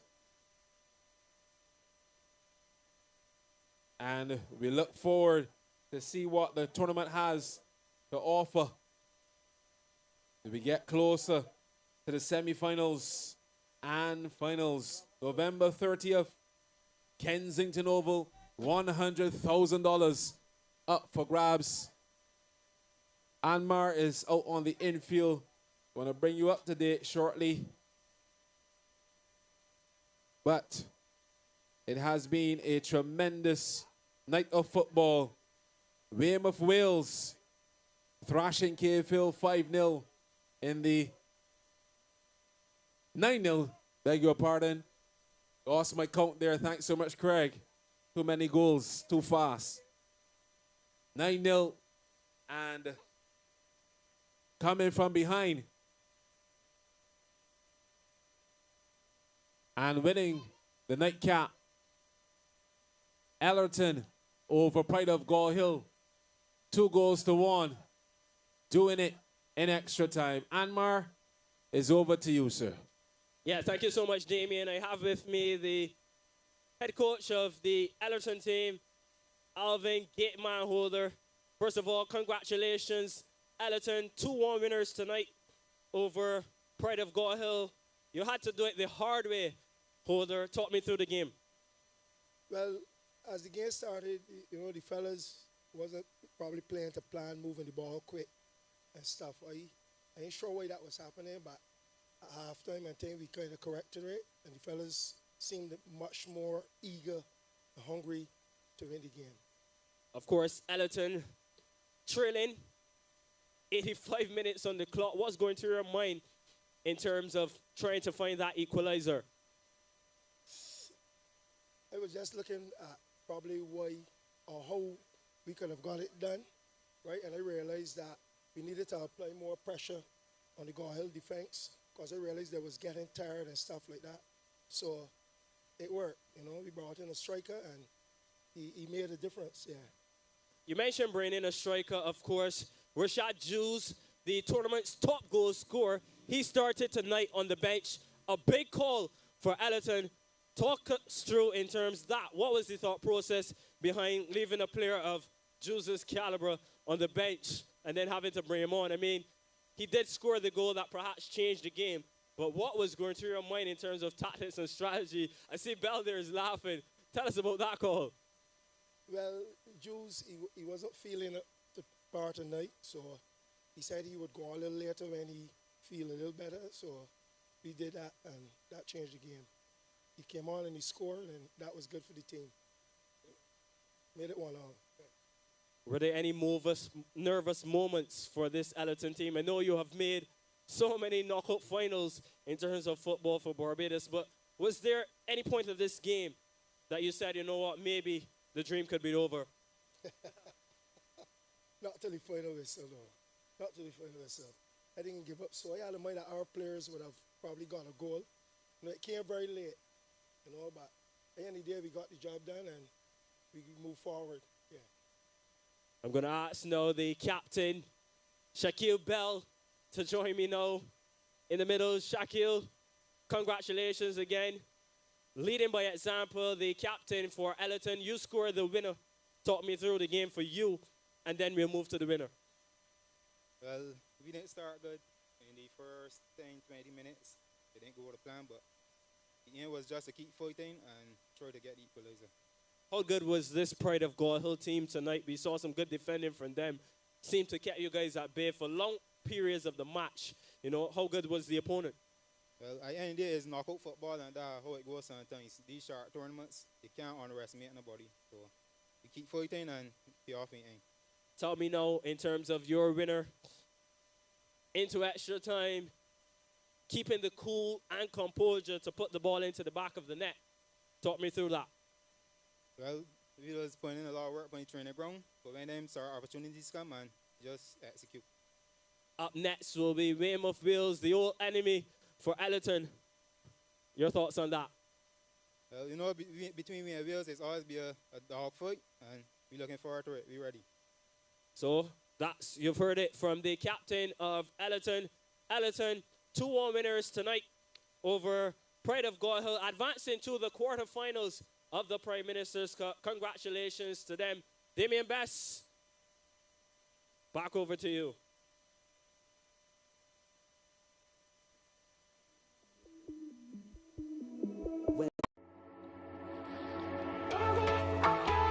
Concludes tonight's action here in Spikestone. Thanks so much to all the fans for coming out, and you viewers at home, and those who saw it firsthand.